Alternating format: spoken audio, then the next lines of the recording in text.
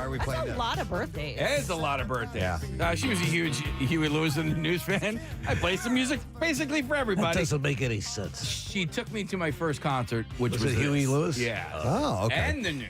All right, we're looking for the answer to this question. Prehistory refers to the time before what? 215-263-WMMR is the number, and I will go to Mike, see if he knows the answer. Hey, Mike, good morning. Hey, good morning, man. All right, buddy, so prehistory refers to the time before what? Written records are human documentation. Yeah, writing. Any I writing. can't read it. There's no words on it. Yeah, hang on, Mike. We're going to give you a $50 Bonefish Grill gift card. And if you're in the mood for seafood, Bonefish Grill has you covered with new summer specials like shrimp rangoon dip and pineapple glazed shrimp paired perfectly with zesty key lime cake for dessert. Visit bonefishgrill.com. We have a lot to unpack here, gang, and I'm going to get right to it. Harvey Weinstein was granted an appeal by New York State of Appeals Chief Judge Janet DeForie on Wednesday, and this comes more than 2 years after the former Hollywood mogul was sentenced to 23 years in prison for rape and sexual assault. His attorney, Arthur Adela, said that this isn't about whether Harvey is innocent or guilty, but if he got a fair trial or not a fair trial. It's about whether the trial judge followed the law. The defense argues that the judge in Weinstein's case allowed multiple witnesses to testify about acts that, according to Adela, Harvey was never charged with, as well as the fact there was one juror who has written a book about sexual predators that she lied about during jury selection. Yeah, it could be a problem. And he said, hope we would get a decision in late spring, early of 2023. And that he also said that Weinstein could be a free man in 2023 or 24. I just want to wear my robe and fart. That's all you want to do. That's all I want. Not too much to ask. On Tuesday, and I told you I do have some heavy things here in entertainment news today. A Pennsylvania woman added Jimmy Fallon, Tracy Morgan, and Lorne Michaels to a 2021 lawsuit in which she accuses Saturday Night Live star Horatio Sanz of sexually assaulting her when she was 17. Ooh. So the papers were filed on Tuesday. And they state that Michaels created an environment at Saturday Night Live where underage teenage girls regularly attended the show's after parties and after parties. The documents also claim that Fallon and Morgan enabled the Jane Doe to be sexually assaulted by Sands. According to People, Fallon and Sands drank with the Jane Doe despite knowing that she was only 17, and Morgan rented out the space for an after party in May of 2002, during which she said she was sexually assaulted by Sands. Susan Cremiller, the woman's attorney, said in a statement, Sands and his enablers lured Jane into their celebrity world and made her feel like a cool kid for drinking and partying with a bunch of famous grown-ups. Instead, they destroyed her life. Jane has spent the past 2 decades struggling with the repercussions of what they did to her, and now it's their turn. We look forward to holding NBC, Sands, and everyone else who enabled this disgusting behavior accountable when the GMVA look-back window opens in March. Sands has denied the allegations, and a spokesperson for NBC said in response to the filings, regardless of Jane Doe's changing narratives, NBC intends to renew its motion to dismiss. Interesting, heavy interesting. Yeah, that's when you start adding on, those other people. You remember what happened if you, again, the Ronan Farrow book from years ago talked about the elaborate procedure that was involved in protecting NBC personalities all the way up to Matt Lauer, for these sexual improprieties. Yeah. Mm-hmm. Yeah. And so I don't know. I mean, it's hard to believe that, but you don't know. You just don't know. Don't know. You don't know. All right. So we saw this coming.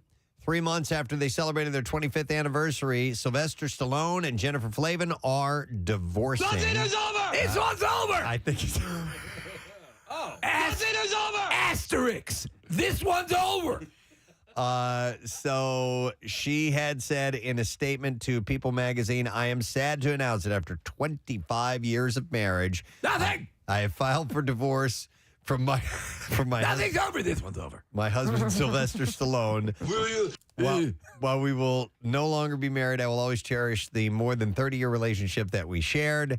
And I know we are both committed to our beautiful daughters, and I ask for privacy. Yeah, whatever. For our family as we amicably move forward. Now, the I plan to interesting file a motion of So the interesting twist on this has to do with a TMZ report. Yeah. And apparently, according to them, the couple disagreed over whether or not to get a new dog. Okay? How much is that doggy in the window?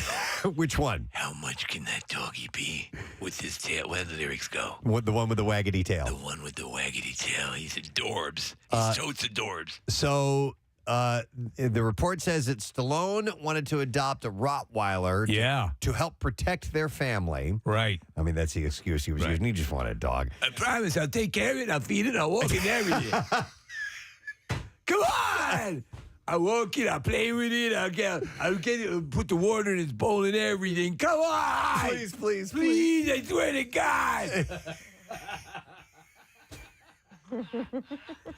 He's on his knees. Rambo, come on, please! I think he's so adorable. He followed me home. I'll walk him every day. I'll do his water and everything. Please! Please! I want him so bad he licked my face.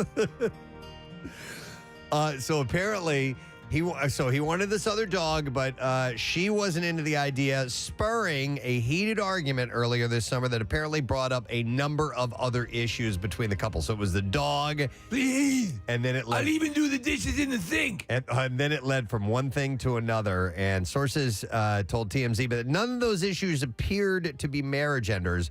Although we think the timing is a little too convenient. Regardless, Stallone persisted, and he adopted a Rottweiler anyway. So the dog tattoo that he did, that was the cover over of his wife, Jennifer Flavin, it was not of Buckus then, was it? It was of this. I've read a couple of stories that say that it's That's what I Buckus. saw as well, but it.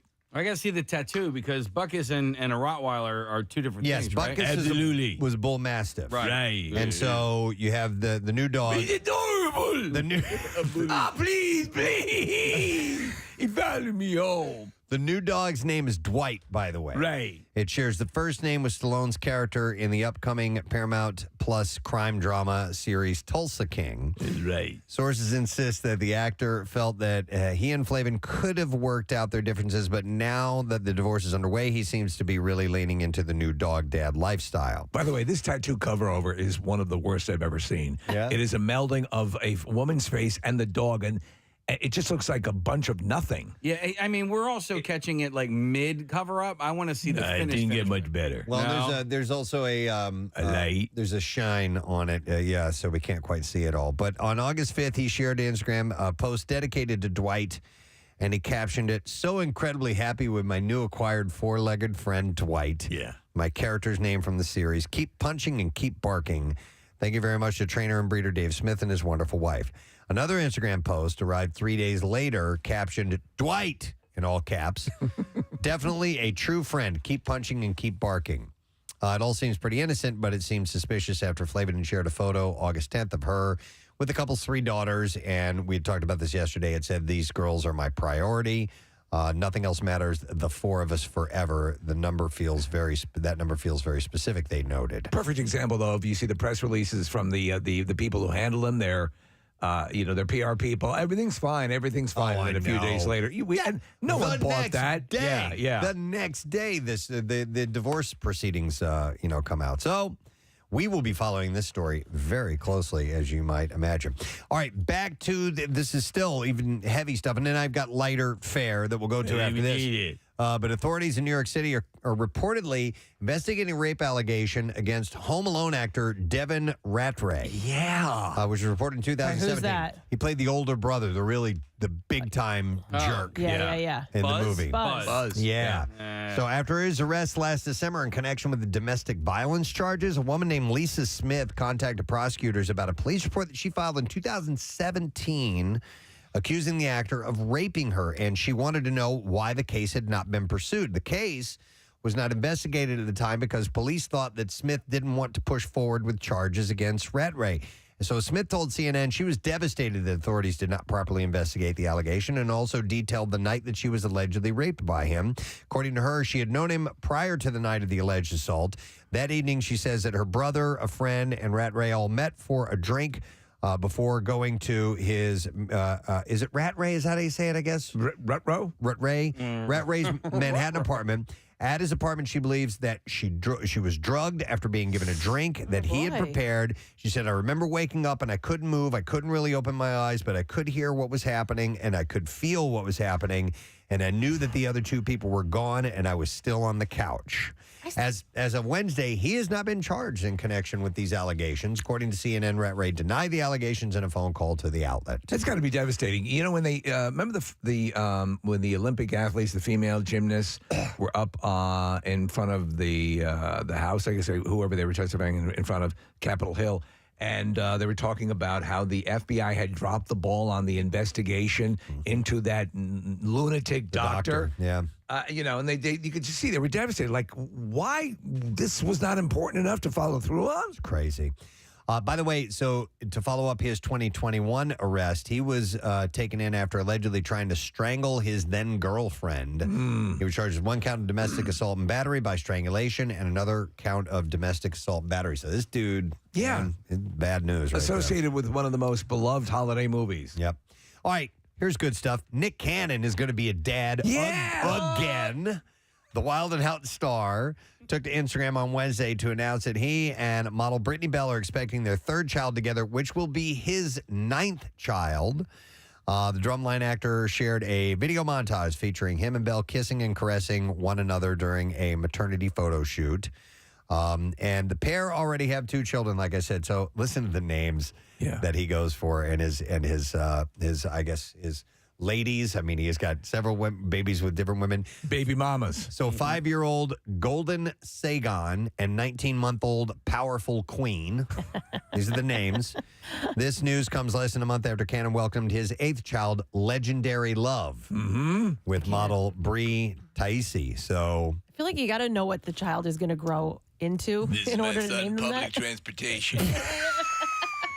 Sly goes with a different theme on naming his children. This is public transportation, the Department of Social Security. This is top turnbuckle. All right. Government agencies. So, keep the dog. So, Still going. still asking. Oh. So he's got a baby on the way. Why did you so bad? He's got the leash in the water bowl. He just wants the dog. I promise I'll never let him sleep on my bed. All right. On to other things. In an interview with Variety, which was published yesterday, Olivia Wilde spoke for the first time about getting served child custody papers from her ex, Jason Sudeikis, at CinemaCon in April. So we also saw the footage of this guy approaching her while she's speaking to an audience, and he's the process server or whatever you'd call him. Yeah, she was promoting her film Don't Worry, Darling, and she was handed a manila envelope that she thought was a script. However, it turned out that she had just been served, and Sudeikis denied knowing when and where the child custody papers would be delivered. So she had to say to Variety, because people are now asking about this. Right. And she said, it was my workplace. In any other workplace, it would be seen as an attack, and it was really upsetting. It shouldn't have been able to happen. There was a huge breach in security, which is really scary. The hurdles that you had to jump through to get into that room with several badges, plus special COVID tests, had to be taken days in advance, which gave you wristbands that were necessary to gain access to the event. This was something that required forethought. In addition to calling the act vicious, the actress said, but, you know, sadly, it was not something that was entirely surprising to me. I mean, there's a reason I left that relationship. Yeah, you leave it dangling out there. So do you think so? Justin, you have no reason to have any basis for your answer, nor do I. Do you think that he knew that Sudeikis knew that she was going to be served in that way? My gut says no. I kind of agree. But, you know, Because do you just, like, you hire somebody and you don't know, right? They're not updating you every second, their every job, move Kathy, they make. exactly right. Their job is to get that document to that person. Listen to us defending him. Just And I because we know like because he's Ted Lasso. I know. because we like his character. Yeah, I could also say now he could go to this person and say, look, I'll give you an extra $5,000 if you can deliver it to her on stage at this event. But I just don't think that happened. But that's my gut. I don't know. How hard was it to get in? You know, she's talking about the measures just to get into that room. Right. You know, when we've been a part of these things where Yeah. it's like, how do you even get there? I mean, you need like a ticket. She didn't know who it was, and he was Yeah. approaching the stage. It was like the time Eddie Griffin was on stage doing a stand-up act, and he got served with papers. Yeah. Yeah, I don't know. Maybe this guy that was hired knows the security. Who knows? Hell. Hell. I don't know. To quote Pierre Robert, I don't know. I also think that they're like, if that's their job, they're a little bit like cutthroat. You know what I mean? And so they're good at it. So he may have, walked up and came up with some story and said, "Hey, I'm her security," or like whatever Yeah, it it's is. like, You know what I mean? They'll get in however they like they private can. detectives and so on. Yeah. They know little tricks of the trade and how to get into places and get to people. Well, when she opens up the manila envelope and you can hear her, she says, "Oh, is this a script?" Yeah. She didn't know what the hell it was. Yeah. Yeah. She had no idea. So let me see. By the way, I have to mention this. For the longest time when I was a kid, I thought it was vanilla envelope. No. I was I feel wondering like why a you lot of circled kids that. did. I think so too. Yeah. Vanilla envelope. That would be awesome, Wouldn't it actually. be? Yeah, yeah. Oh, my God. Oh, this is delightful. Oh, my God, I have to eat this. Hey, you guys will be happy to know that Channing Tatum and Zoe Kravitz have hit the 1-year mark in their relationship, and they're very happy together, according They've to a made it. source. Yeah. So I like them both, so I'm looking to a long future. the source says they are very happy. Their careers are a big focus, and they share this passion. When they are off, they are very low key. They enjoy quiet date nights with friends. Most often, a lot of fun. they just hang out at home. go have some margaritas, and then we'll go to get some succulents. The source said Channing is and hearty. serious about Zoe. It's not a casual relationship. They've been exclusive for a long time now.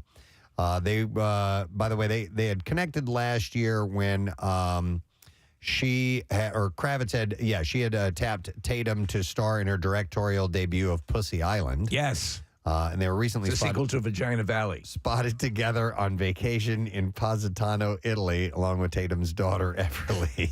Have you seen, there as a meme of Zoe Kravitz has a very seductive sachet as Catwoman in the Batman. Yes. When she's walking around, and there are it's sort of a TikTok thing of people trying to replicate that walk. Oh, no. Yeah. I support that. That's good. Let me see here. So they're doing well. All right. How about this?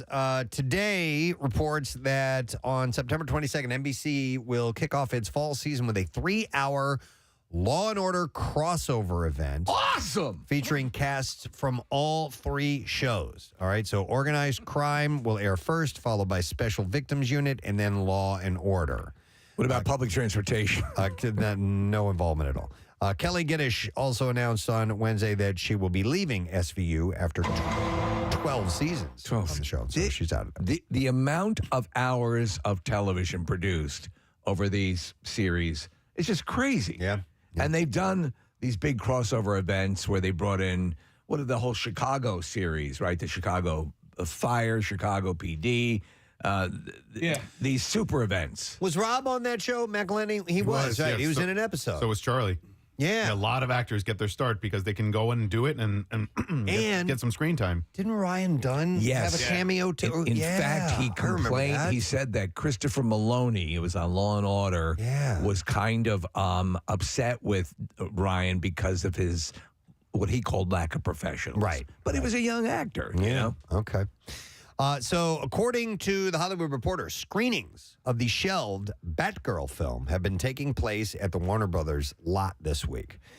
Sources say, and I guess this is a thing, Steve, they call them funeral screenings. Yeah, so the we by the way, there's an episode of the Comic Book Gurus up if you go to PrestonSteve.com where we talk about this as the Comic Book Gurus, and it's a little video podcast. But they were saying, Preston, at that both those guys, Craig and Rob and Steph was also on the show. They were saying they don't believe this is ever going to see the light of day for the tax write-off. But I'm like, how can you do? Michael, How can you trash it? Michael, all the work that's involved, and any clip I've seen is like, there have been far worse movies released, but apparently the law is, or at least the way it's reconciled, is that if it screens or streams, they do not get the insurance money at all.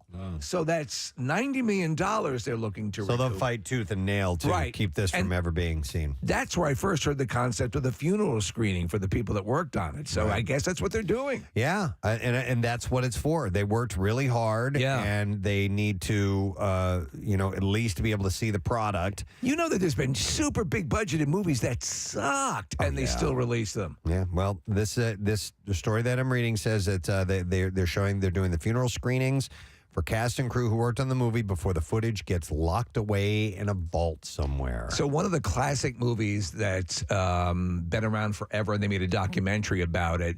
They made this Fantastic Four movie years ago, before the ones with the CGI and Chris Evans and that whole Thor thing. movie? It was the Fantastic Four. Oh, Four. I'm sorry. And they were wearing the old style uniforms, and the effects were horrible, and it was locked away. But eventually, some of that footage and an intact copy of it did leak out. Really? I can't imagine that at some point they're not going to show this goddamn thing. Yep.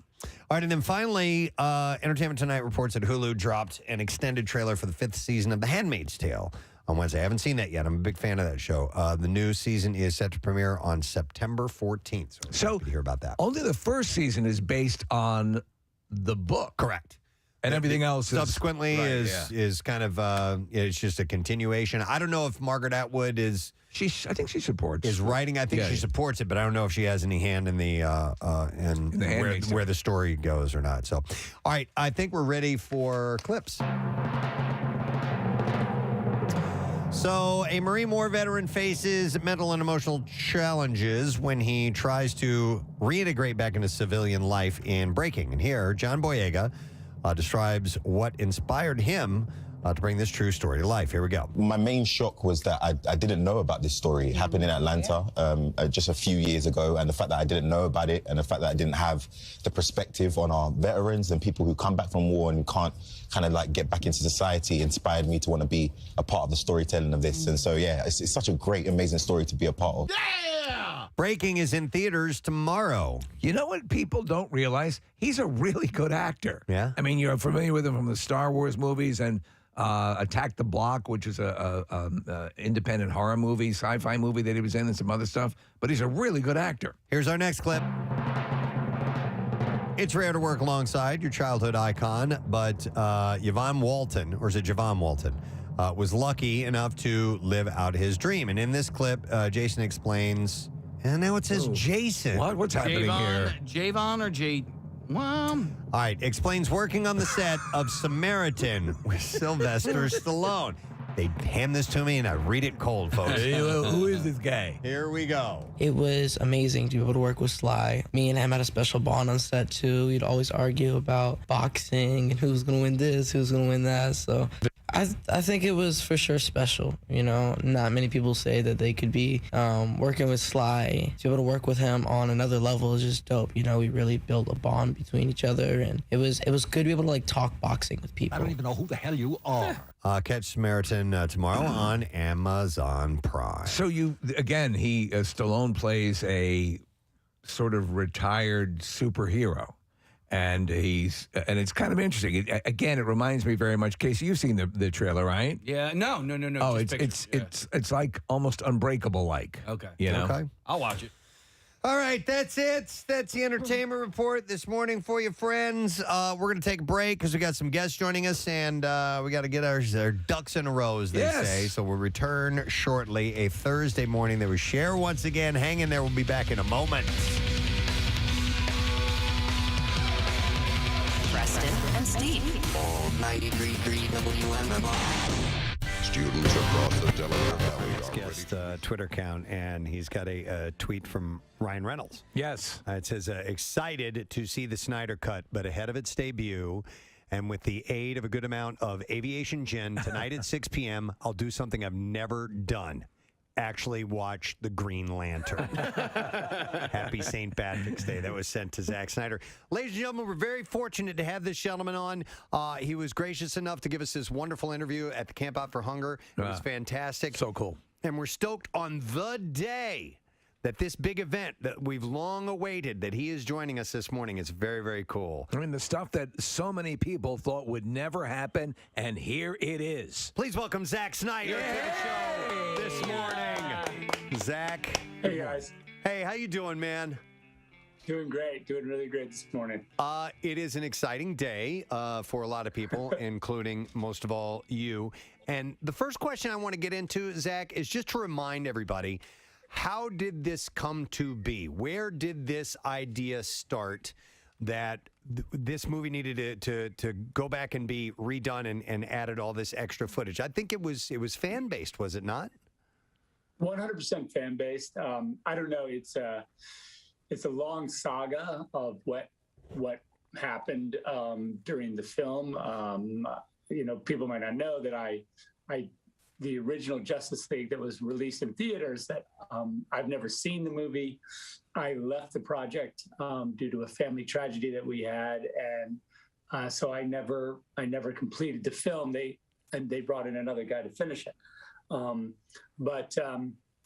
they made a couple of changes in my absence, and so I guess there was a hashtag that circulated called "Release the Snyder Cut."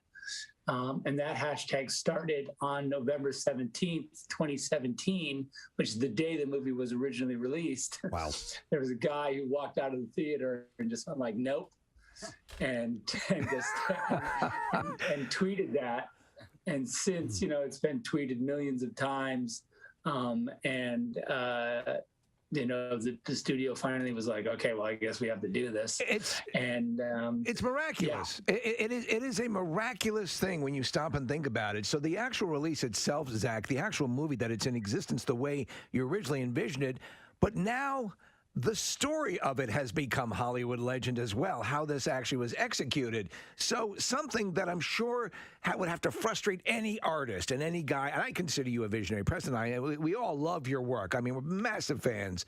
And to think, okay, I guess I have to cast that one into the dustbin of, that's it. And then to be able to go back, and then you're getting things like IGN saying Zack Snyder's Justice League is a vindication for the director and the fans that believed in his vision. That's got to be awesome on this day to hear stuff like that.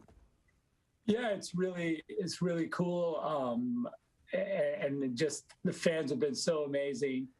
Our big cause is suicide prevention and mental health awareness. And, the fans have raised now $600,000 just, in the little fan community.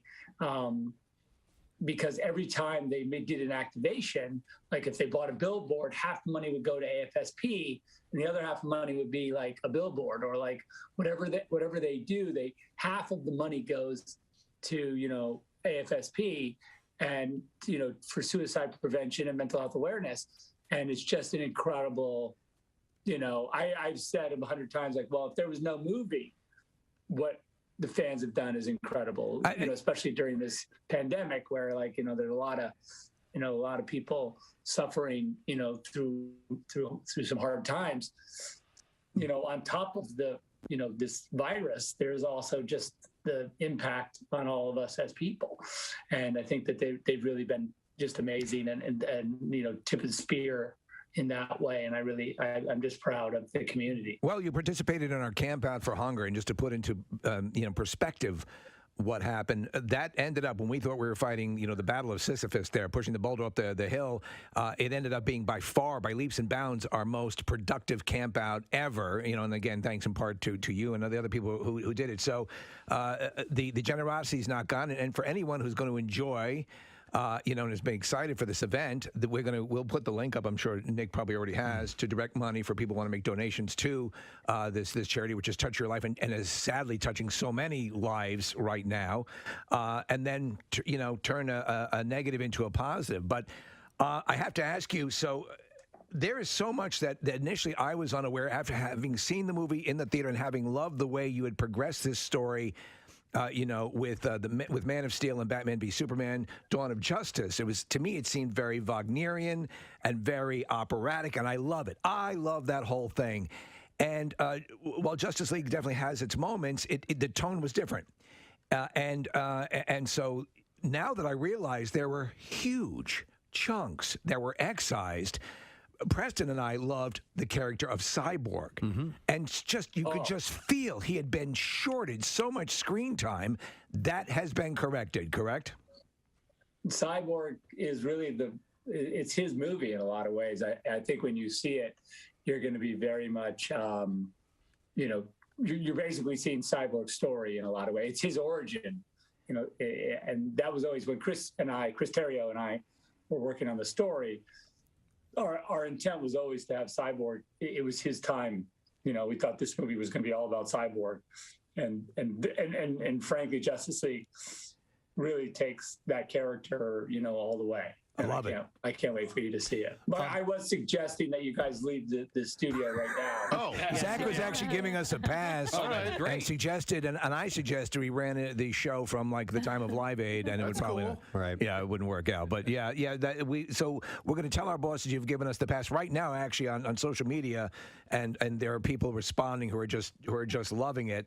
And you've always dealt with people who just summarily just don't buy into what you're doing. I've from the get-go has had legions bought into it, and you like long movies. We talked about this last time at the Camp Out for Hunger, and if you're telling a story, it's like. I was looking at the runtime initially when the first iteration of Justice League was released. Like, how are you? What is this? What was this filmed in a photo booth? I mean, how are you getting these huge stories compacted? The movie, I think the runtime of the movie it's 2 hours with credits. So it's, I think, an hour and, 40, or 50 minutes. Yeah. Total. I mean, I think that's not even half of the movie that I've just finished. So if you're ready for a deep dive into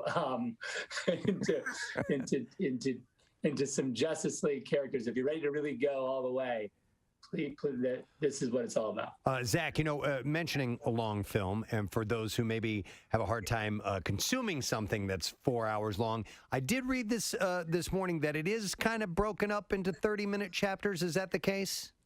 Yeah, when I originally finished this cut of the movie, I finished in January of 2017. So I've been working on even 2016. So and I had this idea then that I should divide the movie into chapters.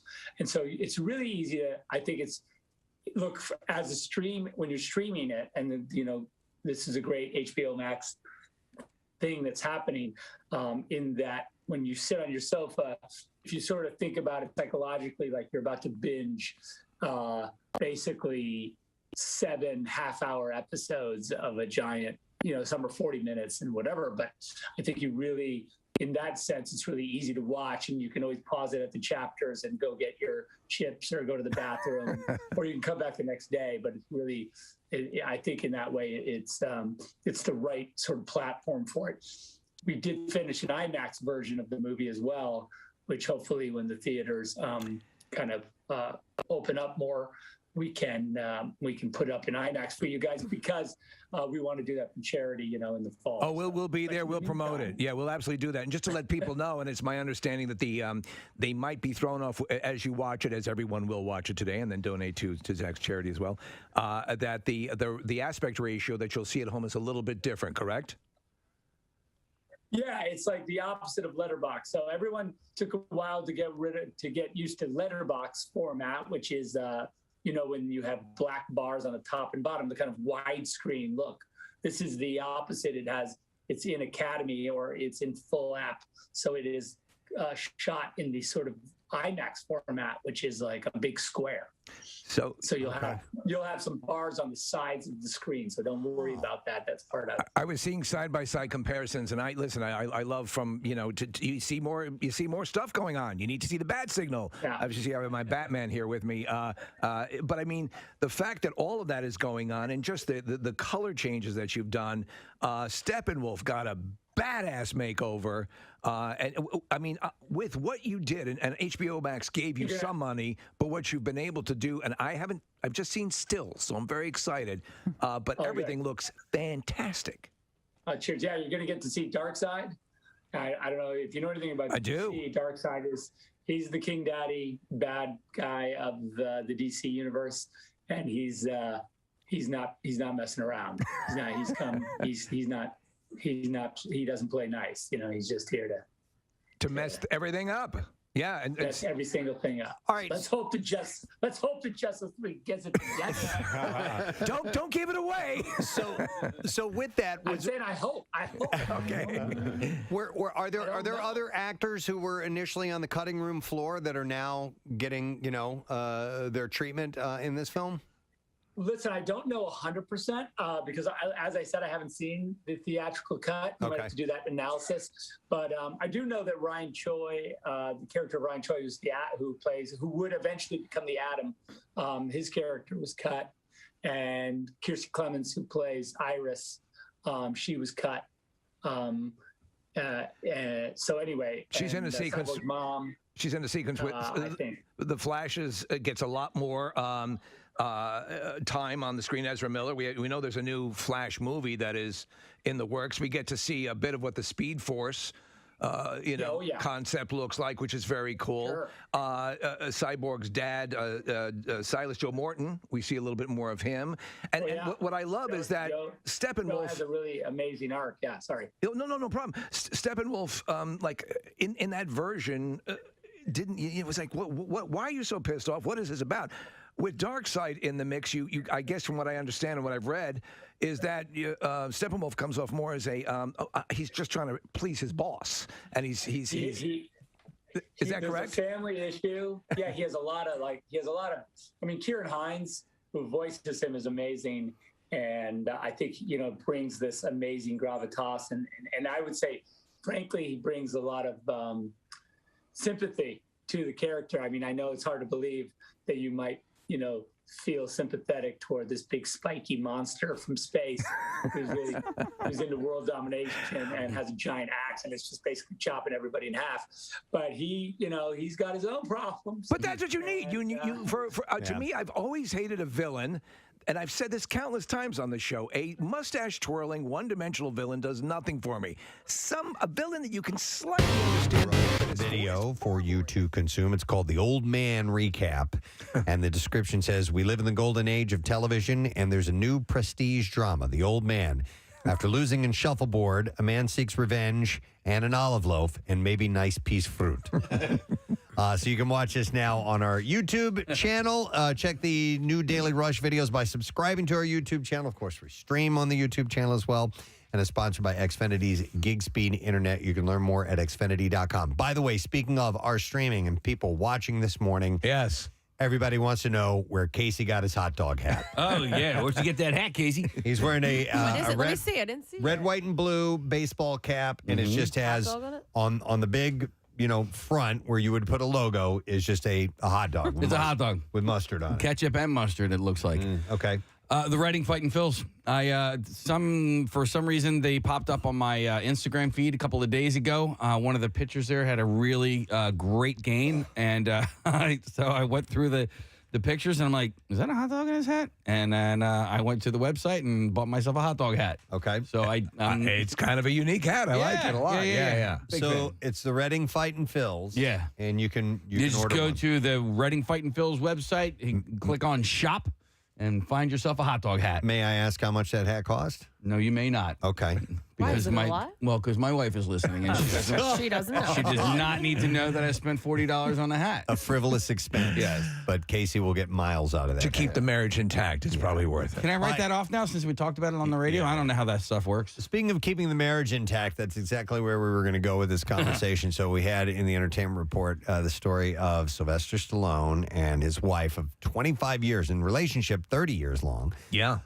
They are calling it quits, filing for divorce. And the word is that the trigger point was that Sly wanted a new doggy. Can I keep him? He wanted a dog. He followed me home. And she didn't want one. And that may not be the full reason why, but it apparently opened up the floodgates. and they probably started saying things to each other that had been bugging themselves, each of them independently for years, and they just let it all out. Well, I'll tell you what, it was enough of an issue where he did a cover over of her face with the dog's face on a tattoo that he has on his bicep. So there may be something there, but man, wow. I think he did that as a total spite move to say, I love this. Yeah, I love dogs more than I do I you. love this bitch more than you. Oh, my God. But I wonder if relationships have ended over pets. Oh, I guarantee it would. I mean, this becomes. We talked about the issue of like in a divorce, who gets to keep, whatever pets or visitation. I'm sure pets lead to divorces. Cause a divorce. It happened. My dad was married. My mom passed away, and the marriage was annulled. That was based on pets. The annulment? Yes. Wait a Because minute, your dad got married after your mom passed? Yes, and then, that was annulled. Okay. And it was because of pets? So we had 2 dogs. Yeah. And my mother, we rescued these dogs when we were living in East Northport on Long Island. They were, dropped off. A car pulled up next to our house, a station wagon. The back pops down. They throw these 2 puppies out and leave. My mother brought my actual mother brought the dogs into the house. They became our pets. When my mom passed away, my dad was taking care of them at the house. And then when he moved and married this woman, he brought those dogs down to Tennessee. Right. And she did not want the dogs there. She had a very She didn't know the dogs had become, they were his dogs. Exactly. Yeah. Exactly. And so these pets were a connection to my mother. Yeah. And my father was like, no. And maybe she didn't like that aspect of it. It could have been too. that as well, but that was it. That was over. Yeah. All right.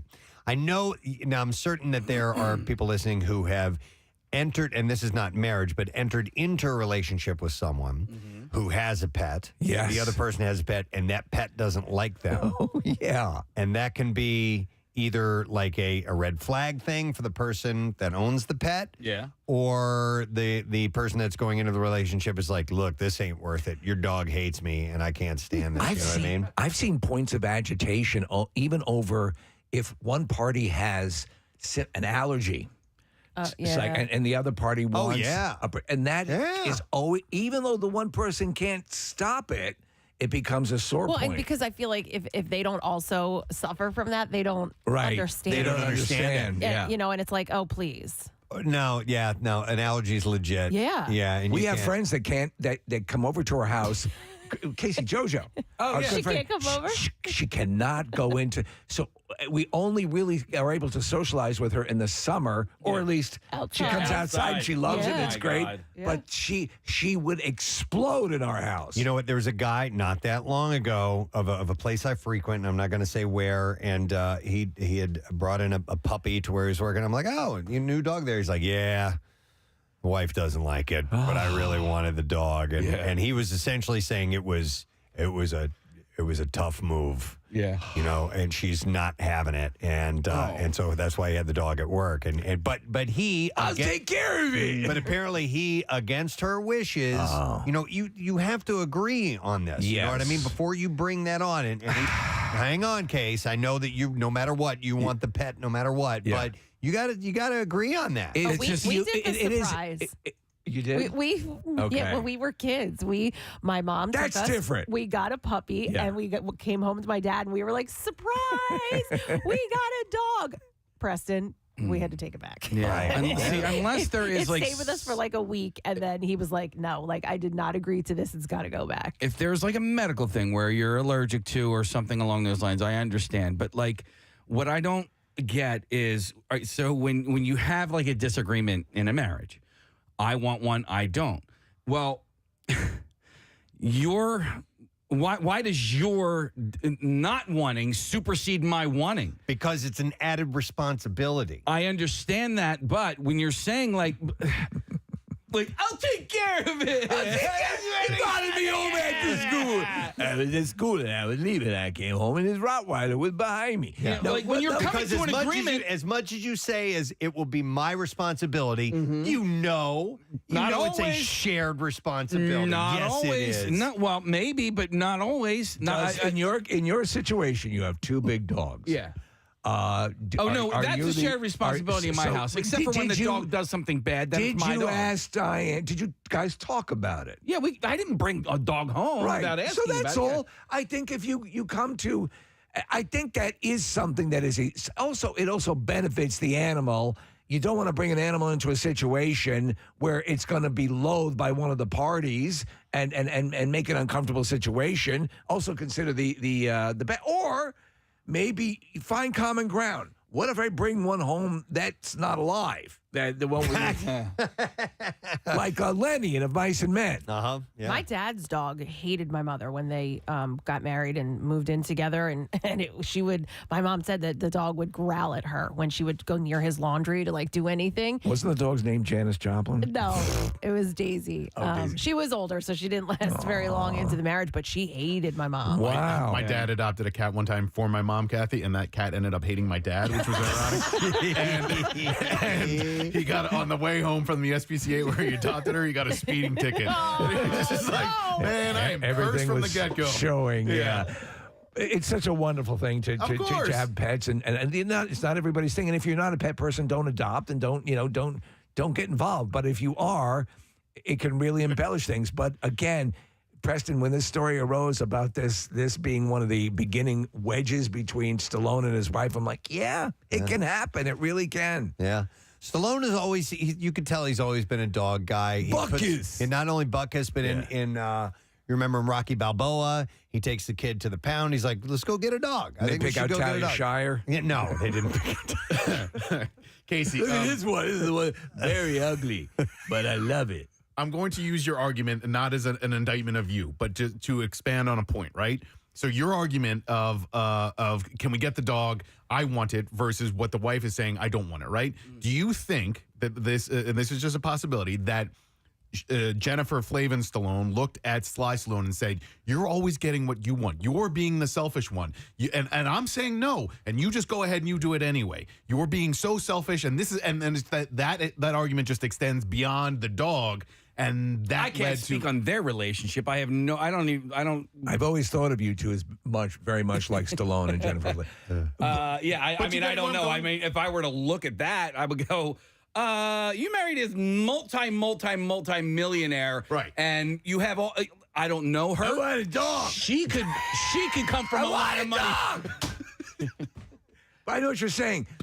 She could come from a lot of money as well. But I'm assuming that her entire life and lifestyle has been built by him. I'm just saying hypothetically. She looks at all of this and says, you are always just doing things for you. Guys, and you want this dog for you. He could build an entire house larger than our houses for this dog. That's true. And hire a staff to take care of this dog removed from the wife. Yeah. But he wouldn't do that. I want to play with it. Dog's going to be in the bed with him at I love night. you so much. You're so cute. Look at you. You know what you do? Boop. I booped you, didn't I? It's so funny to think of Rambo that way, right? Yeah. Come here. Yeah. Yeah. Come over here. I got some doggy bones for you. All right, let me get some calls here. I'm going to go to Joan. Hi there, Joan. Good morning.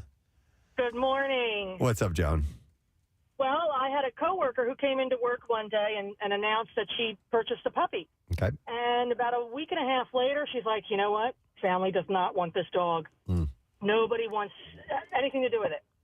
I don't know what to do. I said, well, I'll take it. Well, I ended up having him for almost 17 years. Wow. Good for you. That was really good. And you raise a point, though, Joan, that, and to Casey's and just, I guess, in general, we're all saying this, work it out with everyone, because the last thing you want to make is the pet collateral damage to you not making the right call. Agreed. Exactly. Agreed. All right, thank you. Let me go next to Brian. Hey, Brian, good morning. Good morning. What's up, Brian? Hey, I'm just calling about my dog. All right. So I had a German Shepherd. This is many, many years ago. It was with my oldest son's mother. We were dating. We never really got married or anything, but this dog she hated. He was a German Shepherd. I called him Bismarck. And she hated this dog from the moment we started dating. Well, I guess it was about 6 months into the relationship, she decided she was going to hop over to the house one day unannounced, and I was not there. And this dog, by the way, went with me everywhere, everywhere. But this is a one occasion I could not take him with me because I was going to the doctor's, right? And I didn't want to leave him in the car or anything. Well, she came in unannounced, did not know the dog was in the house. And I guess the dog felt mutual with her, but he had her pinned in the bathroom for 2 hours trying to kill her. She locked herself in the bathroom to avoid being attacked by the dog? Yeah. Okay. And it was not a pleasant scene when I walked into the house. He had the door tore up. He had pictures off the wall. He wanted to kill her. That'd be terrifying. Yeah, for her. So how did it end up? How did it play out? Well, she came out, I guess, after about 2 days of arguing. She said the dog or me, and I said, see ya. Wow. Wow. This is a story I'm sure I know for a fact. It's played out countless times. It happened with my dad. Was the dogs are me. All right, the dogs. Brian, did you end up meeting somebody else? Oh, absolutely, yeah. And I've divorced her, too. So. Oh! Maybe you're the problem. That was over a cat. Just stay with the dog, yeah. My Shih Tzu. It was over a hamster. Thanks, Brian. Appreciate it. Get that thing. Not to bring things down, but he talked about the German Shepherd trapping her. There was a horrible story yesterday. Oh, with the postal worker? I don't know. Were they a postal worker? They were being attacked by a dog. Police had to shoot it. Oh God. Oh no, that's a different one. And yes, the clamped on the arm. Kids. Yeah. We're trying to we're using baseball bats on this dog because it was savagely tearing up this person, wouldn't let go, and the police had to come and kill it. Man, you get a dog that is sizable enough and that has whatever in its mind that it's in attack mode, it can be very, very dangerous. There was a story about a postal worker down in Florida, I believe it was, and these dogs had. I don't think the person who owned these dogs was training them right or treating them right, but they attacked this postal worker and killed her. Yeah. All right, we don't want to talk about that. No. Here's a good dog like the one I would have. Yes, which is what you really want to get, right? So cute. Let's see. Take good care of it. Now feed it. Now wash it. Now play with it. Now take it to the park. This text says, I think if I brought home another dog, my husband would divorce me too. Then again, we already have 2 dogs, 2 cats, and I'm 4 months pregnant. So sometimes it's the situation right then and there. The timing is not good. Yeah. Maybe hold off and soften them up a little bit and then come in with the dog. So who is more, is Rochelle more, are you both equal pet people? We're equal pet people. We love. That really makes such a difference. We love our pets. Now listen, I did not want the dogs that we have now because we had just gotten over 22 years of having cats. Yeah. And they had just passed. I'm like, let's take a breather from the pet responsibility. The breather is nice. Yeah. No more cleaning cat boxes. Yeah. And you can leave and just go for a little while. So anyhow, but it only lasted a couple months and the kids really wanted dogs and they brought them in and I was very hesitant. I gave in. I gave my consent and now I'm the dog dad. And you love those guys. I'm their favorite. Like they come to me and all the time over anybody else. You know how I'm the guy that didn't want them. You turn around and Preston will have footage of the dogs on the beach and you become that guy. So it was like my wife Chelsea, who we recently had to put down our dog. She wanted this dog. It was the first dog she ever had herself, so brought it to. Now I had dogs throughout my life, and I know that they're much more work than cats. They're great, but sure as hell, Preston. I was like, okay, it was the classic. I get up early. I can't be walking the dog. I can't be doing this stuff. And then, wouldn't you know, in short order, I was hiking with that dog every day. Yep. She was my buddy. It's always the case. And I know we all talk to them like Stallone does. God. Like, I love you so much. Baby, come here, kiss. I just pooped you on your nose. I pooped you on your butt nose, didn't I? It's a great hashtag to follow is boot my nose. I swear. Go hashtag boot my nose, and it's just dogs' noses, and you got to double boop it so you can like it. How do you spell boop? B-O-O-P. Okay. Right. You leave off the last S for saving. All right, let me go to Elizabeth. Hi, Elizabeth. Good morning. Hey, how are you? Good. What's up, Elizabeth? So my girlfriend started dating this guy that had a dog. It was at least a year old, and the dog hated her. And since then, it's bit her. She's had to get stitches. Oh, my God. It's bit other people when they have parties. Now they have to put it in a crate because it'll just randomly bite people. They just got married, and they still have the dog. They've had personal trainers come in and like try to train this dog so that it can be around people. But like, what do you do? So Say, hey, you got to get rid of this dog that you loved before you even met me. I mean, Right. That's a tough spot to be in. It is a tough spot. In cases like that, there are people who are good at handling dogs like that. A dog like that can go out and sometimes be in a like a barn dog or where there's more like a farm. And it's not the classic. Oh, we sent it to a farmer. It runs around with other animals and that sort of false story. But there are ways around it. But it rips you apart because He was a mean dog. Yeah, you become attached to them. They're family members. Yeah, it's a tough spot to be in. Thank you, Elizabeth. Hey, look who's on the phone line. What? Our buddy from Stonehouse Revival, Jeff Devlin. Hey! What's up, Jeff? Not much. How are you guys? We're doing good, man. Did you have a dog story you're calling in about? Well, actually, no. It's a pig story. Okay. A pig story. Yeah. All right. I'm in. I do want to say I'm divorced. I don't know necessarily that it was because of this, but this was one of those underlying issues. And I want to be careful because I still am in contact with my ex. But I was traveling for show I Hate My Bath. I was ready to leave one day to travel out to Minnesota where we were filming the show. And right before I left to leave to get on the plane, I had a conversation with my ex saying that she really wanted to get Potbelly pigs. Yeah. And I was like, look, now's not a good time. However, we can talk about it when we get back. Okay. I get off the plane in Minnesota. I get a call from my good friend, Rich, and he says, I love the new kids. And I'm like, wait, what? I looked on Facebook, and there are my kids holding 2 Potbelly pigs in their arms in our house. The kicker is that these pigs, I don't know if most people know this, pigs are they last 35 years on average. No. And she wanted them to stay in the house. I can't even tell you what a litter box for a Potbelly pig looks like. It's that tub that you slide up underneath your bed, and it's disgusting. You do a little bit, but not. I don't think Kathy would approve. No, Hey, Jeff. 100% not. Those Potbelly pigs can get sizable, correct?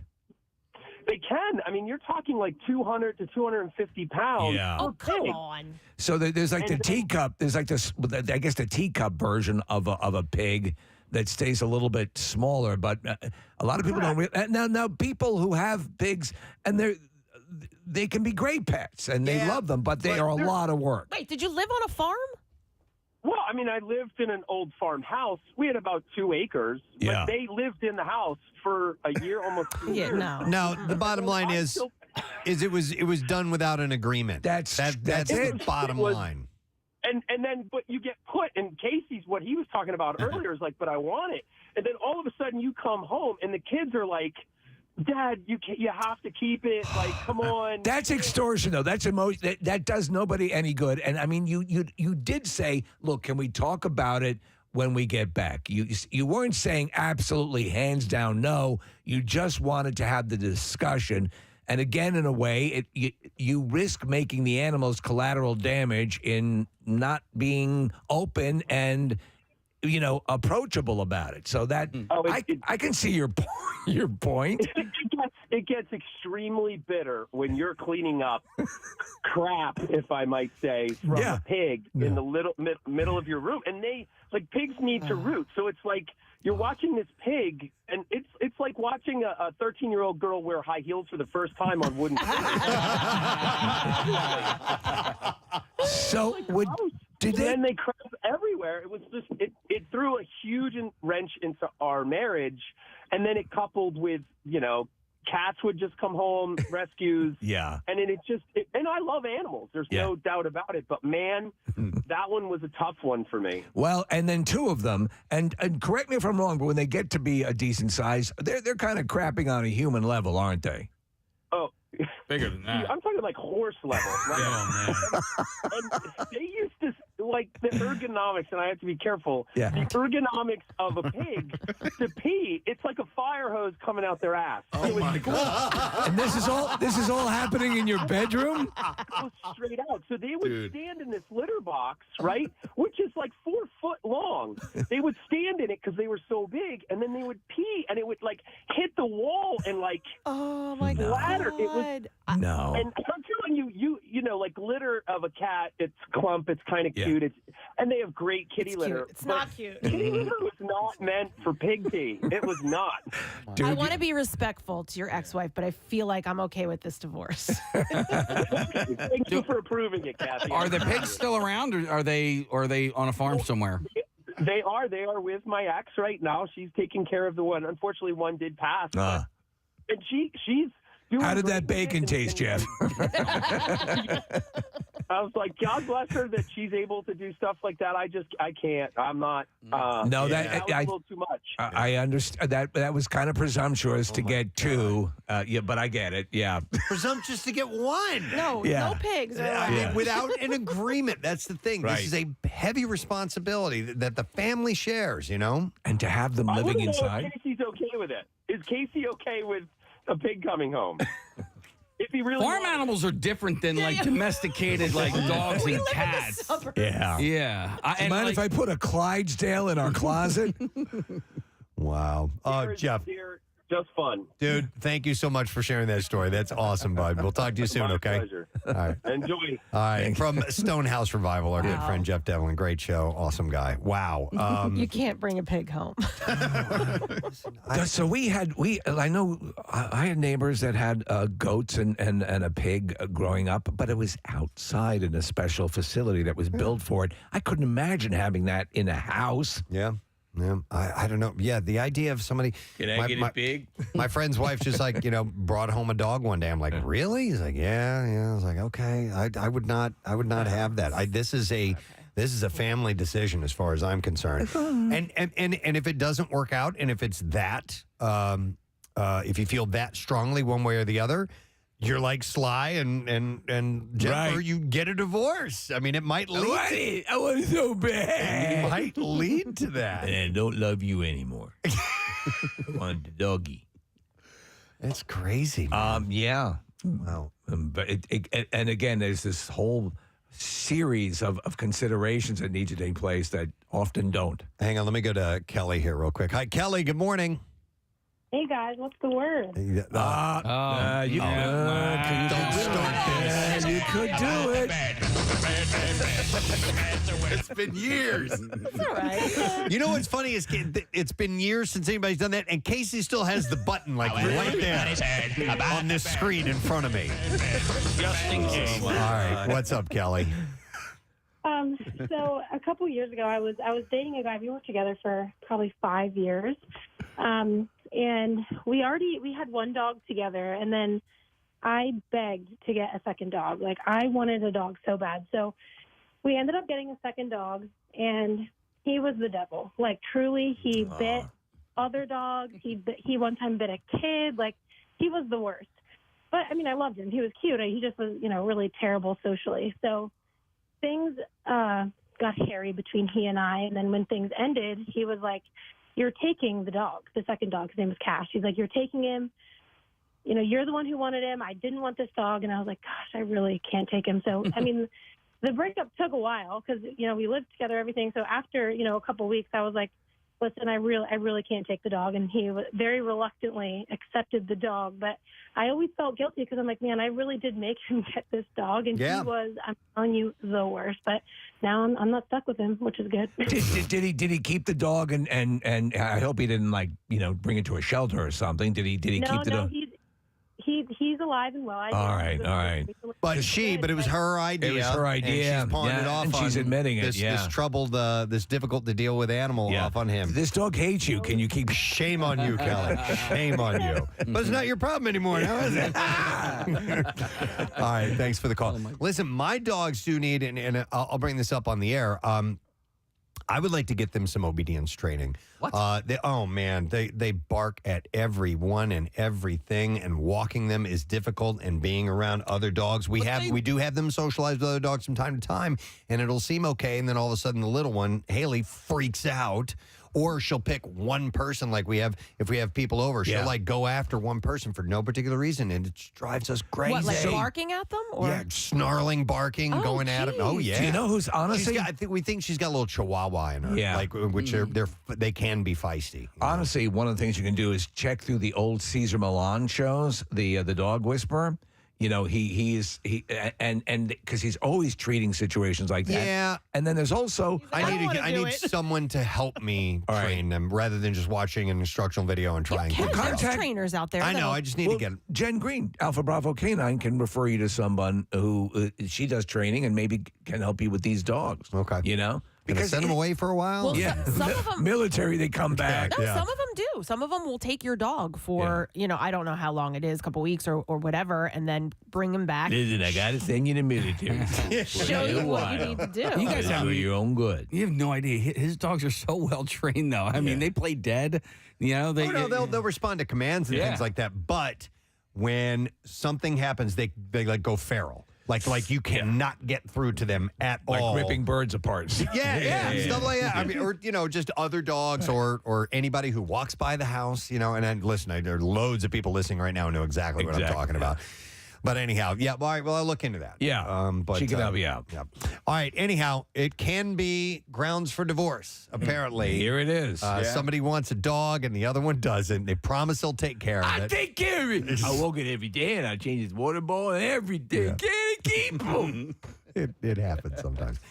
All right, I want to take a break and come back, but I also want to give you some tickets to see a really funny and cool guy, Mr. Paul Reiser. He's great. We just had on the show the other day. He is going to be at the Keswick Theater on the 11th of November.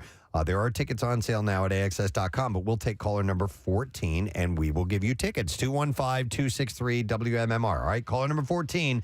Let's set you up. Paul Reiser, November 11th at the Keswick Theater. Coming back with the Beef Files. Stay with us. Preston and Steve on 93.3 I wanted to ask and double back to Ray Fisher because I was reading something about him. For those who don't know, he's the one who plays Cyborg. Actually, he's from the area. Yeah, yes. We spoke to him years ago. He apparently has had a great reaction to the Snyder Cut. I read this morning that he absolutely loved it. Now, he had his issues with the replacement and its controversies, and we won't get into that here. But how does that feel to you to know that he's happy with what he's seen? Well, Ray's a buddy, and I just when I hired him and when we started this process, it was really, to me, it was all about honoring the character as best I could.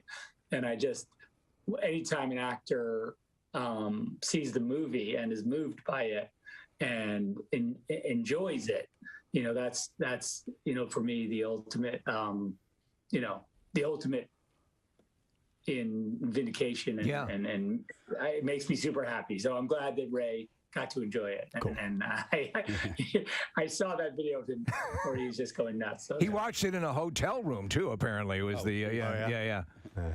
Yeah, not the best viewing experience, but you can see that if it plays in a hotel room, It'll play anywhere. Hey, Zach, I wanted to ask, first of all, I wanted to thank you for joining us today because I know today's a huge day, and I'm sure everybody wanted a piece of you. And so the fact that you woke up early, it's like 5 o'clock in your time right now, that you woke up early, that you're spending some time with us, I want to thank you for that. But I also want to ask, why did you get up at 5 o'clock in the morning to call in to Philadelphia radio? I would like to think that you like our show, but is it because you have family in the area? Look, I'm a friend of the show, and I really do. I love you guys. Whenever I get a chance, if you guys, when I see the text arrive on my phone, we're doing a show, you want to jump on? I'm like, let's go. Hey, I have a question. Since we're doing this via Zoom and we can see into your domicile there, do you play piano? My kids do. Okay. My kids play. There's a piano book behind you and a piano. I was going to have you tickle the ivories there for us a little bit if that was the case. By the way, if I could, I would jump on. I would play a little, I don't know what, but I'd be, and sing, of course. Speaking of music, though, just to bring up this point, everyone's raving about the new music for the film, and explain what happened. Junkie did this again when I left. Junkie XL, who does the score,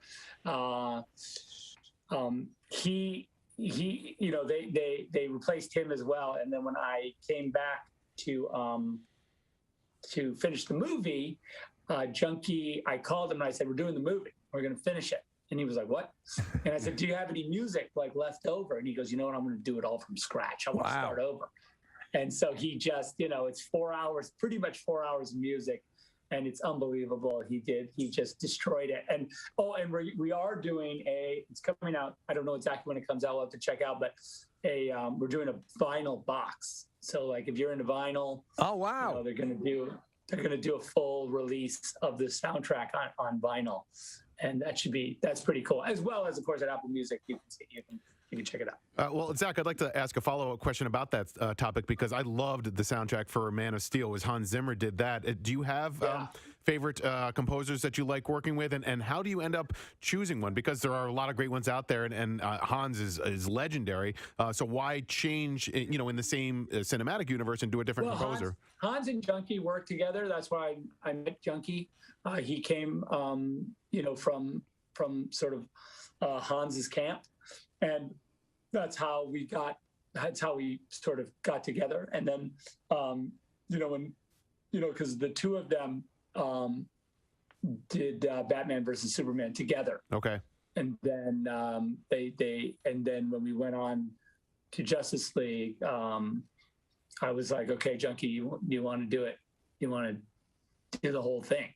And he was like, "Absolutely." And we worked together. He did, he did Fury Road and a bunch of other amazing soundtracks, and it's just, and he just finished Army of the Dead for me. When is the release movie on that? Shot right over there in Atlantic City. When's the release on that? We hear was bumped back again. May 21st. May 21st. Okay. Just to also be ready. I'll be back on the show in no time. Oh, you bet your ass. You made a critical mistake in answering our texts because we're going to be on you like white on rice. But and I just want to convey the excitement to people who may not understand. For example, and I think I mentioned to you this to you at the campout. Batman v Superman: Dawn of Justice, the original theatrical cut, really enjoyed. Yet there were some things like that. To me, were like, well, there didn't seem to be an explanation fully. When I saw the full director's cut with the additional footage in it, it took greatness and made it even better. Because to me, all those things are filled in. To know that you've had this ability to go back and add in those little things, and I don't want to spoil anything. I had to do a little research, so I know there are a couple of new characters that make appearances that are going to rock fans' worlds. So yeah. So are you kind of like a guy who has the ultimate gift to give someone on on Christmas or whatever, and now you can get to see them unwrap it and get the reaction? Yeah, I mean, that's a cool way to look at it. I hope fans take this opportunity to really, and I think if you haven't seen Justice League, at all, then I think this really represents an amazing opportunity to just kind of go deep into a world, and excited that people are going to get that chance. All right, so what other press are you doing today? I know you have a watch party, so maybe you can talk a little bit about that, but where else can your fans catch you today? Yeah, there's a watch party. I don't know if it's live, but I'm doing a thing for 300, weirdly, with Stephanopoulos, with the Hellenic League, because it was the I think it's the 2000. No, it's got to be more than that. It's 480 BC. The anniversary of the Battle of Thermopylae.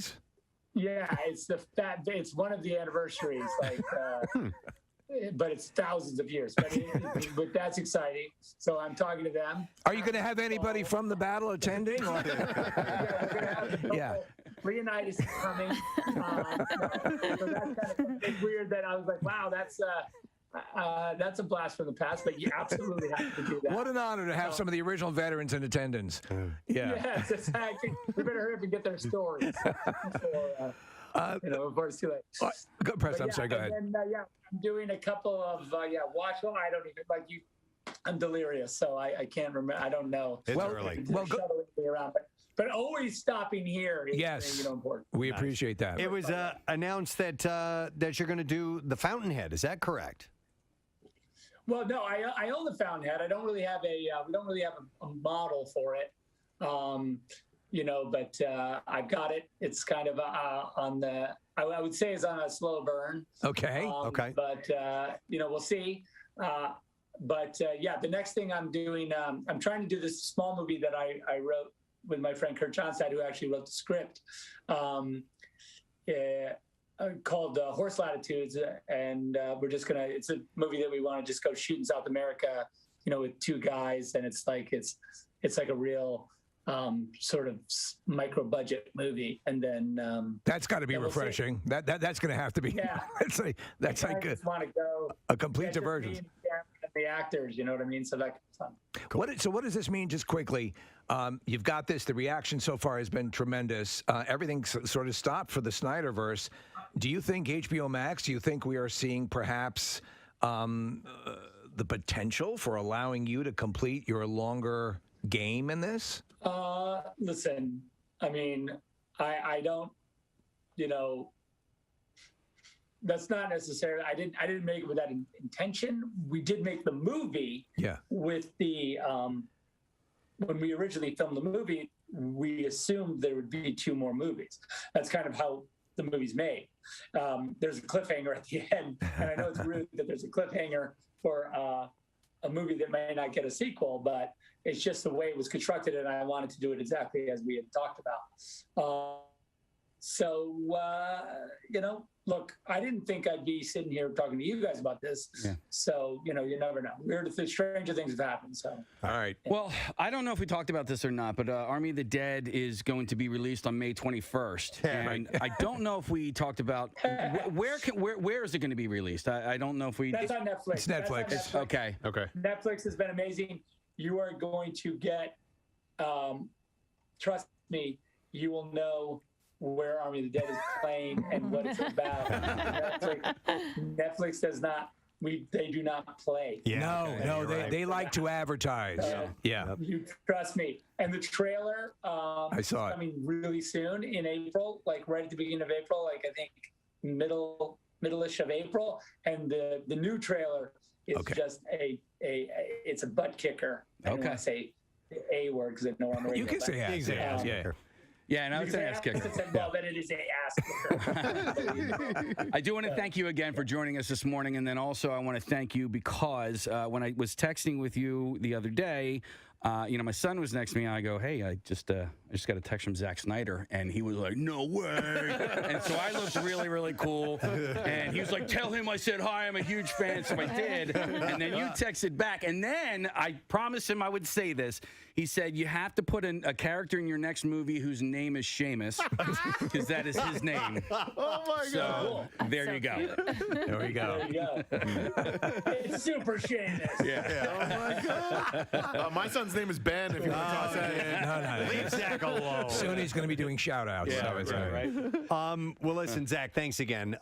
It's a big day for you and also for AFSP, like you said. People bring awareness to that and suicide prevention and getting therapy and for people who need it. So we appreciate the time. Yes, Casey? Yeah, we do have information about that on our website. Okay, yep. It's located. That's awesome. If you'd like to Thanks, donate, you guys. can. Thanks, Our guys, for pleasure. bringing that up. Great to talk to you, Zach. Good luck with everything and congratulations. All right. You can go check out Justice League on HBO Max, and I will talk to you guys later. Outstanding. Zack Snyder, guys. Wow. Huge. Stoked for tonight. Yes. Or as soon as you gonna watch it today? I want to watch it straight through, and it's a tough thing on a school night. So I'm going to try. If not, it'll be tomorrow because I want to live and go into this world. I'm so damn excited. All right, we're going to get right into this with a story. I love this one. It's about the band Korn. So when it came time to choose a name for the band, they had considered being called Larry. Stop it. Larry. This is a great story.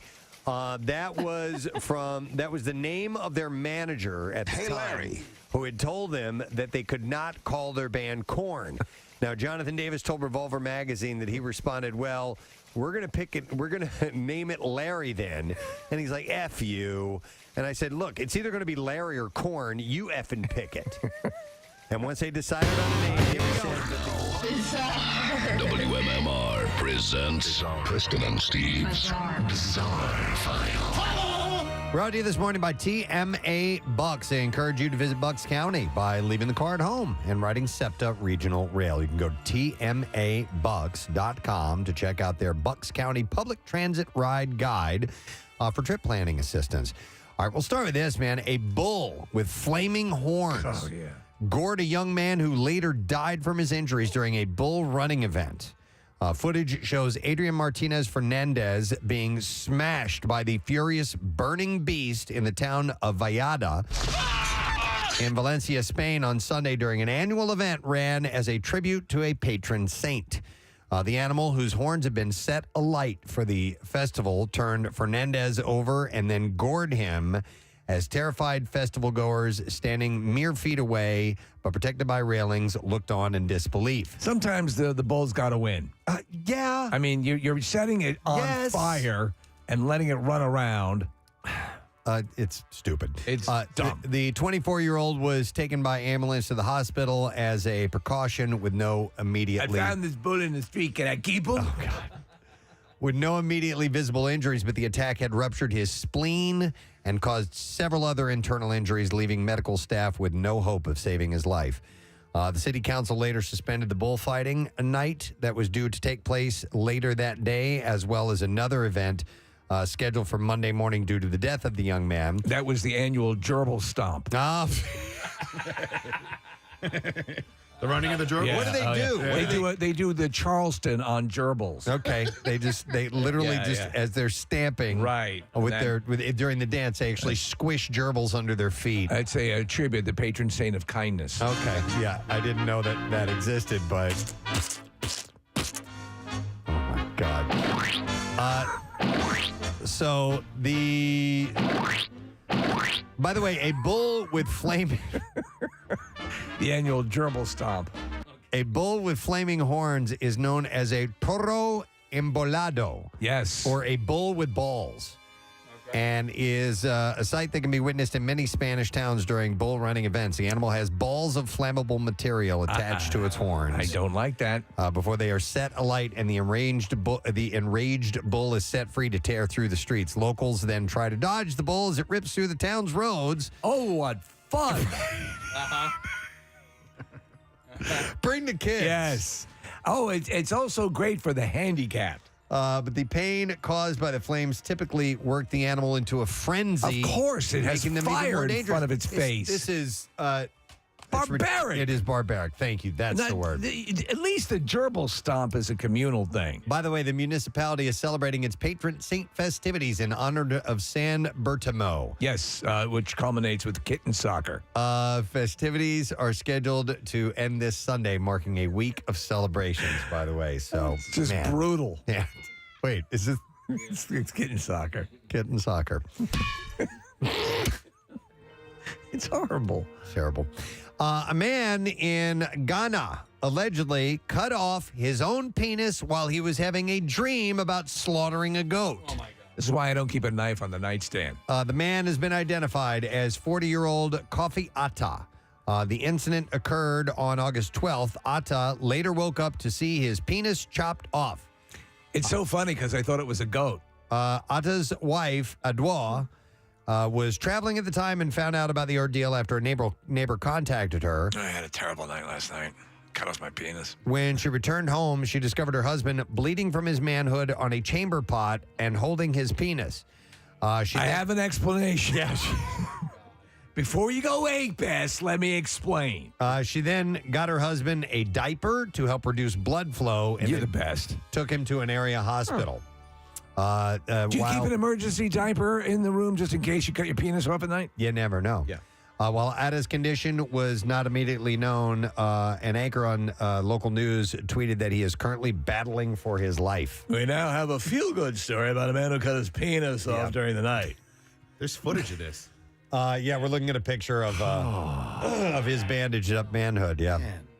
All right, here's a follow-up story for you. One of the drivers of a Brinks tractor trailer was asleep inside of the big rig, parked near a remote Southern California rest stop earlier this summer when thieves broke a lock and stole millions of dollars worth of jewelry and gemstones. Do they believe this was an inside job? Not now. They're not saying that in this report. This is a lawsuit filed by the security company. While the second driver was getting food inside the rest stop early on July 11th, spending nearly 30 minutes away from the vehicle, the thieves stole 22 bags of jewelry from the vehicle and fled. The heist nabbed a haul that's been described by some as worth less than $10 million and others as roughly $100 million. Okay, so it's either less than $10 million or $100 million. And the value is now the subject of 2 lawsuits filed this month. So the value is part of this lawsuit. Right. If the latter figure is accurate, it would make one of the largest jewelry thefts in modern history. It occurred near the Flying J rest stop and gas station about 75 miles north of downtown Los Angeles as the items were being sent overnight from a jewelry show in the San Francisco Bay Area down to the Los Angeles region for another event. 14 jewelers and jewelry companies alleged breach of contract and negligence in a lawsuit filed against Brinks in Los Angeles. But those locks are supposed to be not so easy to break. That's why you hire Brinks. Brinks' lawsuit states that the driver left his partner in the big rig sleeping berth while he went to get food. So this isn't a standard armored car. Oh. This is a semi, okay? Jesus. And it was a move that the company says was per Department of Transportation regulations. So he was gone for 27 minutes and returned to find the lock broken. Though the sleeping driver said he hadn't seen or heard anything unusual, according to the lawsuit, and it was not immediately clear whether the driver was supposed to be gone for so long and if the sleeping berth is soundproof or not. But that's effed up. Yeah, there's some lawsuits for that.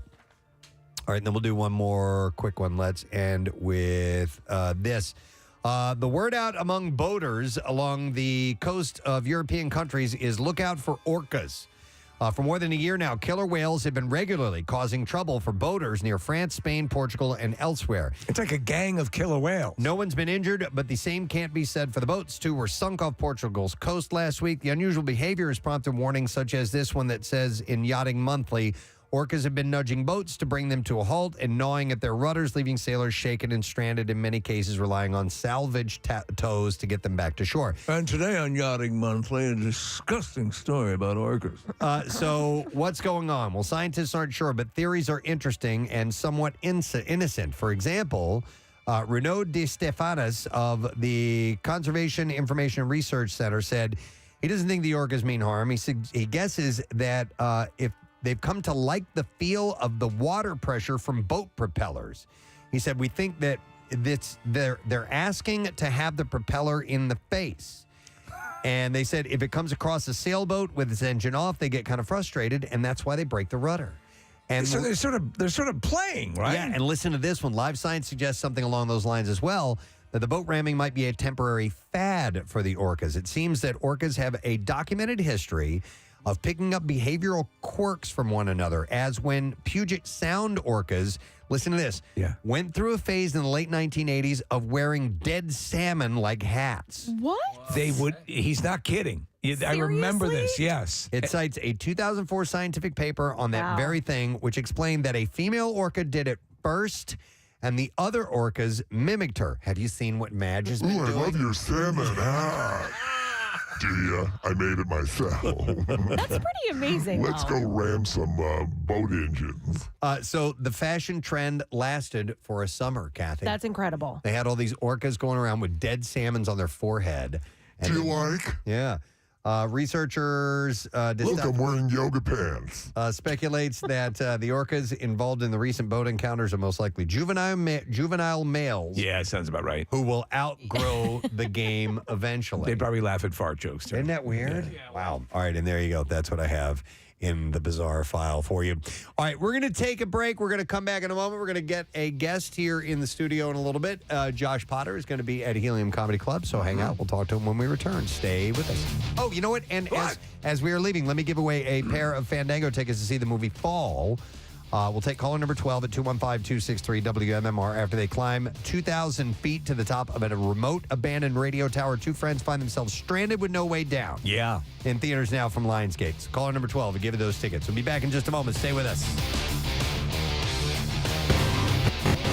The logo came about when he grabbed a crayon and wrote corn with his left hand. Oh, there you go. gosh. And got old jaggedy. And that's it. Yep. Look at these people spend millions of dollars on highfalutin graphic artists. Yep.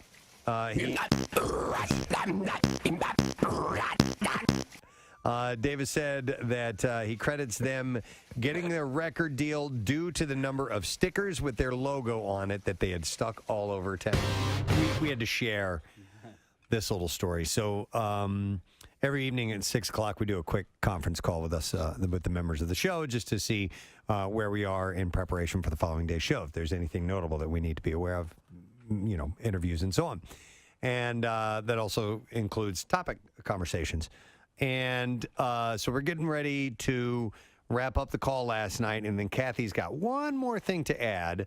Well, Steve, so I was at a bachelorette, and Steve's like, did, you know, bachelorette produce anything? I was like, no, not really. It was actually pretty low key. And then I was like, oh, wait. Yeah. There was one thing. There's one thing. I was talking to these girls. You remember how last week how Preston was saying that he likes to make sure that, you know, his sexual partner has achieved. Right. Gets her cookies. orgasm, The cookies. Gets the cookies Yeah. before going for the main course. And then Kathy says, and I'll say this verbatim because it's not vulgar or anything like that. She said, I didn't know until I talked to these girls that not all women will have an orgasm by having sex. Yeah. And so we're like, oh, okay. And then all of a sudden, you hear Casey go, I guess I should have told you guys that I'm in the car and have the Bluetooth on, and Seamus is sitting next to me. Well, I also brought up something from another conversation we're going to have about the wall sitting. Yes. Oh, yeah. And that's but how- even that was more benign. Yeah, like, yeah, yeah. even that, I just I was sex, orgasm, like just all the words. All the words. Yeah.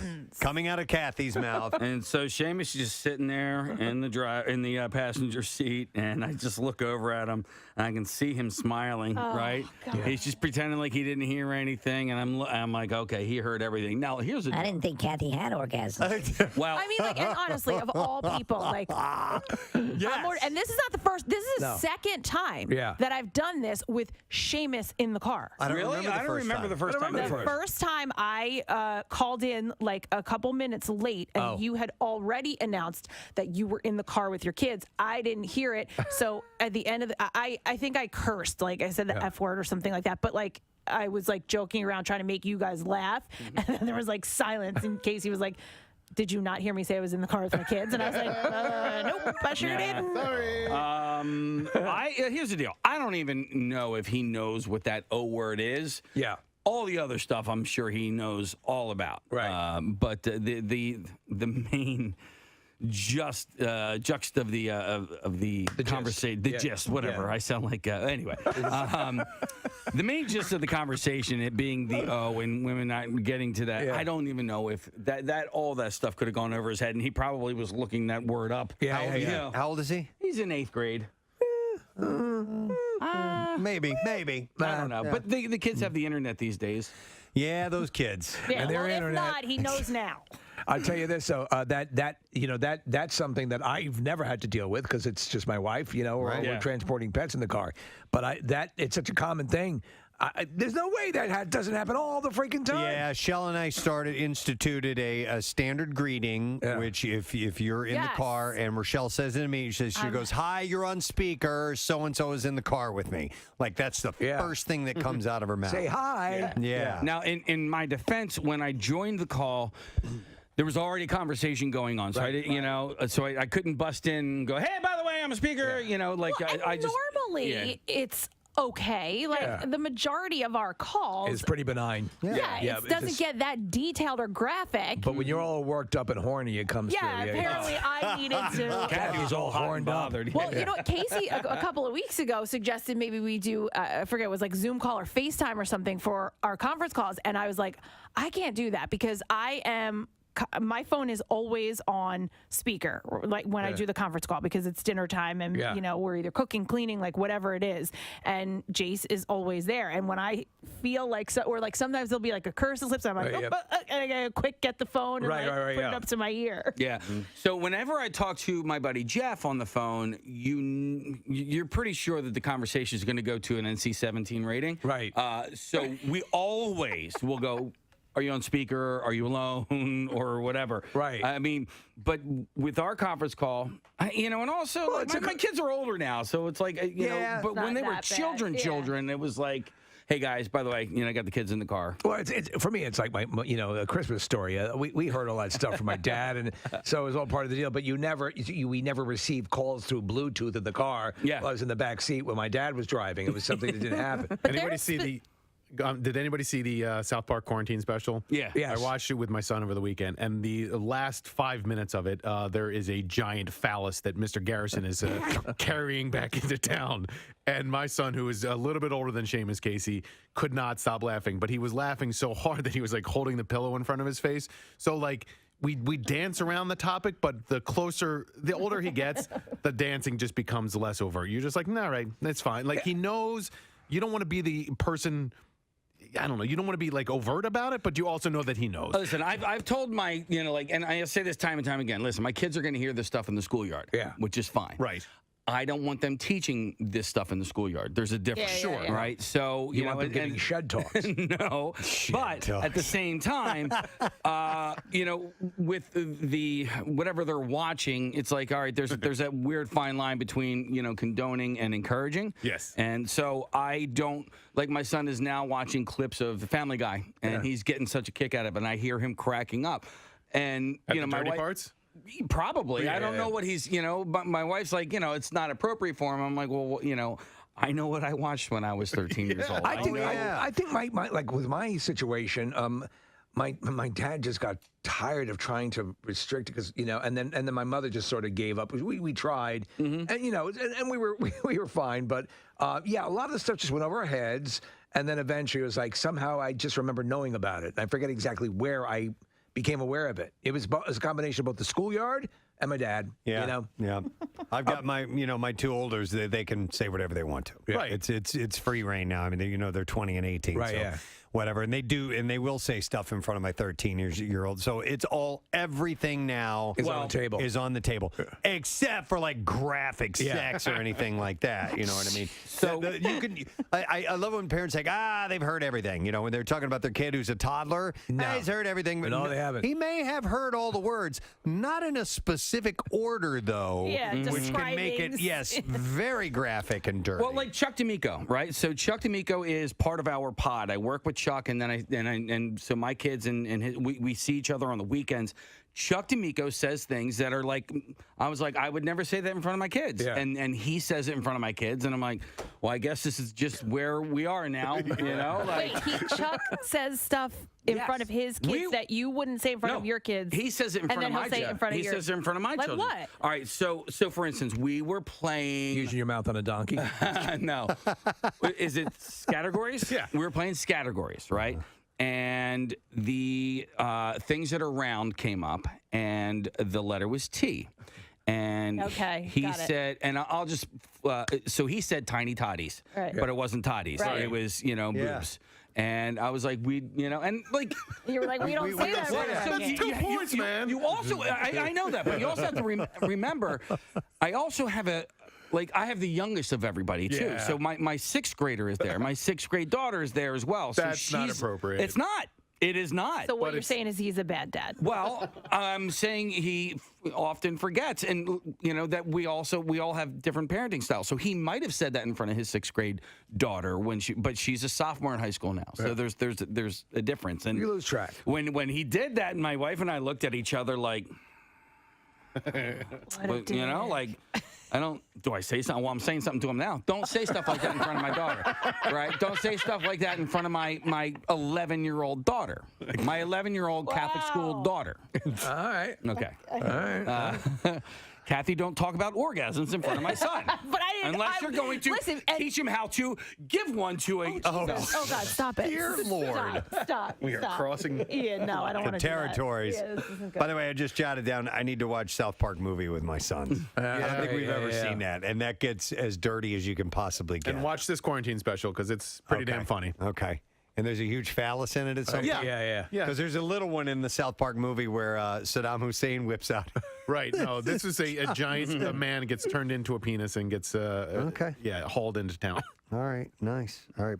Well, anyhow, if Kathy's on your call and you're on Bluetooth with your children, make sure you say something because otherwise there's going to be just let loose. But literally, I would be the last person to say something in front of a kid. Are we still on for the swingers party tonight? Stop.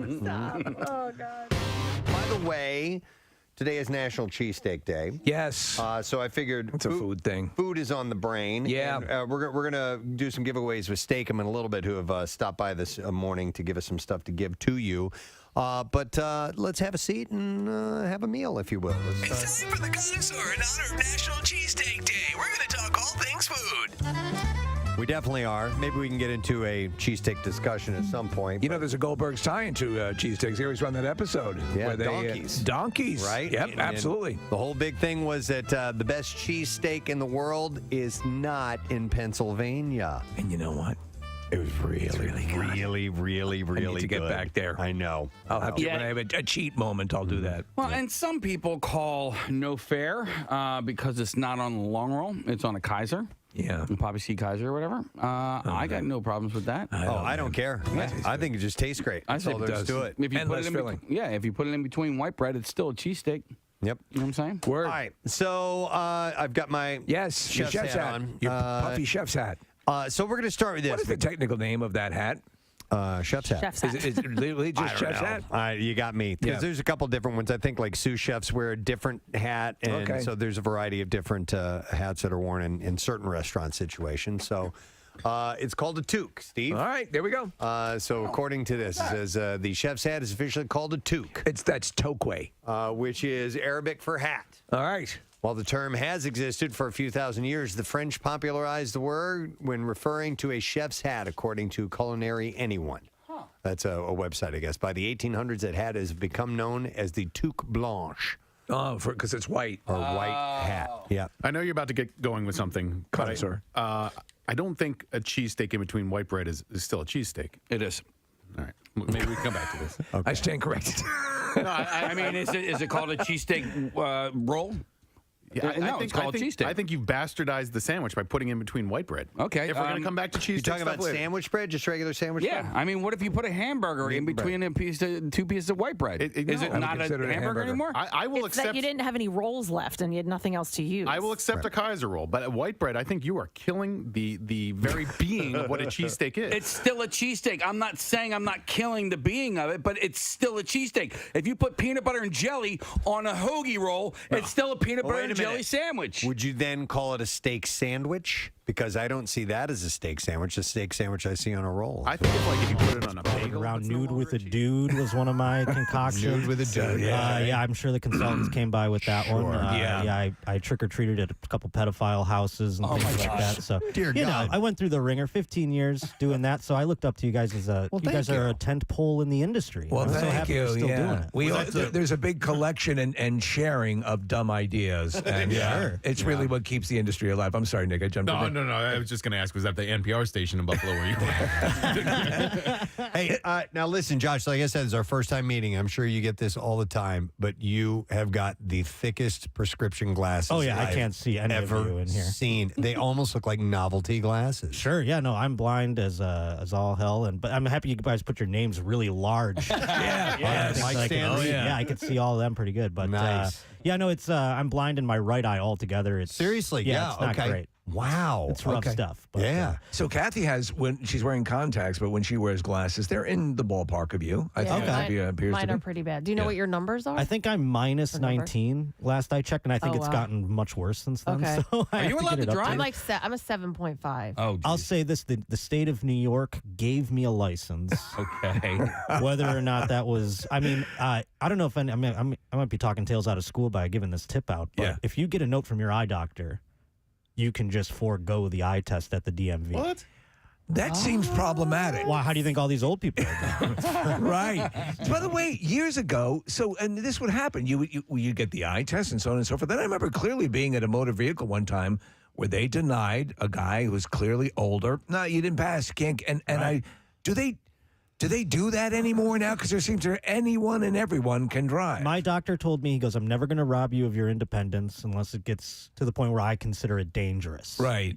So he let me keep re-upping. I moved to L.A. and I was poor, and I decided I'm not going to drive anymore because of financial reasons and for the betterment of society. Because you owe it to society. Yeah, exactly. Have you ever had any dicey situations while driving? Oh, yeah. I mean, I was banging my car into things all the time. I was like turning, and I remember I had a driveway where like the corner of the house was right there, and you had to make a quick, sharp right turn, and I'd scrape my car against the house, and my dad's like, what's wrong? You drunk or something? I'm like, I'm blind in my right eye. Yeah.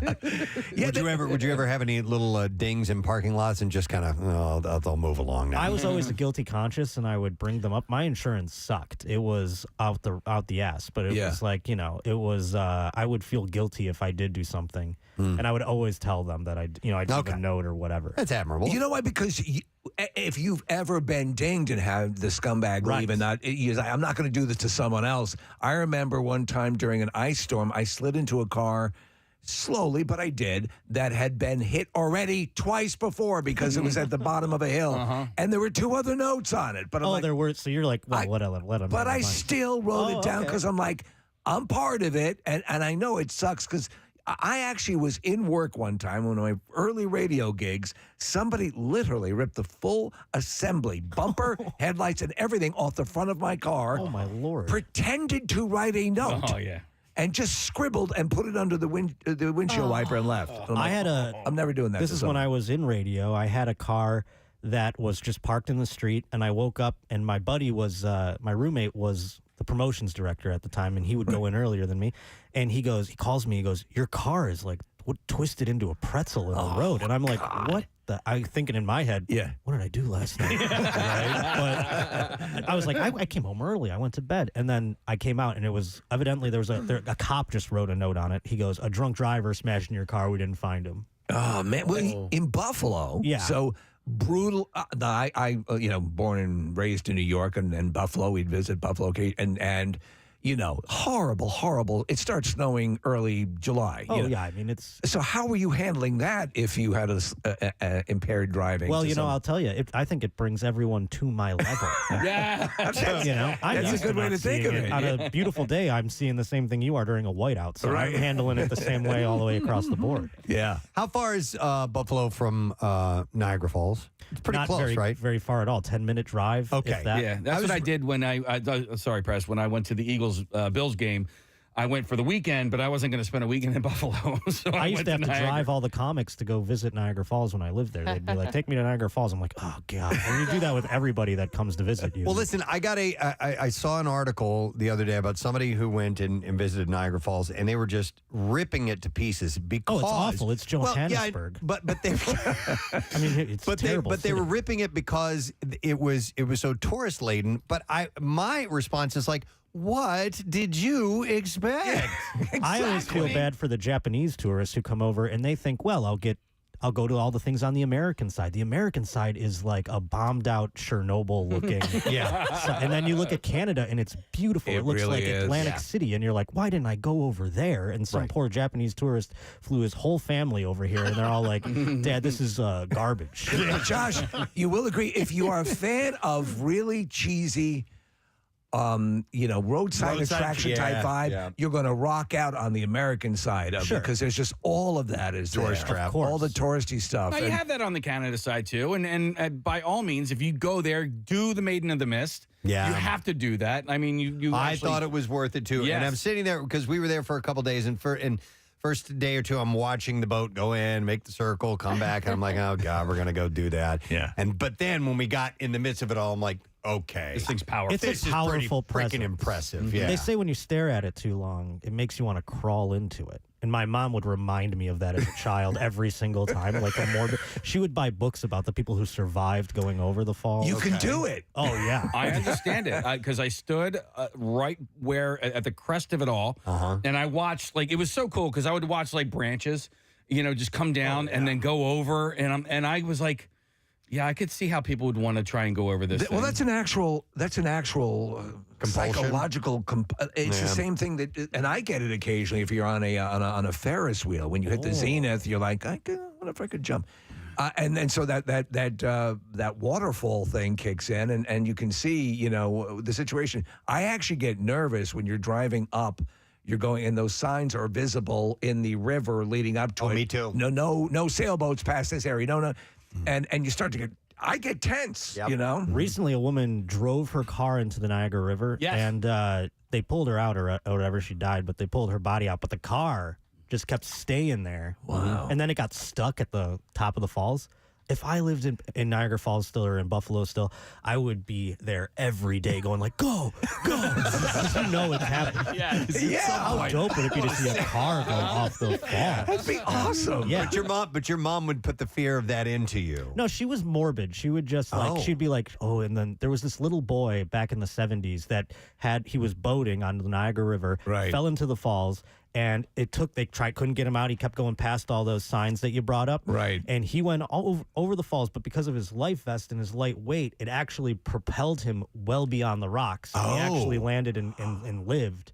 And the Maid of the Mist picked him up and everything like that. And other than I think he broke his leg or something, but because he was so lightweight, he shot out all That's over the amazing. rocks. It's amazing. It's a fascinating area up there, but I guess it becomes that sort of thing like here we talk about, it's not, trust me, the Niagara Falls is more impressive than the Liberty Bell, but still, the things that you are around all the time, you just like, okay, you become blasé about something like that, right? Sure. Growing up, your parents are just like, we got to go again, Uncle Jeff's coming to town. Let me ask about that because when I was over in Canada, I had to try the Hortons and stuff like that, but I also had to do the poutine, and I went to this poutineery.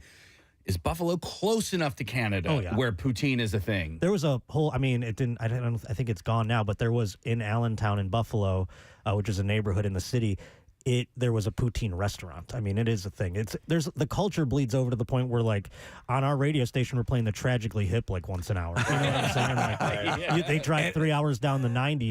They can't even sell a bar show. But they're selling out the arena in Buffalo. A lot of people don't know that in Canada they are obliged by law to play a certain amount of percentage of Canadian artists. Yeah, that bled into our programming because it was people were like, why aren't you playing so and so, Sloan or whatever, and you're like, because they suck. I don't know, and then you're like, oh, okay, I guess people want this because they're being conditioned in the city because the Canadian stations would bleed over into Buffalo. Right, and vice versa, by the way. How long did you was it that you moved to L.A.? I moved 5 years ago to L.A. 5 years ago, coming up on the 5th of September. That is a tectonic shift from Buffalo. Oh, yeah, it was a culture shock. Right. Physically, how was your acclimation? Because your body has now been attuned to a tundra-like existence. Yeah, I'll tell you, I moved there in September 5th, and it was 100 degrees the first week I lived there. And I was ready to crawl out of my skin. I couldn't handle it. Yeah. But I'll tell you, it wears on you because come the winter time in LA, it feels like autumn everywhere else I guess on the East Coast more so. Like it feels that way. And so you're like, this is great. I'm wearing a hoodie, I'm wearing jeans. Then the summer comes around and it's rough. But I mean, I came out, this is my second time this summer out here in Philly, and I've been out on the East Coast a few times, and I'll tell you, the humidity is killing me, whereas back home it could be 100 degrees and I'm Thank you. So I went to visit my dad, and my dad lives in Texas, and so they talk about the Texas heat, 101, 102, 103 degrees. No.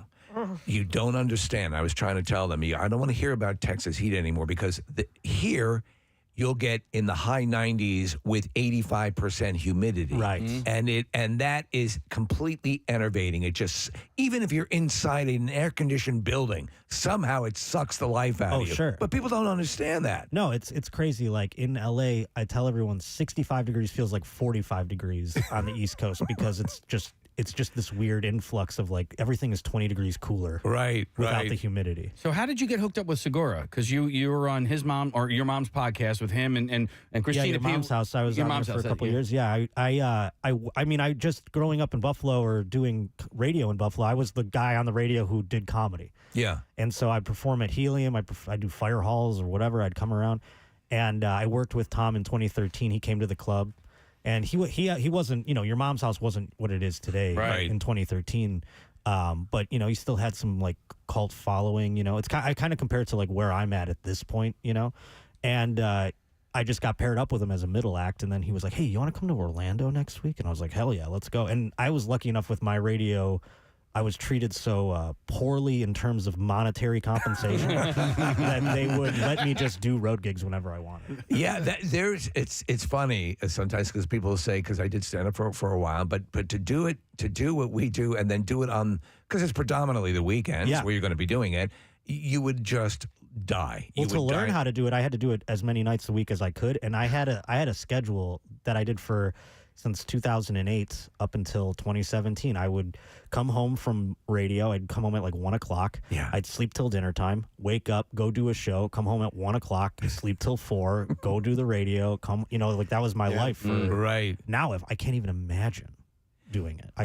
I tell people, I said I would routinely be getting home at the time I wake up now. Mm-hmm. And it's an entire shift. Preston coined the phrase, at least I believe he did a while ago, you get used to not being used to it. Right. Because it's just, not one guy, I met people that were in morning radio for 60 years. Not one of them goes, yeah, I'm used to it by now. Yeah. Not a single one. In fact, in a way, it's like being in AA. You take that, when you go back to your regular schedule, the worst part is then reacclimating to your work. Any time off is problematic. Oh, yeah. Because it's like, oh, no. I was in LA for 2 months, and I'm like, this is dope. I'm sleeping until the sun's up when I wake up. This is crazy. Right. It didn't take long to get out of the routine, that's for sure. So as you're going about and you're doing your stand-up, and obviously you have your fan base that's generated from your podcast, is that becoming more and more prevalent? Do you have a nice blend of just stand-up fans and your podcast fans? Yeah, I'll tell you. I mean, I always wanted to be on a syndicated radio show. That was like my dream as a person that got started in it at 16. And now I'm doing a podcast that feels that way because I can go around the country and I can do a show and people come out that listen to the podcast. And I know my stand-up is good. So there's not much of that on the internet, whereas I have podcasting for days. So people like me for one thing, and then I get to show them another thing that I know that I'm good at, so it's like it helps. It's exciting, and then it makes them come back again, I hope, down the road. Nice. What's your history with Philly? You come through here, you spend some time when you come through and work and do some things? I came to a Phillies game in June. I was supposed to do the club back in June, and then they bumped my gig down to this date, so I came anyways just for the weekend. And there was a girl here that I liked, and then she ended up dumping me, but it's fine.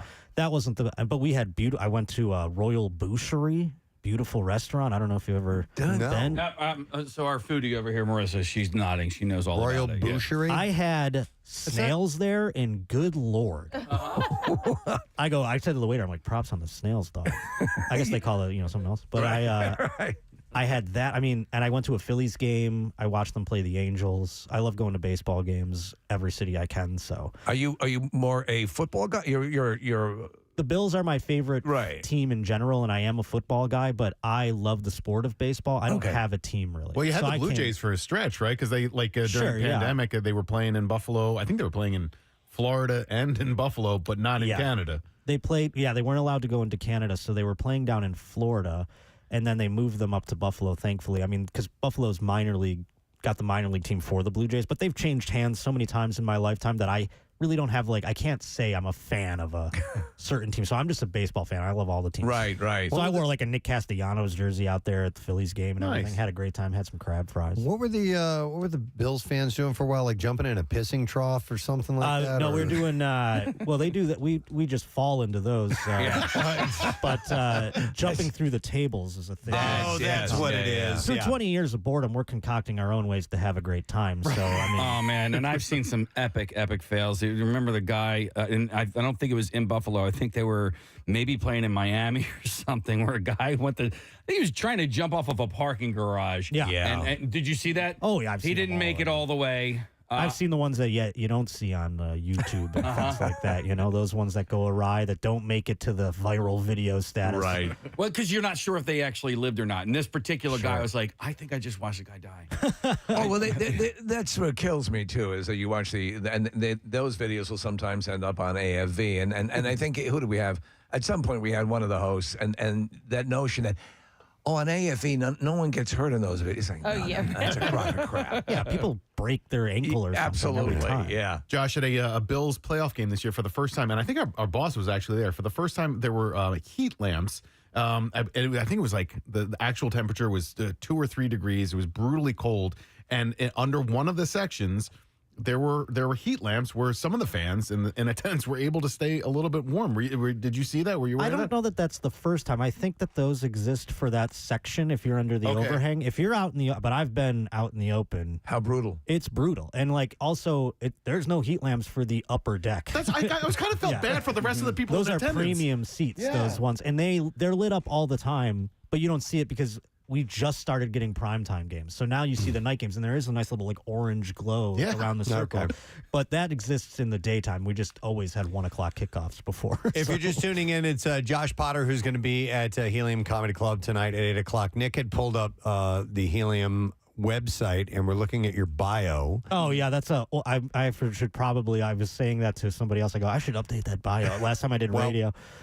Let me read the first line. It says here, Josh Potter is a stand-up comedian, foot model. They wouldn't let me say sex worker, which I wanted to say. Well, I'm a former foot model. It's the truth. And Tell Josh I didn't your know story. I didn't know that we shared this. Well, I'll tell you what, the feet thing, because it is such a saturated market, I shied away from it and I started doing shoulder hair. Can you show? Because people don't. Sure, I'll give you a little. I don't want to get you ripped off the internet. Yeah, take a look at this. Oh man, it might be too erotic. Oh my God! Now take the sweater off. I realized that I have a unique level of shoulder hair, and You're like George the Animal Steel. I started doing, sex work with that for Cameo. Nice. I thought the Cameo people would throw me off, and they embraced it, which was worse, actually, at the end of the day. Well, you're appealing to a really overlooked subsect of horny, hairy-shouldered people. Yeah. Yeah. Some people they like to challenge me. They're like, "I bet my shoulders are hairier." I go, "Whip them out, dude," and then they lose. And they're like, "Oh, yeah." Yeah. Wow. So that's a condition, is what that is. I wish I had hair on my head. I mean, I got to get a transplant someday, but right now this is making the money. So let me ask you. So follically speaking, when they do the hair transplant, they'll pull from the back of the head, which routinely continues to grow. Would hair ported from your shoulders react the same way? Soft. I mean, and it's long. Like I feel like I'd get back to my emo roots and have like the bangs and stuff again, you know? That would be sensational. Yeah, I think I could do it. But, like I said, I don't want to be, people are like, "Oh, you want me to shave it?" Or like, I remember someone offered me like a laser. I go, "What are you talking about? I'm making it's a money tens maker. of thousands of dollars." So your emo roots. Yeah. So how deep into that were you? Oh, I was deep. And it was to the point where now it's funny because radio is playing those bands because people my age have the nostalgia of like, Yes. Fall Out Boy and Hawthorne Heights and things like that. And, we're the now ones you have buying products. careers and you have Exactly. money, and so yeah. But back then, Yeah. I would play them. I would do a Sunday night show on the side just to play those bands. They'd let me do it, which was crazy. But they I mean, wouldn't how let me play into them it are any you? other. Like Spill Canvas? Like, Yes, Spill Canvas is one of my favorite bands ever, actually. And did your was your fashion of that? It was. I wore Okay. my sister's jeans and studded belts, and I was a thinner boy back then, so I wore the tight, everything. And Did you I make wasn't the- super sceney, but I had crazy like bangs and Like Chris Gaines from the yeah, like I had long I still have phantom bangs sometimes where I move them from my face. Let me ask you: Do you consider Coheed and Cambria to be Sure, emo? they were up my alley. I mean, I don't consider them emo necessarily. They're No. more like metal. They're progressive. Yeah, they're progressive, like Yeah. math rocky we too. But we had them in recently. They're just the nicest guys because they've been Yeah. doing. There's a big practice staging facility not far from here where they'll work out the lights and obviously there's a big narrative that threads through their music, and so they put on a big presentation. But wow, man, they're just the nicest dudes, completely deserving of their success. But yeah, for sure. Yeah. I love that band. Yeah, I mean, you named a bunch of them. I loved all of them. I go to all the shows. That was before. I mean, I guess I started comedy, and that's when I started waning because you don't have time to go to concerts. No, but you probably did you become friends with any bands through? I met I only it's so funny, like through radio, not friends with any bands. I think it's Buffalo, they don't care. Like Right. you're like I wasn't even on the show. I mean I was on the show, but I wasn't like my name wasn't on the show. So they're not trying to hang out with the associate producer of the Shred and Reagan show. So, but when I started doing Your Mom's House, Brian O'Bear from Silver Sun Pickups, was a fan, and that was cool. And then Corey Taylor from Slipknot was like he bought one of my cameos. And it blew my mind. Then he came backstage at a Vegas show. Crazy stuff. So that since then, like I said, now I feel like I'm on that syndicated radio show, and I feel like that people want to be a fan more. Who will you more likely be in awe of, a musician or an athlete? An athlete for sure, 100%. Because I think it was the being in radio for so long, you're conditioned to meeting, I guess both, but at the end of the day, I still like have athletes as an awe, Right. Like a little starstruck. Interesting. Did you play at all yourself? I know. No. I know. I see the glasses. Not at all. No, I'm But I more of a wondered. purveyor of sport. I love sports, but don't get me wrong. But I played soccer. I was, I think I was team morale at the end of the day. I don't know how I made the team. I think the coach was like, they like running laps with that guy, so we're going to keep him around. But I didn't really do much on the soccer team. All right. Well, listen, man, we're happy that you stopped by, and it's nice to meet you. It's nice to meet all of you. Thank you for having me. Yeah, and we'll have you back in when you visit Philly down the road a bit. But Helium Comedy Club, the show is tonight, 8 o'clock. Tickets at heliumcomedy.com, so don't miss it. But just one show this time around. Yes, sir. Just this one shot. So come on out, hang out. We're going to drink beers, call in sick to work tomorrow. It's going to be fun. And maybe that girl who blew you off the last time will show up. And you No, go, she didn't blow me off. She just dumped me, and she's definitely not going to be. I hope But spring's ladies, eternal. ladies who are into shoulder hair, Yeah. this is your man. This is your show. Come and see him tonight. Thank you, Josh Potter, guys. We'll take a break. We'll come back in just a second. Make sure you hang in there with us. Preston and Steve on 93.3. I think you have ruined the Well, then what very is it? concept of a cheese steak. I think it's like steak sandwich ingredients on white bread. I think Do it's me a no favor. longer cheesesteak. Put some documentation together and send it on over. Let I'll me ask review you: it. you have a problem with cheesesteak egg rolls? They're Still not- called cheesesteak. It's not even remotely a cheesesteak. It's still a cheesesteak. It's called It's got cheesesteak ingredients. Steak. No, it's not. It's a cheesesteak egg roll. Call it a cheesesteak egg roll. I'm Then yelling go at- call I'm yelling it at a him. cheesesteak egg roll. You think that's a cheesesteak sandwich because It's got cheesesteak material in it. It is not a cheesesteak sandwich. It has cheesesteak. What makes it? Ingredients. It has cheese steak, but it does not. It's not a an egg cheesesteak. roll. In the classic form, it's a cheesesteak egg roll.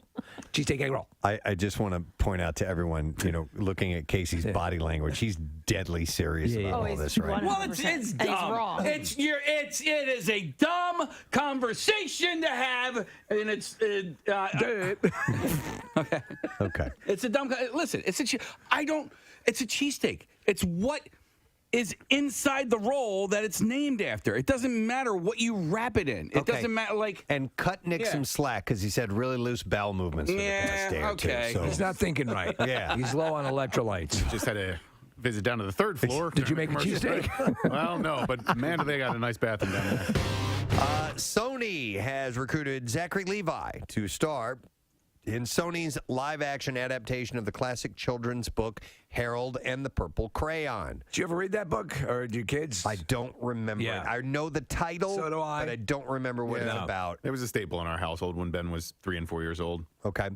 And I love Zachary Levi, man. He's great. He seems like a guy I want to know. We could absolutely hang with him. At least it seems that way. Yeah. I loved him in the show Chuck.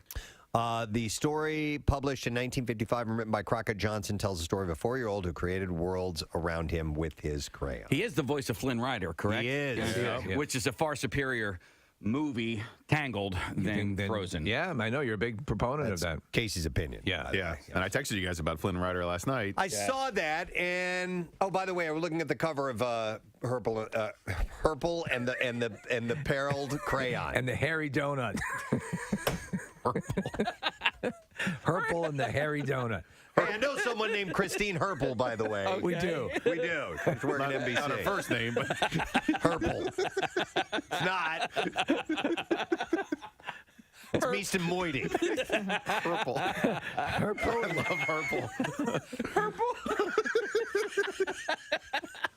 I mean, I'll let you guys laugh that out, and then I'll. It's hard when it happens. funny. So it's just there. And you got to get past it. So anyway, yes, Nick had texted over something about the fact that the people have voted that Flynn Rider is the sexiest Disney character ever. According to who? This guy, Kevin Sparrow, did a Twitter poll. I just think he's he did a Twitter poll. Yeah. Nipple piercing. Not piercing in general. Never has appealed to me. Appealed to me. I've never had a pierced Does ear, Pierre have nothing, nose. Pierre has both nipples pierced, right? Does he I think he does, yeah. Ooh, I didn't know that. Yeah. Wow. I have 5 in my ears. Do you really still? Yeah. Well, I mean, I nipples? I got 5 nipples. I got 3 nipples in the left ear and 2 nipples in the right ear. Right. But yeah, I mean, I can stick earrings through them right now if I wanted to. I didn't know that. Yeah. It didn't look right. I tried. I was in alt radio and. And every time I looked in the mirror, I'm like, I don't look like an earring guy. Yeah. I had my nipple pierced. No, shut up. Are you kidding? Miss Needlephobic? How long have we known you? We never. Birthday, Hey, thank you. Yeah! It's my birthday present from Kathy Romano. Birthday miracle! Revealed that she had her nipple pierced. I still don't believe smiling. She was smiling when I brought this up. She looked at me holding up her hand, meaning I have something to say, and you had this bizarre look on your face. Wow. Oh my Look God. at Steve. Steve so can't even perplexed. speak. No, Steve doesn't know what to this do. makes sense, though, because sometimes I'll see Kathy walking around, and she'll have a kettlebell suspended from her crotch. And I'm like, what's that? Okay, so What's that attached to? And she has another piercing. let's unpack this here for a moment. Okay, Okay, all so right. I can explain. number 1, you're deathly afraid of needles, Yes. anything that has to do with that. Number 2, you're so pristine when it comes to anything that She has a perfect vagina. to do. Well, by pristine, I mean No what's tattoos, yeah. Unblemished. and also no touching any even remotely Yucky sexual areas, naughty areas of the body. Well, you've been scarred by your mother. Let me sit down here. I know. Okay, sit down and I'll tell you the 'Cause I wanna story. hear There's got to Casey, be a catch Casey, here. fan him. Fan him. Please. There's a catch here. There's got to be a catch. All right. How long ago? Okay, so Last week. no, let me think about this. Okay, I think it was college. Yeah, I was in college. It had to be. Somebody had to have been kidnapped, and like this was the only way to get them released. Well, I was trying to think if it was after college, but it wasn't. Like a spring break thing? No, so it was in college. I had a very good friend from high school, turned stripper, she was getting things pierced. Okay. And so and by the way, she hid from me that she was a stripper for a long time. So I didn't know she was a stripper, but she was. Anyway, so she was going to get something pierced. Now, I grew up, my mom always taught me, do not get a tattoo. In 10 years, you're not going to like it. You're going to pick something today and you're never going to like it. And so that stuck with me. What she was okay with, now I don't think she knew I got my nipple pierced, but what she was okay with was piercings because you could always take them out. Right. They grow back, Yeah, so I had piercings all the way up my ear, in the cartilage, all of that. Yeah. I had my belly button pierced. And I didn't know that either. So at this point, then there was like, well, what else do I get pierced? My friend was going to get a piercing. I forget which. She was getting her nose done. I didn't want to get my nose done because I have terrible allergies. I'm like, that thing's gonna go flying when I blow my nose. So we were just there, and she was like, just do it, just do it. So she basically convinced me, and I was like, I don't know if I can do this. So was it a dude who did it? It was a guy who did it. We went to like a place we were in New Hope, so it was like a piercing place. It wasn't like some corner store. I felt comfortable. It was very like doctor-esque. Right. The room was set up. So I did it. I got my nipple pierced. You were drinking beers? Listen. It was terrible. It was an awful, awful experience. My body rejected it. Oh. It never healed ever. It was like a massive infection. Wow. And my boyfriend at the time was fine. He was finally like, "What are you doing? Just take it out. It's not gonna." Because I thought I went through all of this. Yeah. Like I had a needle go through my nipple. Like help me here. So I didn't want to take it out because I went through all of that. It was terrible. It was terrible pain when he did it. Afterwards, like it was awful. So I did not have it very long, and I ended up taking it out. Was the intention to get both of them done initially, and then you No. stopped after one? No, Just you just want to one? get I was one. just getting one. You seem and more like a completist. See what Was it happened. A stud, It was a ring. It was a ring? Yeah. Ring. It was a ring. You All had, right. but I mean, it was terrible. It was so bad. It was so infected. I had to put like a gauze pad in my bra because it was infected, and no, it was disgusting. It was awful. Yeah. So that's horrible. That's disgusting. Awful. I have to imagine, did you at least become woozy during any of these piercings when you're as needle phobic as you are? So the thing with needles and me is if I can't look at it. That's every time Right. I have passed out because of it, I watched it. So I watched Jace getting stitches. I watched the needle go through his chin. Right. I saw the skin pull, Right. and I was like, that was it. I was out. So each time I was watching it. So this obviously I didn't watch. I closed my eyes, turned my head, held my stripper friend's Right. hand, Held and your nipple out. Put my nipple out, and there we go. That was it. And do you have scarring to this day from So it? yes, there's like a tiny. You wouldn't know. Here, I'll show you. Come here. Let's see. Come on. Let us decide. So we'll try to pick the one out. When You wouldn't know. It is a tiny little like spot. Yes, I can see it. It's on one side. But if you guys were sucking on my nipples, you would never know. If we're sucking on your nipples. Well, leave it to Kathy to make a story like that unsexy. Wow. So I don't know. It was pretty sexy. It started off sexy, and then the infection and the Right? gauze. Yes. How kinda many ruined days or it. weeks did it last? It was in a couple of weeks. Like I said, I tried. I went back Wow. to the guy. He was like, here, gave me, cleaning and this and that and whatever. And it just literally that my why body you- was rejecting it. is that why your nipple whistles now and then? Every once in Hey, a while. did your mom find out about this right now as well? Probably. Yeah, my I think she God. probably found out she's now. on the roof ready to swan dive into the parking lot. So how long total do you think you actually had it in? Nick, probably maybe a month or Okay. something, and it just was not getting better. and always painful all the time. It was so painful the entire time. It never healed. It was always painful. Did removing it hurt, or was it Yes. really? Oh, really? No, hurt. And I remember too. I was in the bathroom at my boyfriend's house in college. It hurts so bad.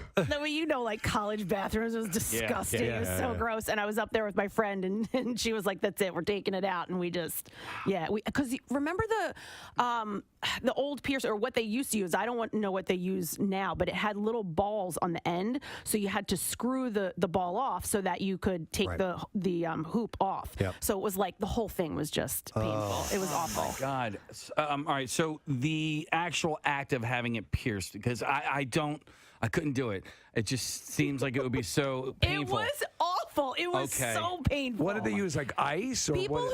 who say like, oh no, it wasn't that bad. No, it was bad. It's one of the more sensitive spots on your body. Yeah. I mean, Yeah. Everything. Yeah. So sensitive. Well, and listen, here's the thing. Oh God, here's more info. My vaginal piercing. No, I never did that. But I don't have very.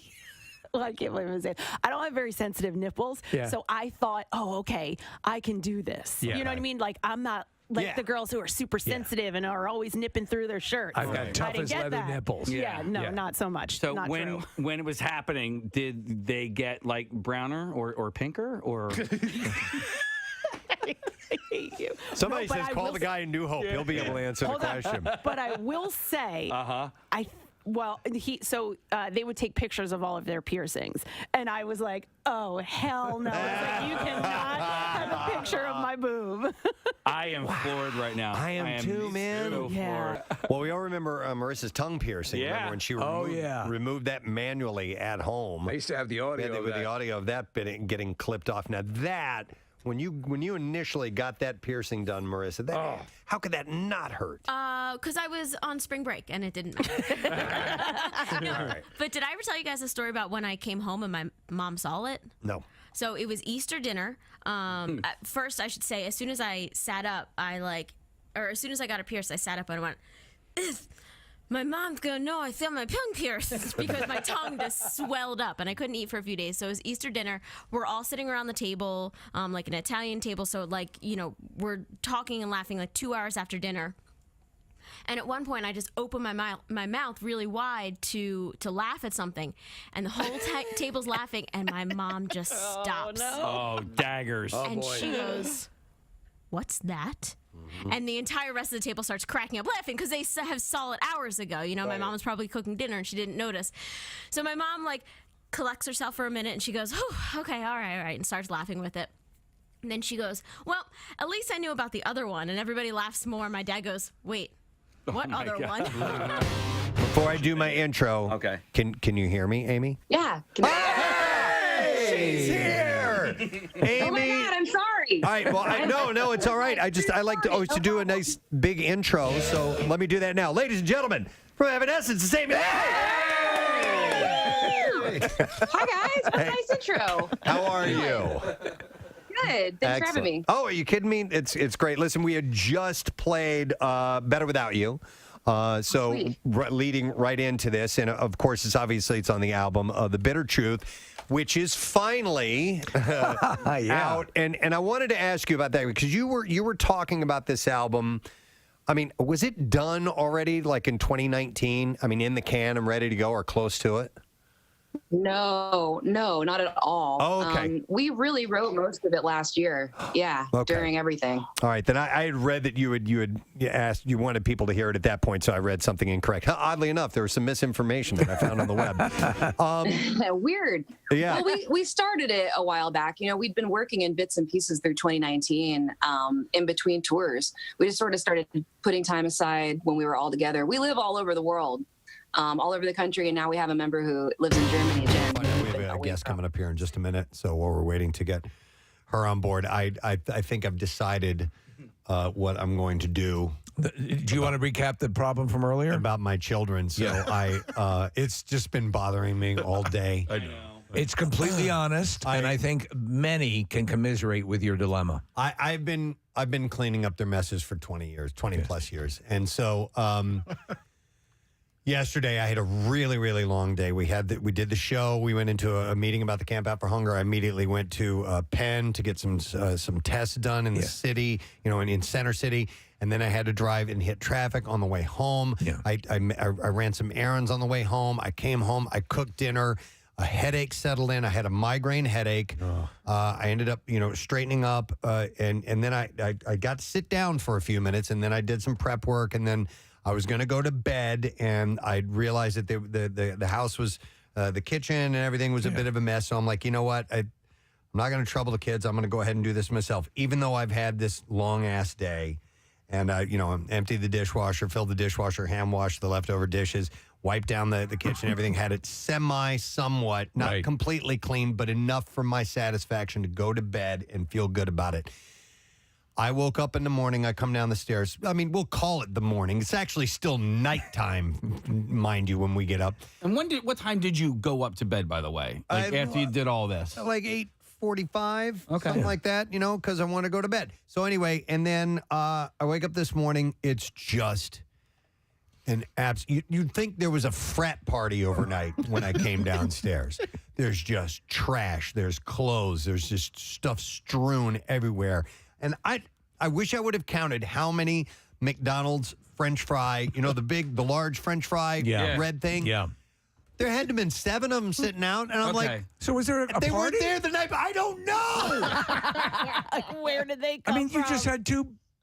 So I know. Yeah. Yeah. Two kids and Carter's friend stayed over. Anyway, and then my son Parker got home from work. But anyhow, and so I cleaned up the trash, the actual garbage. I did throw that away. I just couldn't leave the house with it being that way. You get mice in the house. I've decided what I'm going to do now. Okay.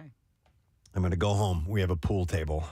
I'm going to take a pool cue and I'm going to snap it over my knee and I'm going to throw it on the ground and say we're having tryouts. yeah. The Joker. Yes. Yes, only the strong will survive. And then you're going to clean the house. It's just, but it's not this isolated incident. It's all the time. And I do too much. I kind of enable him because I pick up after him and I got to stop doing it. Were you guilty of the same stuff when you were younger? To some extent. Yeah. Listen, they've learned by example. Yeah. And, we're a little cluttery, so I can't fully 100%. But I have done I've done the heart to heart. Listen, we really need help now. You guys are of the age. We're essentially 5 adults living together now. Mm-hmm. I need help. I need your help. I work a full-time job. Right. Your mom does a full-time job of caring for everything, taking care of the whole household. Right. We need you. It's not too much to ask to just please chip in and do these little things. And if you do them as we go along, they don't build up and we have to do the big, oh my God, we got to spend all day cleaning thing. It's a crazy Just thing. doesn't get through to them. Yeah, I don't. So I don't know. I feel like it's going to be cleaned by the time you get home. Oh, it will be. I sent a text Oh, you're message. just- I almost thought. Can can you read it to us? Yeah. Come on. While you pull that up, I was thinking about, because I have Carter's number, I almost thought about sending him a text saying, yo, bro. No, You don't Shut up, Kathy. You don't No. I need to come from I'm coming in from the side going, yo, listen, man. No. Your dad's really upset. Yo, it probably would be best if he came home to a spick and span clean house. Just, Get better text that says as your F friend. you. As your friend. I'm just coming at, Well, the day before, I think it was the day before, they had come back in, or maybe it was yesterday, and there was a mess there. Dishes were full. I had done them earlier, or the day before, or whatever. And I go, hey, I need you guys. Can you straighten up for me? It's just the house is a mess. Can you straighten up for me real quick? Okay. And then they don't do anything. And I'm like, I would like you to do this now, please. Yeah. Oh my God. Please do this now. And then the delay continued, and I'm seething in my brain, and I'm just keeping my cool because I don't like to explode. It makes things worse. You just make your daughter cry when you're fully Oh dear God! But anyway, and eventually she kind of wanders off, and I go over to Carter because I think he would understand better, and I just walk over to him, and I go. Motivate her, please. And that's all I needed to say. Yeah. And I'm thinking, I'm flashing to Steve the scene in Full Metal Jacket where they put the bars of soap in and the towels in the towel. and they hold him down to the bed and beat him. I leave it up to you pile to motivate. It just, when I hear things like this, it makes me feel better, like I'm not alone. Yeah, I know. Do you know what I Yep. mean? And it doesn't help your situation anymore. Oh, and listen, and I had people texting earlier. They were like, "Listen, if this is the bulk of your problems, then you're okay." And I get it. It's all Listen, relative. They could be, committing crimes and doing horrible things. Elvis impersonaters. Oh my God! Please, you wait to find. So you have. You're gonna clean that up? Listen, man, Elvis don't clean the thing. Elvis makes music, man. I gotta talk to a therapist. Oh, not this again.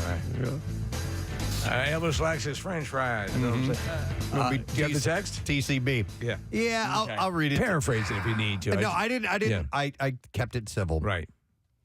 I wrote, gang. I'm not going to go into detail about how full my day was yesterday and how bad of a headache I had last night. But with all of that, I still managed to straighten up a bit before going to bed. Oddly enough, I did this as not to trouble you guys with having to do it, even though your day was overwhelmingly less involved than my own. I came down the stairs at 4 a.m. to find an absolute wreck. Trash, clothes, debris all over the house. And I wrote, I'm just ... I'm just done. And then I wrote, clean, period, that, period, S, period, up. And then all caps now. Good.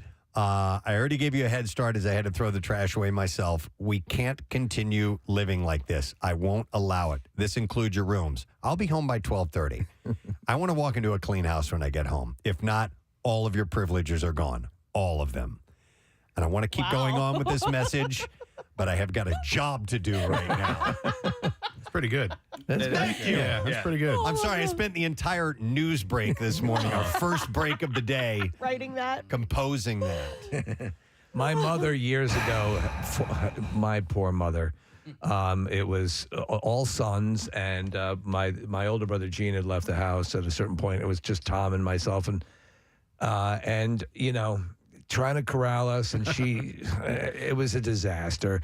And so she would put notes up, and she did the I quit. I'm not doing any of it thing. She tried all of the different things, but eventually, you start to say, it starts to click, and you start to go, I can't live in this filth. I can't, and you hopefully make the turn, and we did. But Jesus Christ, I pity her what she went through. Yeah, I know. Listen, my sister is a hardcore slob. Yeah. Growing up. I mean, like, you walk into the room and go, I can't believe I'm seeing this. I mean, just mounds of clothes on the floor, stuff, junk left everywhere. I can't. It's just the way she is. I want to die. Lives, and there are people that are that way. I'm a little bit messy, but I'm not anywhere near that bad. And I can have my room be slightly messy. I know, Kathy, any of that stuff doesn't fly at all for you. It's the same with me. But the main living area of the home, it's got to be orderly, somewhat. Kathy, you would approve of my bedroom every day, the way I keep it straightened I've up. seen your house before. And the Batman room. Yeah, and the whole, we keep it. Not asking for it to be hermetically sealed. I just want it to be organized. Sanitized, prioritized, digitized. Yeah. Digitized, sanitized, prioritized. By the way, I got a text that says, Preston, your message scared me. I'm headed to your house to clean it right now. Well, your wife went into early retirement at one point, Dude, right? she went on strike. And you were part of the collective, weren't you? I felt the brunt of that, too. You were being addressed with that move and as in well. fact, I got in trouble. Rochelle had it. This similar thing was happening, for those who don't know, and she went on strike. She went on strike for like 2 weeks, didn't do anything. The rest of it was up to us. And I remember when this, within the first day or so of this happening, and I was helping the kids a little bit. Yeah. She turned on me. She's like, no, you don't get to help them. You're enabling them by helping. And I was like, oh my God, what did I do, man? Can I go on strike? You can. I don't know. No, but see, the problem with striking is you have to live in it for a little while. Like I do that. I would get anxiety having to live in that. Eventually, I just freak out and do clean. it. I make sure everybody knows. You know what you should that I do? cleaned it, but Honestly, it's all the rage now, and you're at work. SWAT them. Yeah. Swap them? Oh, SWAT them. You can move out. You want to move in with me? No. I like the idea of swatting them. Yeah, Okay. it's illegal and it's Rather bad. live in a Certainly, house. but That's terrible. Yeah. But listen, I told you guys earlier off air, I'm like, maybe I should just get an apartment for a little while. You should. It's like for a month or two. Yeah. Like that. See if I don't know. just if so you can be like, hey, I'm going to my apartment. Yeah. If I'm you- when you going. guys I'm going clean, to I'll be where back. it's clean. Yeah. Yeah. I've heard two bits of advice when it comes to kids being on their devices too much or on the phone or whatever. One is literally turn off the router. The other is not take away their phones or their devices, take away their chargers. Because then they have a specific amount of time before their devices power down. As a punishment. As a Okay. punishment, yeah. Or like that. when you leave the house tomorrow morning, blow out the pilot light. Right. All right, I'm listening. Right. It's painless, right? Yeah. So, Painless. Oh my God. They'll never see that coming. It's terrible. Ooh, what happened? anyway. Guess you guys are sleeping in. And, Oh my God. and to answer a few of the texts, no, I have not gotten a response from anyone yet. Oh, they're still They're sleeping. sleeping. You're so Yeah. Dude, of course, absolutely they are. Yeah, they are. They'll sleep till they're going to have. By the time I told them I'm going to be home by 12:30, Yeah. Oh, man. they're going to have like an hour tops to get all this done. better hurry up. because they wake up so late. It's ridiculous. But Okay. Anyhow, nonetheless. Now we can do good. Now we can do good. We can help the world. We have a guest to speak to. I think the last time we saw her was at Camp Out for Hunger. I believe Did so. we have her on a ride, having fun? Yep. From NBC 10, here to promote the Clear the Shelters Pet Adoption and Donation Campaign. From NBC 10, we have Sheila Watko is here. Hi, Sheila. Thank you guys so much for having me. I'm so excited. The last time we were all on that pirate ship Listen, swinging- okay, stop right there.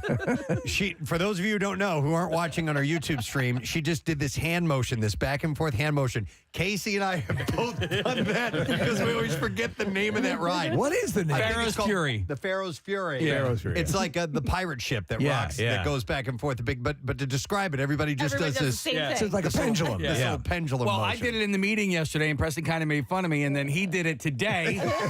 And he's like, oh, my God, I just did the same thing that you did in the meeting yesterday. And now then Sheila just did it. Nice.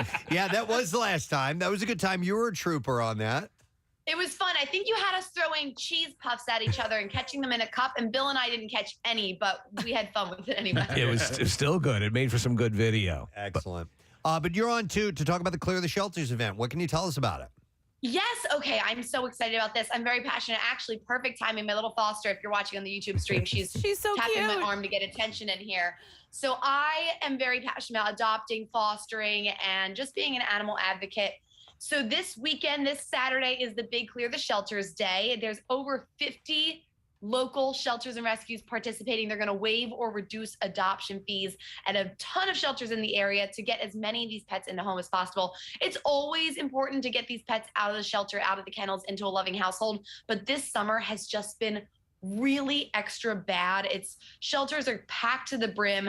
It's always bad in summertime, but I think after the big boom of fostering and adopting in 2020, even 2021, now people are kind of going back to work or they're falling on financial troubles and they're returning those pets to the shelters. So in addition to all the regular strays and the kittens found outside, all these pets in homes are also going back. So It's a nightmare. No, it is. a nightmare. So my wife and I do, tons. She has, charities her own, Max Fund and Punky's Pantry, which she just started up, and we're involved with all of the different outfits throughout the area that do this, and they're all reporting exactly what you just said, Sheila, is that there was for a while it was Valhalla. All these pets were being taken into homes, and it was great, and now it's gone the other direction and then some. So, and to me, it's heartbreaking to think that a pet was taken out of the system and put into a home and is now returned to it. So, and listen, we understand that people are having to deal with hard financial times, and we get that. But if you do have the wherewithal, it does make how we were just talking earlier about how pets embellish your life and make it so wonderful and can take whatever you might be going through and make it seem so much more manageable. So, how do people get involved? Yes. Okay. So if you want to get involved, you can go to cleartheshelters.com. There's a really easy tool to use. You just type in your zip code. It shows you all the local shelters participating. And then you go that day. You want to double check at your particular shelter. Some of them are still doing a little since it's still kind of COVID times, you want to fill out a form before you get there. Some of them are not doing that. Some you can just show up and go right in and pick your pet out. So either way, no matter where you're going, just make sure you tell the shelter what you're looking for. Even when I foster, I say, I like senior cats. I like seniors because no one's wanting the seniors. Yeah. But I used to say, I want someone who's going to sit on my lap, someone who's playful, someone who's healthy. You tell them what you want. If you want a lap cat, if you want a dog that's going to play with you and hike with you, tell them what you want. All the shelters are very able to pair you with the perfect match for your family and your home. And also, as we were talking about earlier, make sure you do talk with the people that are going to be living with the pet, and make sure you're not making an animal collateral damage because you didn't take the time to just make sure that everyone was cool with this. But otherwise, the benefits are exponential, and this is the best time to do it. Yeah. They totally are. Also, double check with your shelter you're going to, because if you have a family dog and you want to adopt another dog, sometimes they have you bring your dog so they can make sure the dogs are cool with each other and aren't going to, hate each other, at least in the long run. So but like you said, it really it makes my life better. I just always laugh because these cats make me laugh every single day and they cannot speak. So it's just their personalities. They bring so much joy. They kind of know. I was laying down earlier because I'm feeling sick today, and she came right and sat on me. Animals know they have so much love to give, and they're always in the shelter at no fault of their own. Yeah. And also, I guess if you can't take on a new pet into your life, you can still make a donation to the shelters too, right? Absolutely. Yes, you can. If you can't adopt, you can foster like me. It's a shorter term commitment, but you get that pet out of the shelter, learn about the personality to help promote them better, and they're still out of the shelter. If you can't do that, that is okay. All these shelters are looking for donations all the time. And no matter how big or small, especially the smaller local ones, they can really use every dollar. Every dollar helps. Hey, Sheila, outside of this, we were just kind of scanning your social media, and you were in the thick of the Atlantic City Air Show with, talking with the Thunderbirds pilots and spending some time with them. That must have been pretty cool. It was so cool. As I was singing to Keith and Aaron yesterday, I was riding to the danger zone.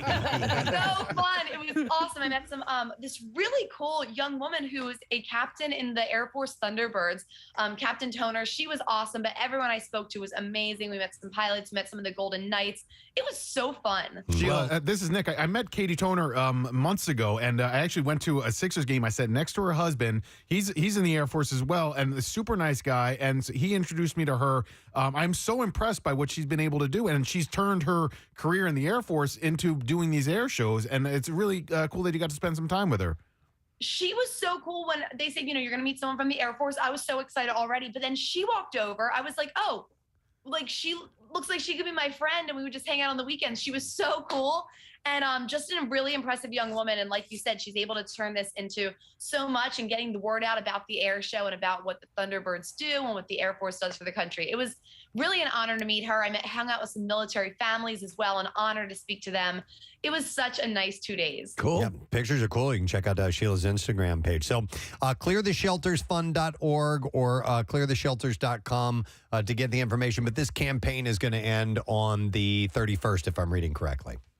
Yes. So you still have a few more days to get involved, and this Saturday is the big day. Some shelters are doing the whole weekend, but all of them are participating, all those 50 plus on Saturday. Excellent. Cool. Excellent. All right. Thank you, Sheila, for getting the word out. We appreciate it. Take care. Thank you all, and have a wonderful day. All right. We'll see you later. Sheila Watko, guys, from NBC 10. We'll make sure that information is all posted on our website and everything for you. I bet you they keep those places clean. Nice and clean. I'm sure they're spick and span. Oh, my God. And they're animals, and they keep them clean. Yep. You know what I do? Should we open up the store here? Because I do have a couple things that I think I could share with you guys. It's time to head down to the general store where you can find all the best cleaning products. Be there sweeping up.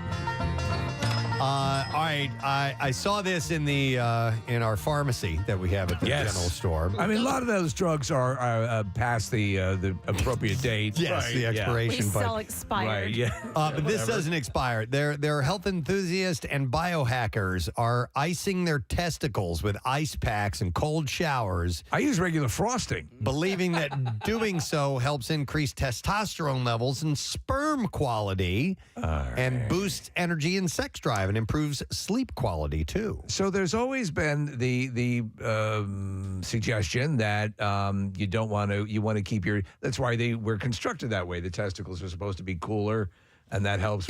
So that's exactly it, Steve. Yeah, the practice is based on the idea that excessive heat in the groin area is bad for testosterone production and sperm health, according to Lai Diwa, a urologist based in the Philippines. Testicles hang outside and separate from the rest of the body because they function better at a temperature lower than the body's normal temperature. So the equation is the heat of the meat plus the angle of the dangle equals the torque of the dork. Correct. Warmer temperatures in the groin area tend to produce less ideal sperm in terms of morphology and mobility. Less ideal sperm is a good band name, I think. Less ideal sperm. People who ice their balls believe that cooling the testicles You just gave up on the technical terms. I did. Is a good way to boost testosterone and sperm, but nobody can say for sure if it actually works or not. My doctor recommended that I ice my balls. He said my nutsack needed to be colder. He said, make sure not to get any ice on my butthole. Wow. That's my doctor speaking. And whatever you do, make sure you don't overly stimulate your yam bag. Wow. Yeah. Although there are small studies that would attest to cold temperature. He says when you fart, your butthole vibrate. That's your nutsack. Hi, Mom. That's what my doctor told me. So although there are small studies that would attest to cold temperature and improvement in sperm quality, there are no large clinical trials that would advise icing as a means to improve sperm count. But listen, some people who are having fertility issues, they'll try anything, man. By the way, they'll go for it. Globally, I saw a report about, in general, men around the world are producing less sperm for all sorts of environmental, food additive reasons. All sorts of these things are sort of conspiring. Or maybe nature realizes that we're getting overpopulated and is doing a natural, I don't know. Not to worry. Years ago, there was a massive zero population growth, and that went away. Yeah. And I don't know where we stand on that right now. Nick Cannon is still banging away, so Yes. we're all Yeah. good as a species. That's true. Yeah. One study found the opposite, actually. Exposing testicles to cold temperatures decreased testosterone in 19-year-old males. Maybe because the sperm is shivering, it appears to be more.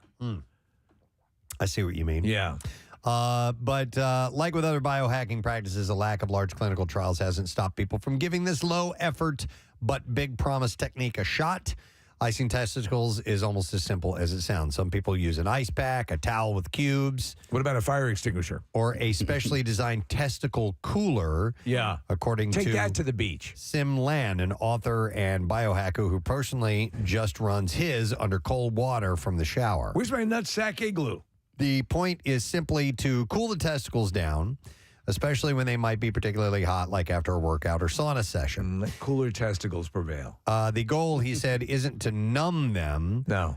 You want to It's so good. You want to just cool them down, and you can achieve that quickly. He said all it takes is a few seconds or minutes of icing at a time to get the desired effect. He also advised people to wrap ice packs with a cloth. He said one big concern would be burns. So you probably don't want to put the ice pack directly on the skin. Could you spray nitrogen on them? Maybe you could just do dry ice right there. I think so. He said that can burn the skin if it's too cold. That would be an adorable scene for the sequel to A Christmas Story. Kath, you've done the cryo thing. Have any of you guys done the ice bath thingy? You know what I'm talking about? Yeah, No. I had, I've seen people doing it. yeah, but there no. was one at I did the polar. Ocean Casino, Ocean Resort, whatever that one was. And I did try that case. How long did you last? In the cold, I didn't last very long, but it's much easier if you go from hot to cold. Like you can actually stand. I believe that if you go hot. Yeah. first. When so if you get out of jumping into a very cold swimming pool. Is kind of like shocking, right? But if you've ever been where there's a hot tub and a pool, if you go in the hot tub and get heated up and then jump into the cold swimming pool, it's actually kind of refreshing. So I could see that with the ice bath, Kathy. If you're going from really hot, from like a hot tub or the spa, sauna or whatever, into that, it would be less of a shock. Interesting. I did the polar plunge. I did it a couple times, and the one time I did it, I think the air temperature was 19 degrees or 20 degrees. Now it was sunny, which was okay, but I did not find it horrific. Like I went out above. They didn't want you to go above your heart level because it was so brutally cold. But I went out and I have to say I found it easier to manage than I thought I would. Or the way I felt I would feel going into water that cold, but it wasn't that bad. How did your balls feel? My balls were wonderful. Oh, okay. Yeah. They actually high-fived me when I got out. This might be truth in this study. Okay, we're going to go somewhere else in the general store. What is up, everybody? Hey! All right, so wind power is an increasingly popular form of renewable energy. However, when it's time to replace those huge turbine blades that convert wind into electricity, disposal is a problem. It's a nightmare. They don't know what to do with them. Those things are gigantic. They're gigantic. They're full of, there's toxic chemicals that go into the production, and they don't last as long as you think they would last. So now scientists report a new composite resin suitable for making these behemoths that could later be recycled into new turbine blades or a variety of other products, including countertops, car lights, diapers, and even gummy bears. Windmill diapers? Yeah, windmill gummy bears. Oh.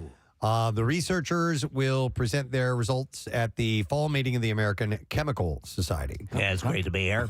Gummy bears? I'll explain. John Dorgan, PhD, who is presenting the work at the meeting, said the beauty of our resin system is that at the end of its use cycle, we can dissolve it, and that releases it from whatever matrix it's in so that it can be used over and over again in an infinite loop. So it's in the matrix. That's the goal of the circular economy, he said. Am I mistaken, or was there a company in Philadelphia that was making these for a stretch? Because I think I remember us talking about it or seeing a news story where they had to do one of those things where they shut down the highway to get the, to literally move it from one place to the other. And I remember that. Quite possible, There's a bunch north of Jack Frost. If you're heading north on the Northeast Extension, once you get past Jack Frost, there's a wind farm. And I believe that they had to drive some of those turbines up that way. So the ones that are made of fiberglass, they can be half a football field in length. Although some companies have found ways to recycle fiberglass into lower value materials, most discarded blades end up in landfills, and the disposal problem is likely to get worse. And apparently, larger wind turbine blades are more efficient. So companies keep making bigger and bigger ones, and then they have to replace the other ones, and then they end up getting tossed into the landfill. Another side aspect of this is that they murder large birds by the bushel. The wind props, they will kill eagles, and yes, and it's a big issue. They're trying to figure out how to deter birds of that size from flying into wind farms. I mean, like hundreds of thousands, and it's a big issue. It makes sense for energy. I mean, it's the wind. Yeah. If you can harness it, you should definitely do that. Yeah, and storing it. You have to store that wind power. How do you store wind power? That's another big issue. Dorgan and colleagues at Michigan State University made a new turbine material by combining glass fibers with a plant-derived polymer and a synthetic one. Panels made by this thermoplastic resin were strong and durable enough to be used in turbines or automobiles. The researchers dissolved the panels in fresh monomer and physically removed the glass fibers, allowing them to recast the material into new products of the same type. Importantly, the recast panels had the same physical properties as its predecessors. You didn't complete it, Preston. What? Monomer.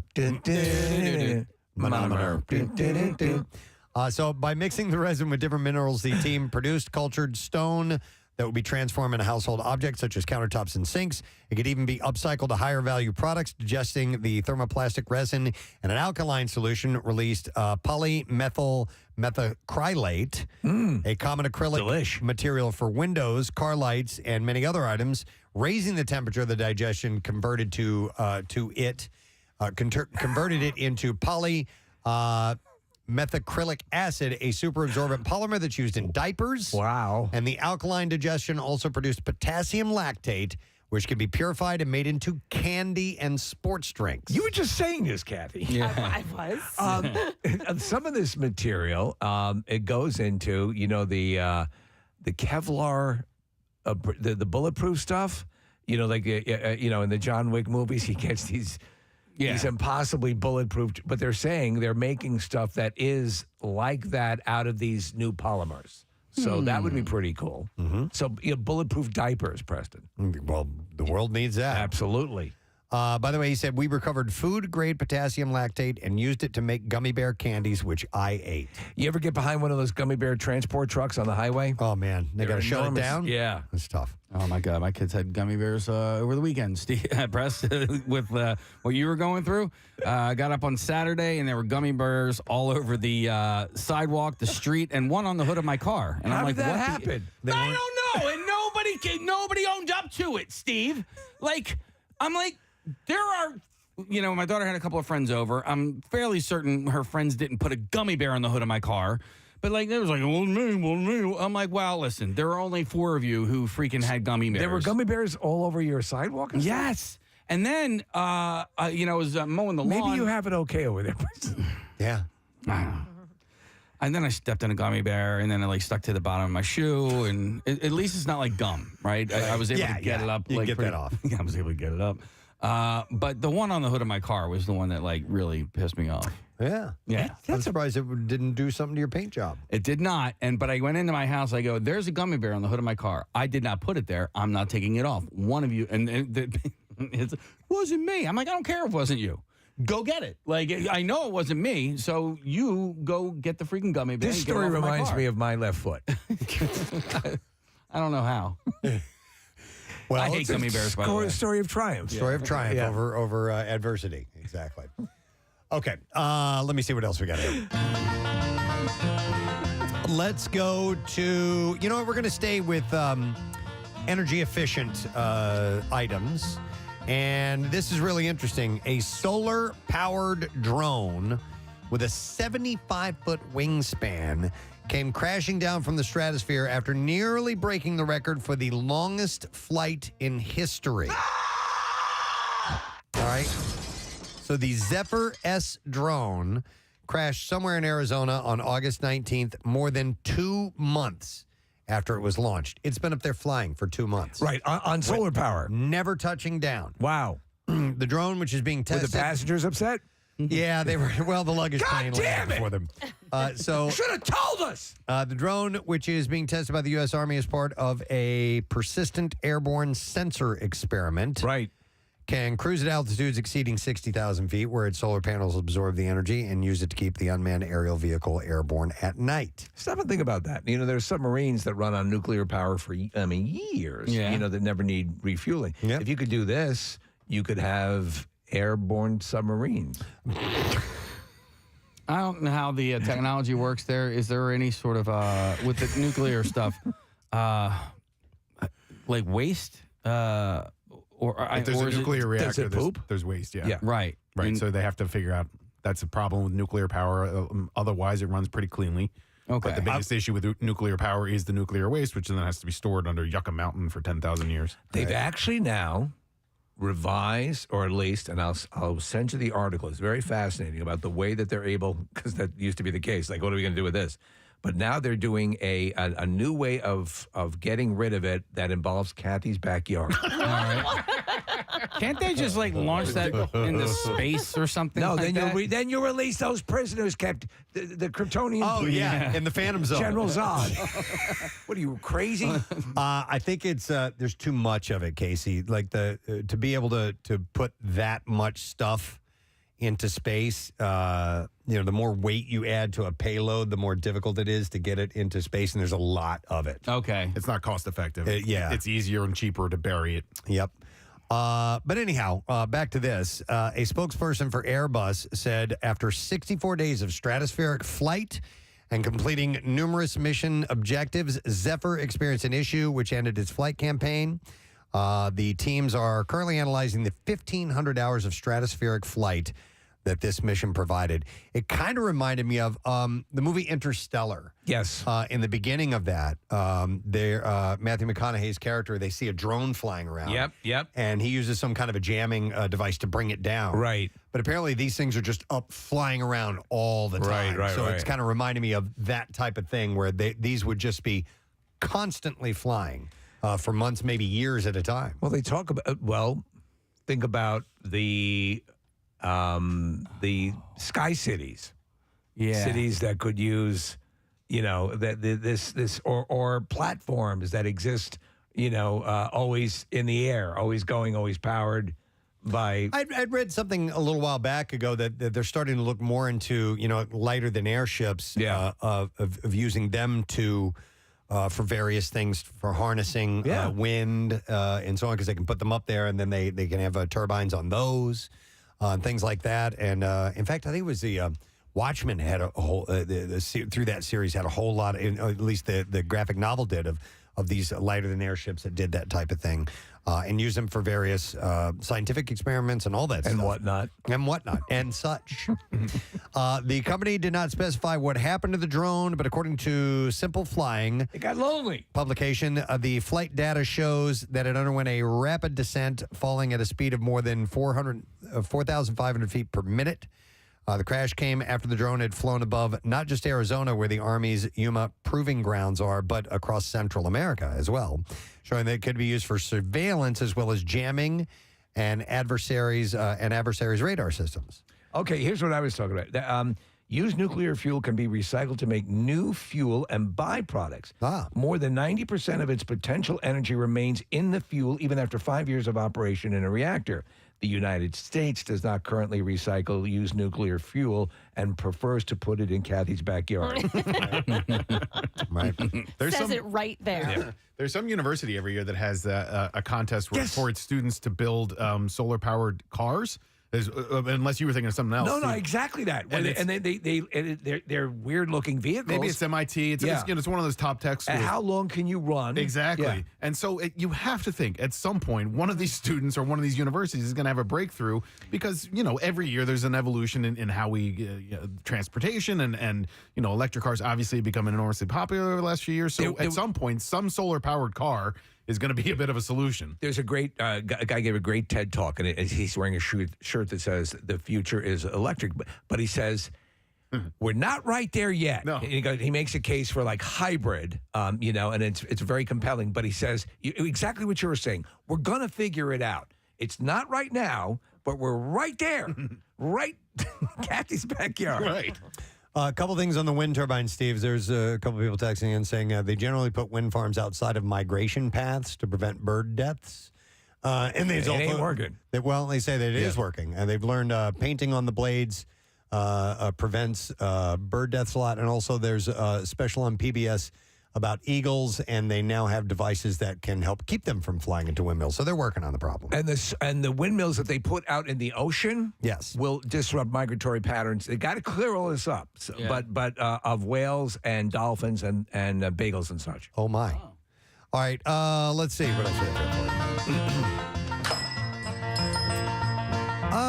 Let's go with this one. I thought this was kind of a sweet story. A family was left stunned after discovering a heartwarming time capsule from 1969 stashed away behind a fireplace during renovations on their new house.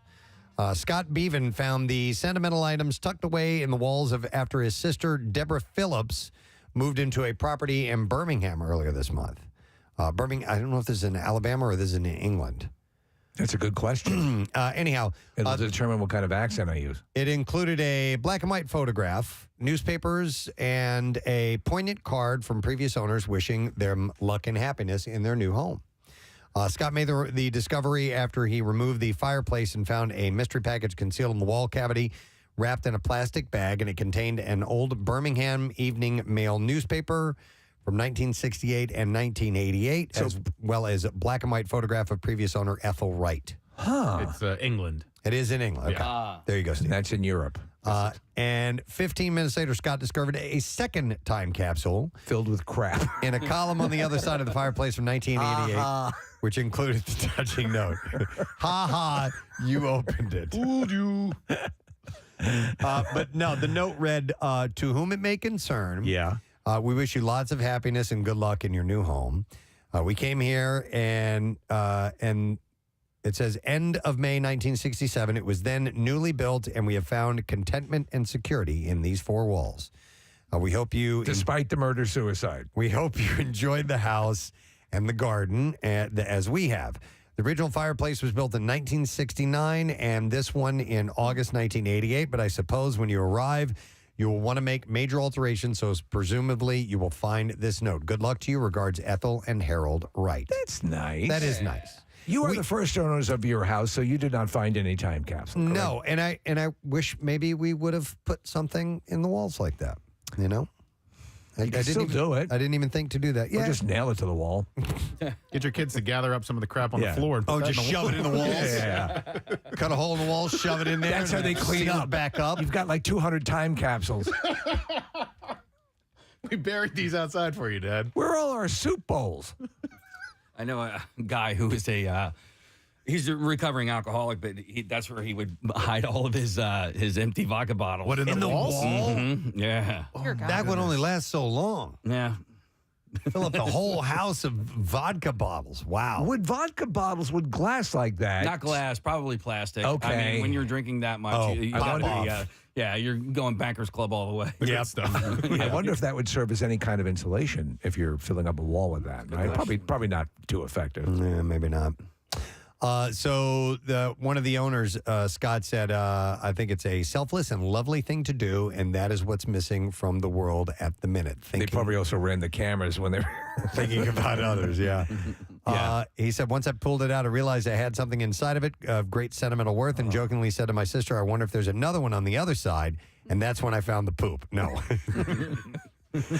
Oh, my God, that's horrible. He said the couple must have reburied the first capsule from the 60s in one column, that they added another one in 1988. Please feed our dog. That'd be that would be neat to come across something like that. Yes. Yeah.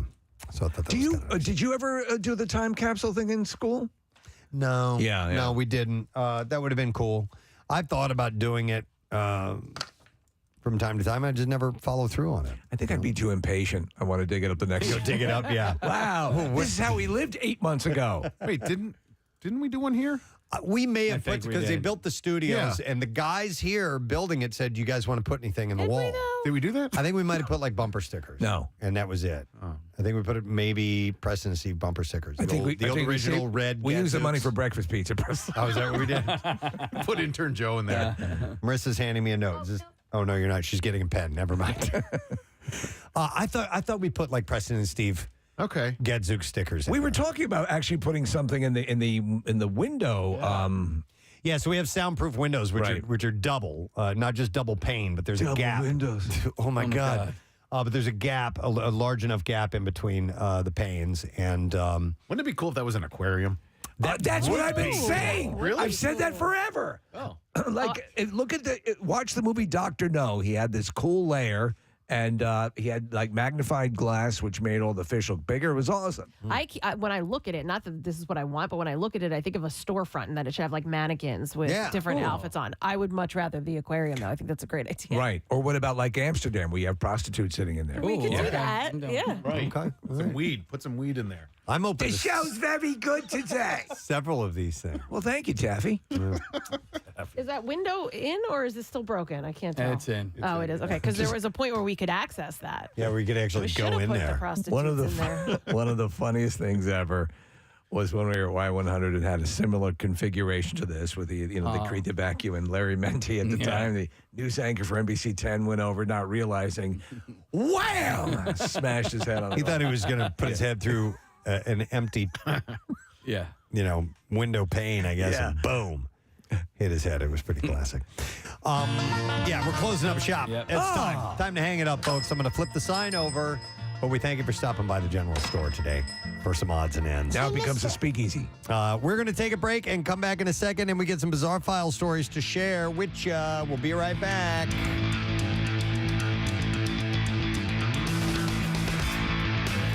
Preston and Steve on 93.3 WMMR. Songs, but we made it happen. We really did. It's such a Can't believe it. Hallelujah. No, it's very cool. And honestly, the entire world has gone through a maelstrom of stuff. Obviously with the COVID and all that stuff. And then you guys have also, all of you at some level, been dealing with personal crises. And, here you are at this end of it, releasing music into the world, connecting with people and what you love doing. Is there just a big sigh of relief now that it's out there? I can't imagine what that process is like and what you're currently experiencing. It feels so good. It really does. And for us, it's not something we do every other year. It's something that is, it comes out when it happens, when the inspiration hits and the time is right and everything lines up and we know what we want to do. So more than ever, it feels like a very special occasion for us. And, like you said, having so much to get off of our chest personally and just feeling connected, with the rest of the world in this time of the last couple of years, just strain and loss and frustration. Feels so good to be in a rock band. Yeah. Pour all that out into the music. I can't tell you how good it feels. And now, I'm such a detail critic, always hearing all the little things I want to chip away and change. To finally have it done and not be listening to that anymore and just to listen in my car and enjoy it, it feels really, really good. Okay, I wanted to ask about that in particular. So, and I would imagine all artists, musicians, maybe not all, but some go through this where you have this final product, you're very proud of it. It's sat for a little while, it's sunken in. Do you go back and go, man, I wish we would have done that. I wish I would have added this harmony. I wish I would have tweaked this and that. Or are you okay with, or is that just natural? That hasn't happened yet. Okay. I don't think that about the new stuff. It's funny. I'm hearing so many little things when there's still the chance to change it. I'm hearing this and that and this and I don't know and maybe this and one more of this and we need more background vocals and all that. But then once it's done, finally stepping away, I'm like, I don't even remember all the details I was honing in on anymore. It just sounds great. Yeah, you know what, and that's why I would be a lousy producer or anything in that position because you constantly want to be changing and tweaking and doing this and that. You had Nick Raskuletis as your producer, one of the best rock guy that there is to it. And, Yes. and does he tell me about your working with him and what that experience is like? He's the best. He's incredible. And that's part of what makes that happen. He's very much in on the details like I am. We work really well together. We don't always have the exact same idea. It's good to have somebody who has different ideas and goes, hey, maybe you should try this one other thing. But really, it's so good to have somebody that you really trust who can say, when you're like, what's better, A or B? Like this take or that one, or like for me to go up here or go down here. Somebody who's just like a good sounding board of like, dude, it sounds great when you do it, when you go up. Let's go for that. You got to have that. All right. I also wanted to ask, Steve had mentioned the fact that there's a lot of there's a lot of message you're getting across with this music. There's a lot of things happening. You mentioned a lot of tragedy. There's some good things too, but I wanted to ask you on a personal note. When I will sometimes listen to songs for years and have no idea what the artist was the message that they were trying to get through in this song. Now, I may love the melody and the harmonies and the rhythm and all that stuff, and I like the song, but don't really know what it's about. Sure. How do you feel about that? When you've poured emotion, you've written these lyrics, you're getting across a very specific theme that you want, and people don't get it. Is that okay? It's totally okay. Okay. Honestly, I write in a way that is very cathartic for me. And in some of these songs, I hear what I'm saying, and I'm like, there's no way anybody can hear this other than exactly what I mean.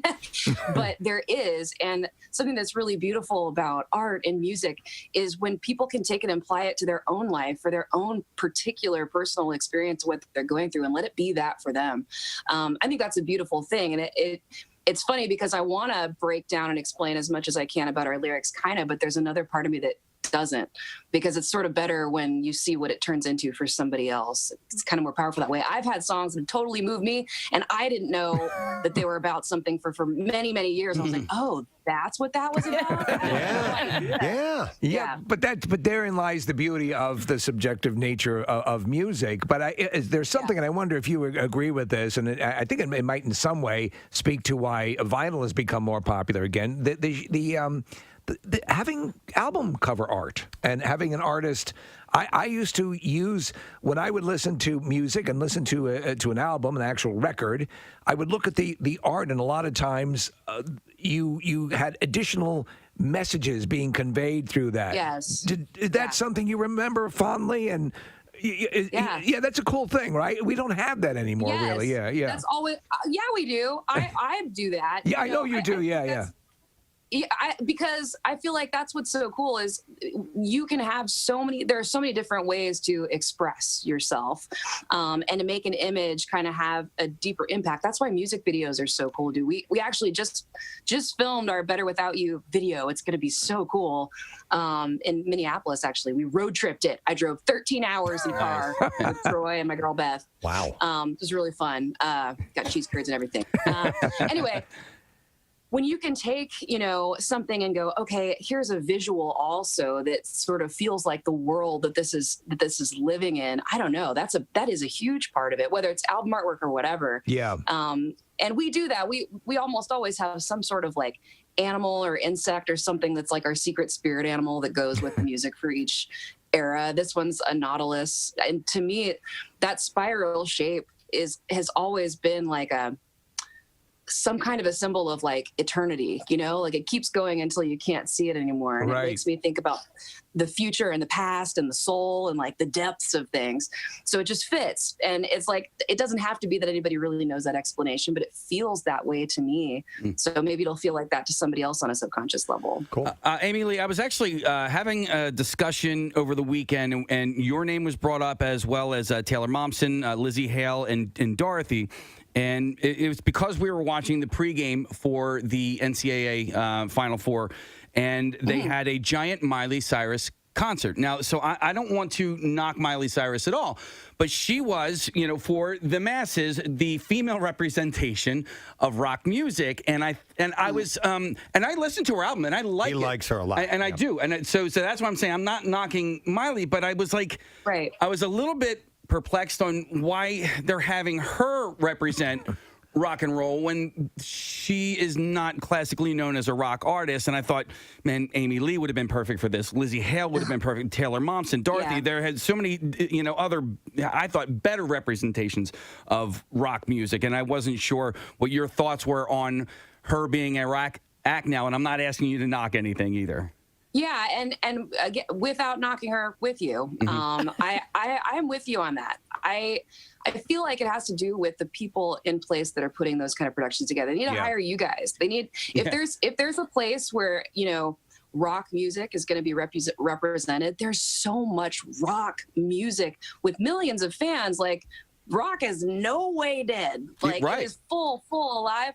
But we need people in the positions of power and placement to recognize and tap into that rock world instead of always trying to make it, well, what'll just get the most people, you know, that have heard this name before or whatever to care about it.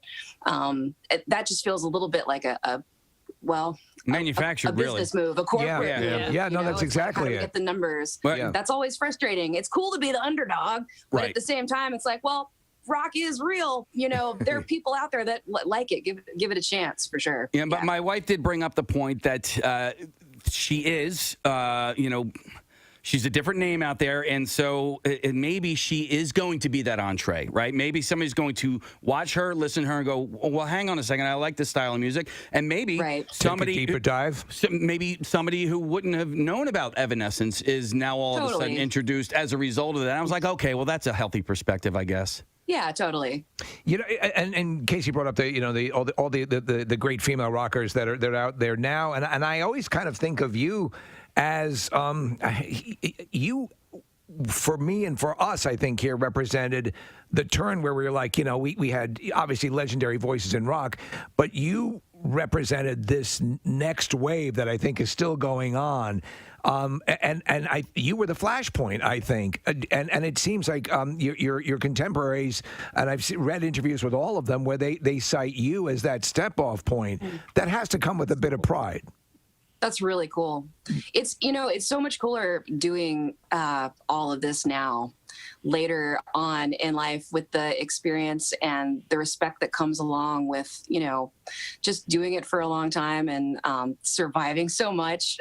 Yeah. It's I would way rather be where I am now than what it felt like when we were starting out. Yes. Yeah. It's badass. It's incredible. You know, there are so many people that came before me, you know, that have influenced me. So many rad women. It's not like I'm like this one pillar of rock. There have been women in rock from the beginning. Yeah, but you had a style which I kind of see as almost like dominatrix-esque.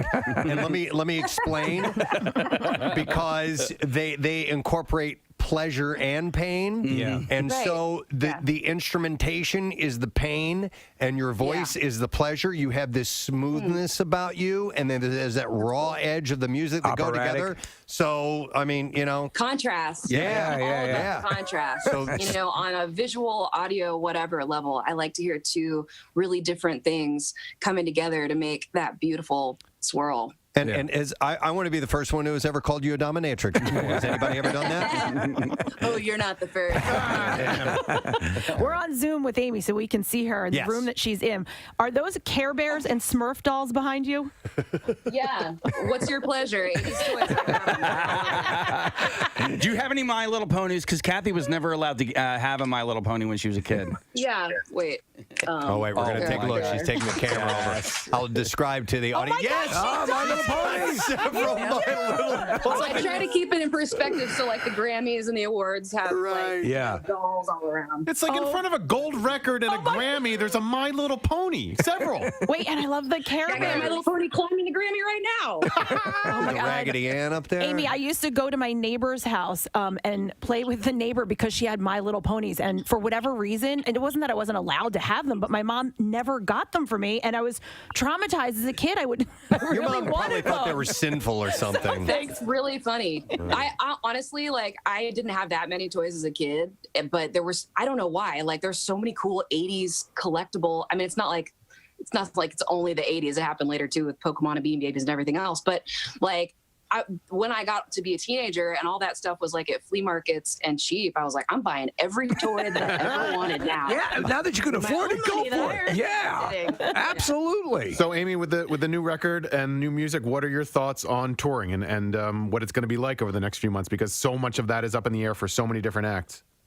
Yeah, we're not going to be out there this summer, but we are making plans for the end of the year. And I just can't wait. It's been just this thing where we keep making plans, and this is like with tour and everything else over the last year and a half almost now. You just keep making plans and keep having to push them back, and then you just keep making them again and keep making them again and keep, waiting for that time when you don't have to postpone it again. So we just keep making plans. Yeah. And I feel like now, we're in a different situation than when we were in last year when we just kept pushing it back, hoping for something. Now there's a vaccine. Now things are changing. I've already gotten my first shot. We're headed towards the end of not being able to do it anymore. So we are going to unleash the fury. I am so ready to get out there and just play and feel what it feels like to be on stage, just immersed fully in music with a group of hot and sweaty people. Don't you want that so bad right now? Absolutely. Yeah. Absolutely. So good. Yeah. Yes. As a matter of fact, when was the last time you played our? I guess Marissa did this, or maybe it was Nick Murphy. I'm not sure, but they have isolated the 5 best moments from Kathy's birthday drum video that I made for you, and I'd forgotten. They have pictures isolated of me dancing and whatnot. But anyhow, that's great. Today is Kathy's birthday, and we're all celebrating in our own special ways. Absolutely. And if you'd like to see the video, you can go to PrestonandSteve.com. I made it for her. I think it was last year, or maybe it was 2 years ago. I think it was 2 years ago. I would think it was like a stir crazy pandemic birthday video thing. So now we also have some other new links on PrestonandSteve.com. The Rob McElhenney Wrexham interview. Welcome to Wrexham. That premiered last night, and you can see or catch the interview. And we have the best Gene Simmons Daily Rush videos for Gene's birthday today. Oh, isn't that great? So those are all put together. We should let him know. If you want to go to PrestonandSteve.com and see that. So Gene Simmons. Yep. How about that? 72, did you say? I think you're right. Yes. Yeah, I think you're correct. Yeah. I think it's the National Park Service's birthday too today, Kathy, and they turn 106. Guess what I get to do? Way older than me. The national parks. Did that coincide with Yellowstone, the first national park? No, there were parks that were established first, and then the National Park Service in August 25th, 1916. Okay. Woodrow Wilson signed the act. Nick, of all the national parks that you've been to, if you could only go to one for the rest of your life, probably Yellowstone. I mean, it's the OG, but it's unbelievably amazing. It's also massive. Sprawling. It's bigger than Rhode Island. And it can erupt at any moment. Yes. There's so much to see and do. But I'd like to go there when there's not a butt ton of people there. Yeah. When's the new park? Is it going to be a national park in this area? There was a whole bunch of land allocated. I thought it was a state park. Is it a state park? Okay. Well, and then Probably there a was, state park. There was also talk that the Delaware River Gap was going to become a national park. Right. And that's already established. It's like a national wildlife refuge or something along those lines. I love that. There's different designations, but they were talking about making that the 64th national park in the That'd be the country. cool. Yeah, so we'll see if that happens or not. Yeah, nice. All right, well, happy birthday, everyone. And let's do the bizarre file. Here we go. WMMR presents Preston and Steve's Bizarre File. Brought to you today by the Landis Theater. The Dead Daisies with special guest Enough's Enough is performing Wednesday, September 7th at the Landis Theater. Tickets are on sale now at thelandistheater.com, or you can visit thedeaddaisies.com as well.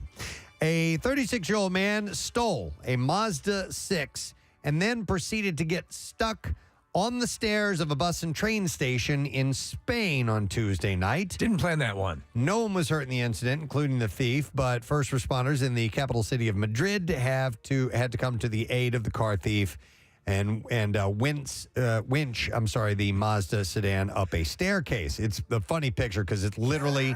It's going down the stairs. Right. And it just got stuck on the way down. Reports said that the thief drove the Mazda through the access road meant for city buses. The driver smashed it through the double doors of the station and then rolled it down the stairs where the car became stuck between the handrails. The thief reportedly escaped through a window but was later apprehended. He was unhurt, but Madrid Municipal Police nonetheless took the 36-year-old to a nearby hospital. Luckily, there were no commuters around when the stolen Mazda crashed into the station, and no bystanders were injured. It happened around midnight, and the station is open to commuters daily from 8 a.m. to 8 p.m., so it was empty at the time. Detroit police arrested 3 children Monday for attempting to steal a Dodge Charger and actually multiple Dodge Chargers and Challenger Hellcats. From one of the motor plants there. Yes. The 3 who were 11, 12, and 14. Doesn't that blow your mind? Were caught breaking into the cars in one of the facility's storage lots in what may have been a scheme orchestrated by older thieves to mitigate the risk of harsher sentencing. An officer said that 11 is the youngest that he'd seen, but that younger and younger children are regularly getting involved in auto theft and carjacking schemes. The 14-year-old suspect arrested in the attempted Dodge heist was not the only child that age arrested over the past weekend for auto theft. The other 14-year-old was also a repeat offender. Authorities are convinced that young children are being recruited because they are unlikely to face stiff penalties. Yeah. Handing orders over to these youngsters also serves to isolate the adults and other teens from the crime itself.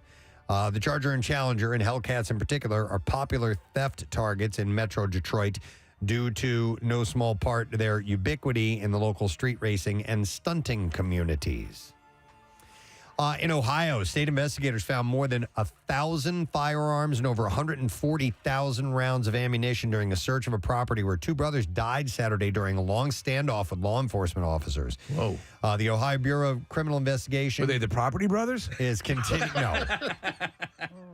continuing to investigate the fatal shootings of Randy Wilhelm and Bradley Wilhelm at their residence. I thought Melissa McCarthy had pushed them over the edge. Authorities say the brothers were killed when they drove a side-by-side ATV toward officers standing near an armored vehicle. Both men reportedly were armed as they drove toward the officers. Wow. The 9-hour standoff started when a bail bondsman had called the county sheriff's office telling dispatchers a suspect had fired several shots at his vehicle.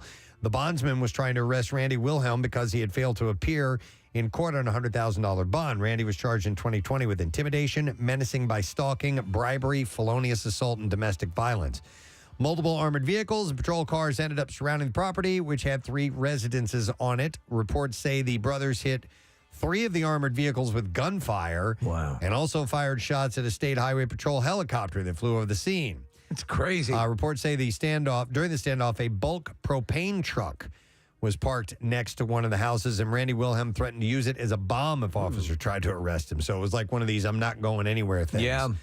The dispatch reports that Wilhelm might have had a stash of weapons and ammunition in the home and was determined to not be arrested. But those guys ended up losing their lives over that. A Japanese man had to tweet for help when he found himself locked inside a store because he fell asleep in a massage chair. I could see that. Totally. Yeah. The staff apparently did not notice the man was still in the chair when they closed up for the day. The man woke up and posted photos of the dark and empty shop. Police got in touch with the shop's manager, and once they determined the man was not a robber, He tweeted that they let him leave, so he just passed out in one of those things. 9 passengers and crew aboard a luxury yacht, like one of these big ones, were rescued Monday after the 131-foot vessel sank off the southern Italian coast. The super yacht named My Saga likely ran into trouble during bad weather, according to dramatic video taken by the Italian Coast Guard, which showed the pleasure craft listing in rough waters near Calabria before vanishing into the sea. You always think that, that they have a good crew on those things. They can afford the top. And to see it go down that way is so bizarre. Yeah. One of 2 patrol boats in the area rescued 1 crew member and 4 passengers, while a tugboat arrived and rescued 4 other members of the crew. The boat was lost. Bad weather prevented the tugboat from towing it back to shore, and footage showed the stern submerging first before the bow ascended sharply and sank, and the whole thing just goes under. How deep are those waters, do you think? 11 feet. That's not that much. That's a good question, Case. I have no idea how deep it is where they were. Substantial. Yeah, no, the only reason I ask is, if I were a scuba diver and a treasure chaser, I'd go into something like that. Sure. Could they do recon on that? I'm sure. Authorities are. They made it down to the Titanic, for Christ's sake. Are looking into what caused the accident. Built in Italy in 2007, the craft had been on the water for just 15 years, according to the Super Yacht Times. By the way, that's the second yacht publication I've mentioned on the show this morning. That's pretty amazing. I didn't even realize that. Do you think they had insurance? You would hope so. I don't know. Dude, I told you. All right, we got to wrap it up there. That's what I have in the bizarre file for you. Let's give some away. Case, which of these things? Those things. All right, I got a case of Bud Light Seltzer, the variety pack. If you're caller number 17, you're at least 21 years of age, I'll set you up with some refreshing fruit flavors like watermelon, tangerine, mango, and black cherry. It's 100% seltzer with no beer included, and you can try the loudest flavors ever today. So caller 17, you get a case of Bud Light Seltzer Classic. It's a variety pack. 215-263-WMMR. Be back in a moment. Preston and Steve on 93.3 WMMR. By the way, I'm going to call it football because I don't want to get stabbed when I get back over to Wales. Understood. That's Philly's own Rob McElhenney, proud new owner of Wrexham AFC, checking in about his brand new docuseries. Years ago? I 2019. don't think it was that long ago. Yeah, because I had a great memory of being in the commissary, if you will, and I believe they might have been serving kielbasa sausage, and I started singing Tenacious D, and you were there, and you actually sang with me a little bit. Oh, really? Yeah. Yeah. Your butt cheeks is warm. Yes. That was our road trip music. We were just on that road trip. It was all Tenacious D, like That's awesome. all of it.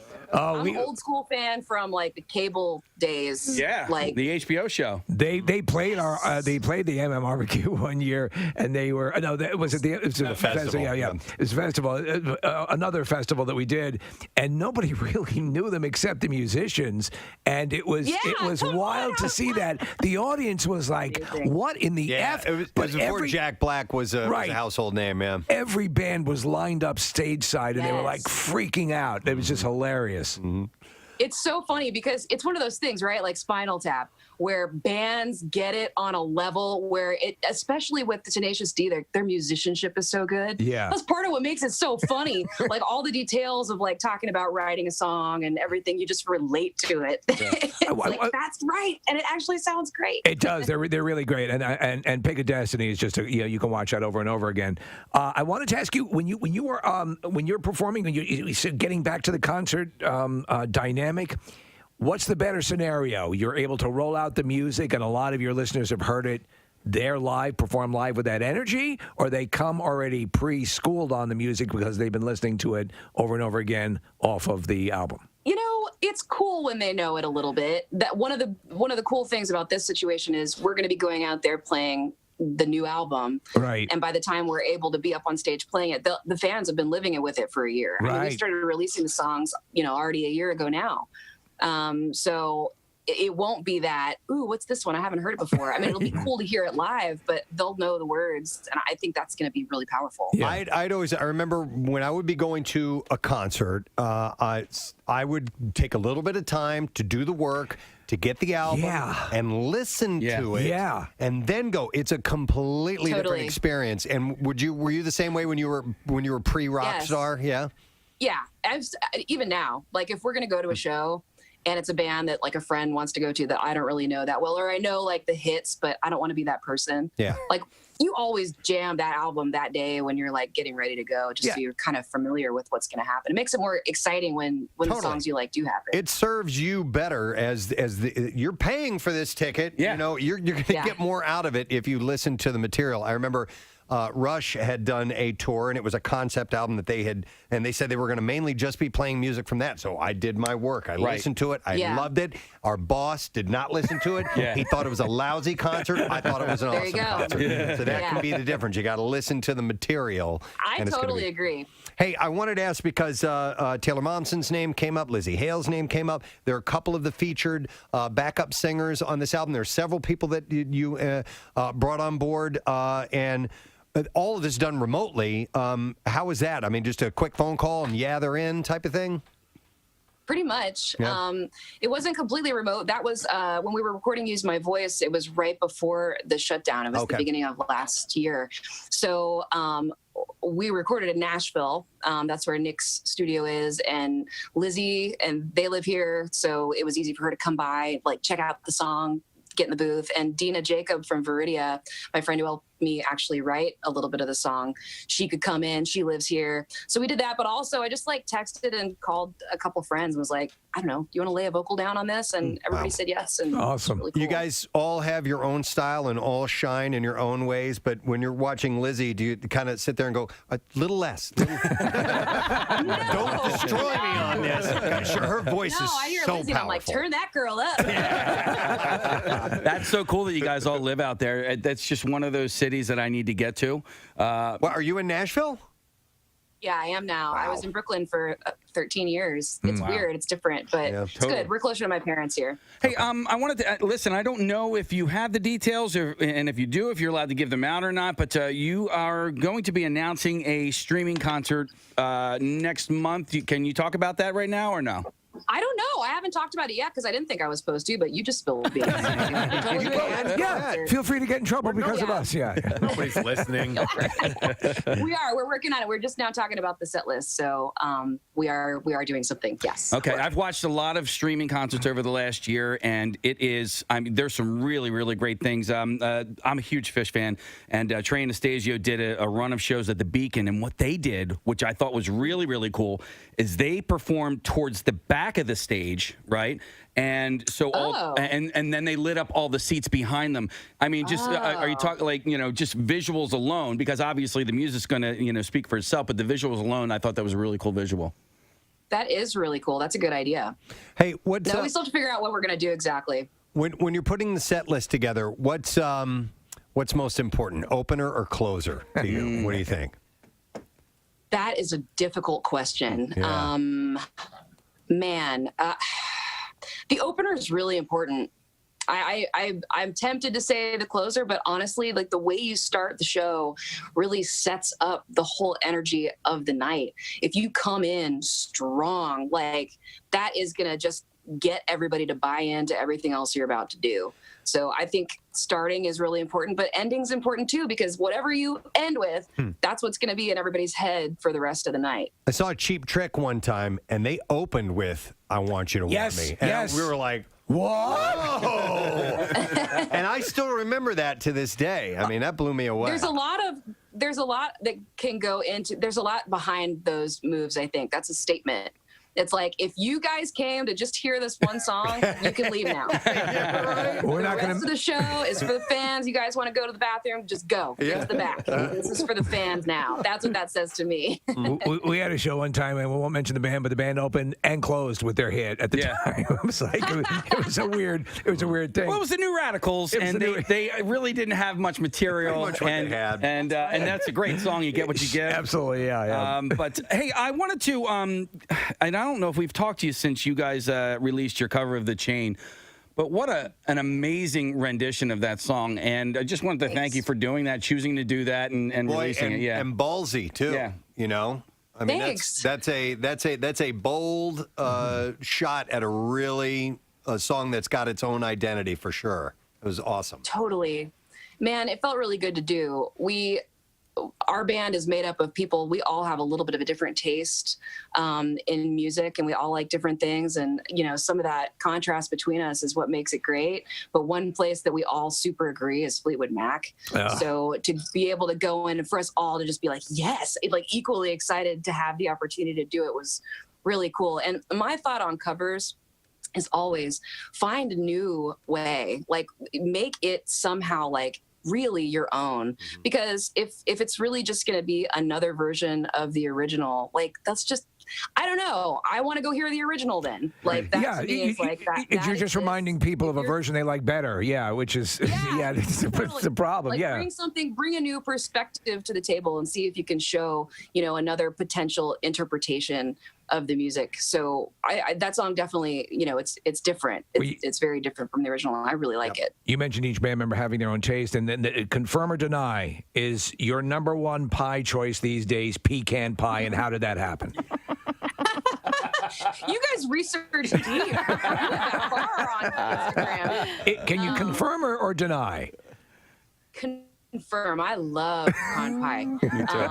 I mean, I like food in general. I'm a food person, but I think that was like last Thanksgiving or something. I was like, okay, I'm making a mark in time. Like, this is my favorite. I'm tired of playing around. This isn't a joke anymore. So you pronounce it pecan pie, which is how I say it as well. Steve says pecan. Yeah. So then where are you from? Where did you grow up that you got that pronunciation?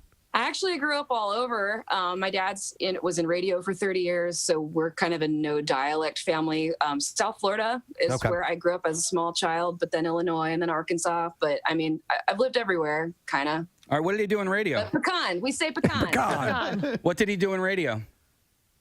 He did what you do. He was a DJ, a program director, morning show. Oh. We traveled. That's why we moved around a lot, just different jobs. Wow, cool. Excellent. Well, listen, we're excited about the prospect of maybe a streaming show coming up, and obviously you doing the live stuff, which is going to be fantastic, and the new album is great. So, Amy Lee, congratulations to you, the rest of the guys in the band. Thank you. And just keep doing what you're doing, and we love it, and we appreciate it.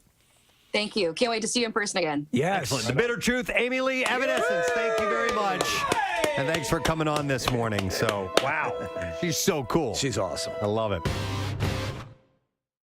I love this. I was looking on our next guest Twitter account, and he's got a tweet from Ryan Reynolds. Yes. It says, excited to see the Snyder Cut, but ahead of its debut, and with the aid of a good amount of aviation gin, tonight at 6 p.m., I'll do something I've never done.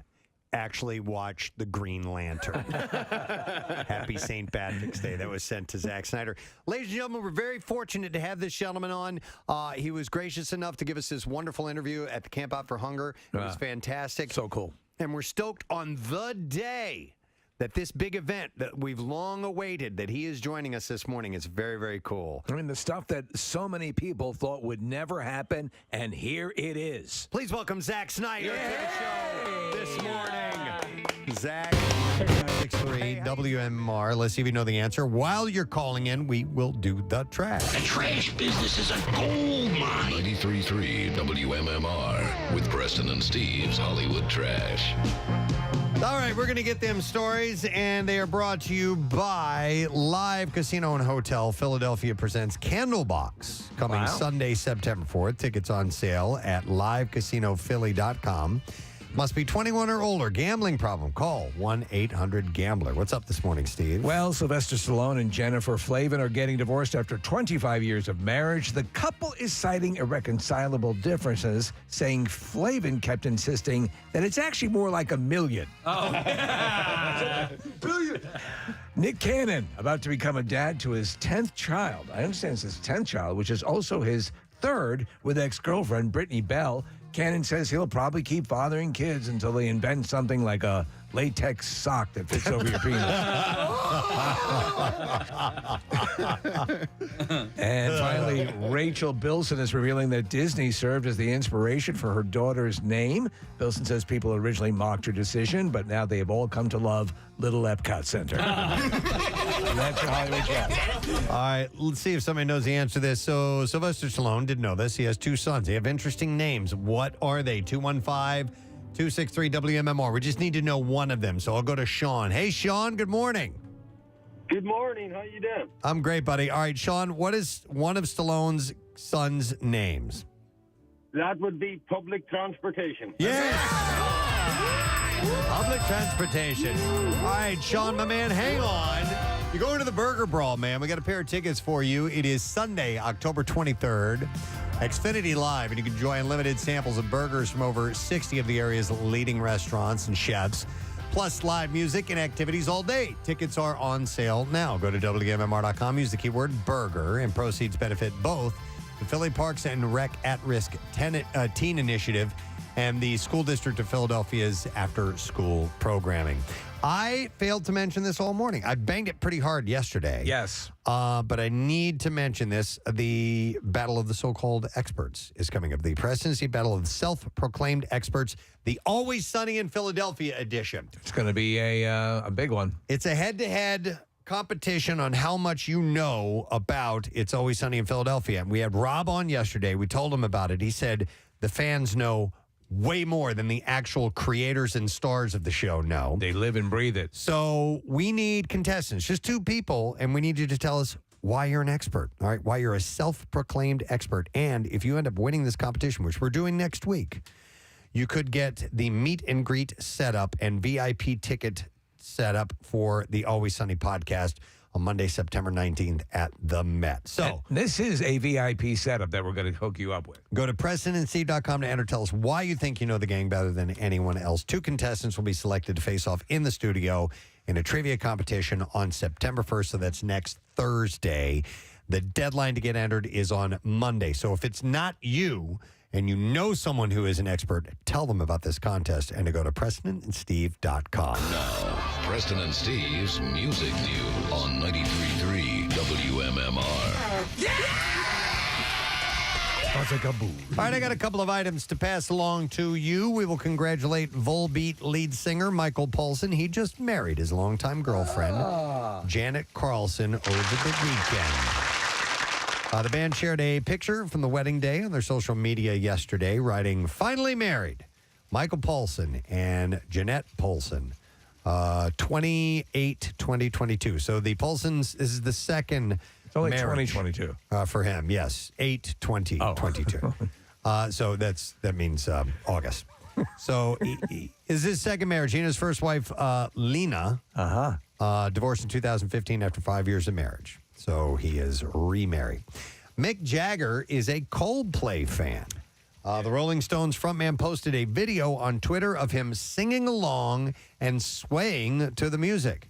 Any song in particular? I don't know. I didn't see Yellow. I didn't see the post. You were yellow. But he was at the show. I will fix you. Yes, he was at the show. Wow. He said, had a great time watching Coldplay last night. A real busman's holiday, he said. I don't know what a busman is. The video Drives a bus. Captured the entire audience singing along to Coldplay's Fix You. So there you go. That was right. That's what it was.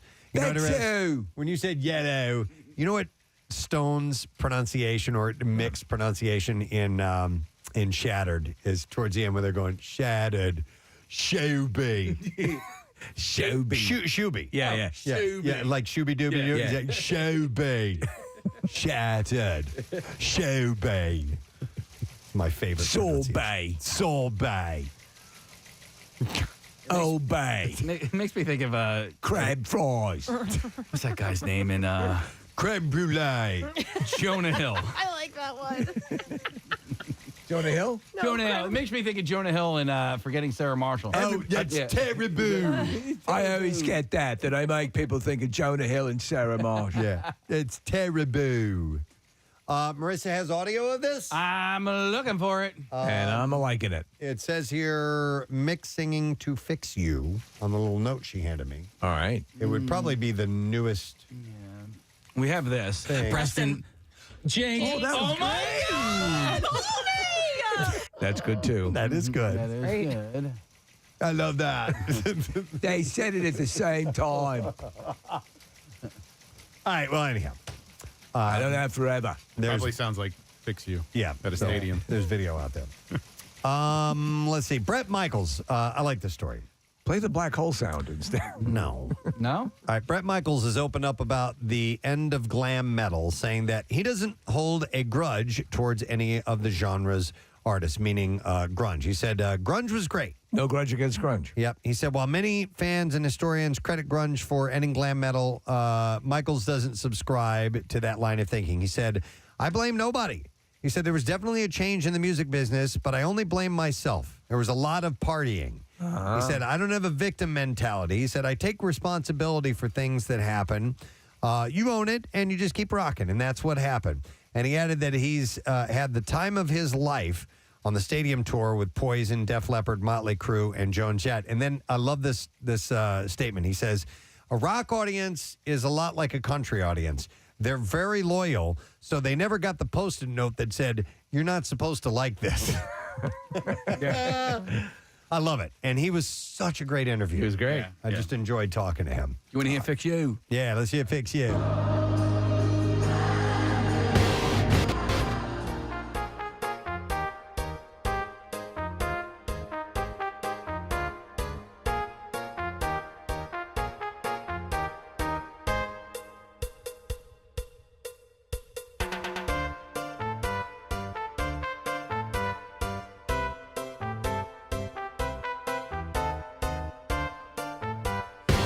Eddie Van Halen came to him in a dream and wrote a song with him. Hagar, who released Crazy Times in his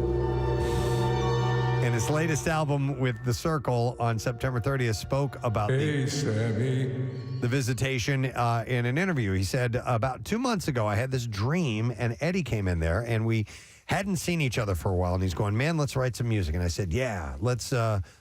And we went over to the corner of this room. I have a song in mind called I Can't Drive 65. He said he had a guitar and he played me this thing, and it was like this lick. It's like the last lick that Eddie Van Halen showed me when I went back for the 2004 reunion tour, and when he was a mess. And I said, Eddie, show me your newest stuff. Because every time I'd be around him, I'd say, show me your new stuff. And he'd say, okay, check this out. And he went on to say, in the dream, he did this harmonic thing, and he slid it up to a chord like a slide guitar. And we wrote a song with that lick, and I remembered it. I got up in the morning. I wrote the song. It's called Thank You, and I used the effing lick that he showed me in the song. He said, I've got goosebumps head to toe just talking about it. So I wrote it, and we're going to do that song someday. He spoke about how he intends to credit the song. He said, now that's going to be an Eddie influence song to the point that I'm going to co-write it with him, and I'm going to give him credit, and then maybe we'll donate the money to charity, whatever. But he said, you see, I feel so embarrassed about it because everyone's going to say, okay, look at Sammy trying to capitalize on Eddie. But no, I'm not. You don't understand. This is a real effing dream, and I told you exactly what happened in it. So he had this weird moment. I'm curious to hear what it sounds like. And got some inspiration from Eddie from beyond. Paul Stanley seems resigned to the fact that no new Kiss music could ever measure up against the band's classic albums. Despite the band's last two sets, 2012's Monster and 2009's Sonic Boom, both going top three, the songs have failed to enjoy shelf life alongside the Kiss material from the 70s and 80s. During his recent appearance on the Sonic Boom. During his recent appearance on the Howie Mandel Does Stuff podcast. Yeah, I watched a bit of it. Paul spoke frankly, explaining, at this point, I came to the conclusion that I can never compete with the past. Yoga, fire. Not because it's not as good, but it hasn't the connection. It hasn't the connection to important times in your life. It doesn't have the patina to it of, gee, I remember I heard this song when I was 18, or I heard the song when I was on my first date or whatever. You can't compete with that. It's more than a song. It's a snapshot of your life at a certain point. Regarding committing to him writing and recording a new Kiss album, he said, I think it's setting itself up for disappointment. Not crushing disappointment, but when you put your heart and soul into doing something and it kind of gets a polite nod, there's other things that I'd rather do. So he has it in, I think, a good perspective. Yeah, he's not going to write anymore. He understands that it's just, we had our moment. Do it. Yep. All right, and then two other things. It's MMR rocks Corn and Evanescence this Saturday at Freedom Mortgage Pavilion, and each day this week it's been going on, so there's a couple days left. On Jackson's show, You can win a pair of tickets in a pair of the best seats in the house and passes for the VIP room as well. Excellent. So make sure you tune in to Jackson this afternoon starting at 3 o'clock. Tickets are on sale now at Ticketmaster. Complete details at WMMR.com. And then I've mentioned this before, but the MM artist this weekend is Red Hot Chili Peppers. Double shots every hour, hits, deep cuts, the brand new single Tip of My Tongue, plus lots of chances to win tickets to the big outdoor summer concert September 3rd at the ballpark with the Strokes and Thundercat. And all winners this weekend also get the new album Unlimited Love on vinyl. And you can go to WMMR.com for complete details, including another chance to win for MMR VIPs. Tickets are on sale now via Ticketmaster. So check that out today on the website. That's it in your music news.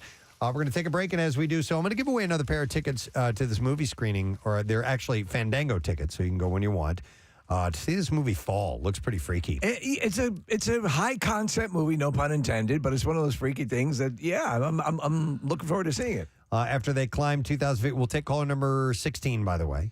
After they climb 2,000 feet to the top of a remote, abandoned radio tower, two friends find themselves stranded with no way down in theaters now from Lionsgate. You can get those tickets now. Give us a call, number 16. We'll set you up. We're going to take a break. Be right back. Wrap up the show. Stay with us. Preston and Steve on 93.3 WMMR. We're spicing up your August with an MM Artist Weekend featuring Red Hot Chili Peppers. Starting with double shots every hour. An exciting day for a lot of people, including most of all you.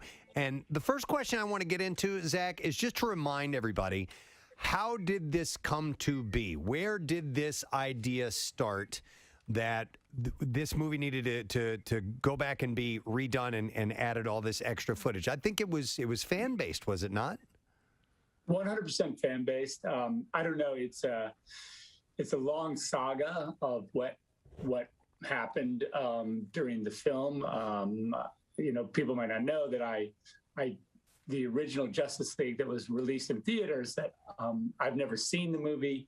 I left the project due to a family tragedy that we had, and so I never completed the film. They brought in another guy to finish it, and they made a couple of changes in my absence, and so I guess there was a hashtag that circulated called "Release the Snyder Cut." And that hashtag started on November 17th, 2017, which is the day the movie was originally released. Wow. There was a guy who walked out of the theater and just went like, nope, and tweeted that. And since, it's been tweeted millions of times. The studio finally was like, okay, well, I guess we have to do this. It's miraculous. Yeah. It is a miraculous thing when you stop and think about it. So the actual release itself, Zach, the actual movie, that it's in existence the way you originally envisioned it, but now the story of it has become Hollywood legend as well, how this actually was executed. So something that I'm sure would have to frustrate any artist and any guy, and I consider you a visionary. Preston and I, we all love your work. I mean, we're massive fans. And to think, okay, I guess I have to cast that one into the dustbin of, that's it. And then to be able to go back, and then you're getting things like IGN saying Zack Snyder's Justice League is a vindication for the director and the fans that believed in his vision. That's got to be awesome on this day to hear stuff like that. Yeah, it's really cool. And just the fans have been so amazing. Our big cause is suicide prevention and mental health awareness. And, the fans have raised now $600,000 just, in the little fan community. Because every time they did an activation, like if they bought a billboard, half the money would go to AFSP and the other half of the money would be like a billboard, or like whatever they do, half of the money goes to, AFSP and, for suicide prevention and mental health awareness.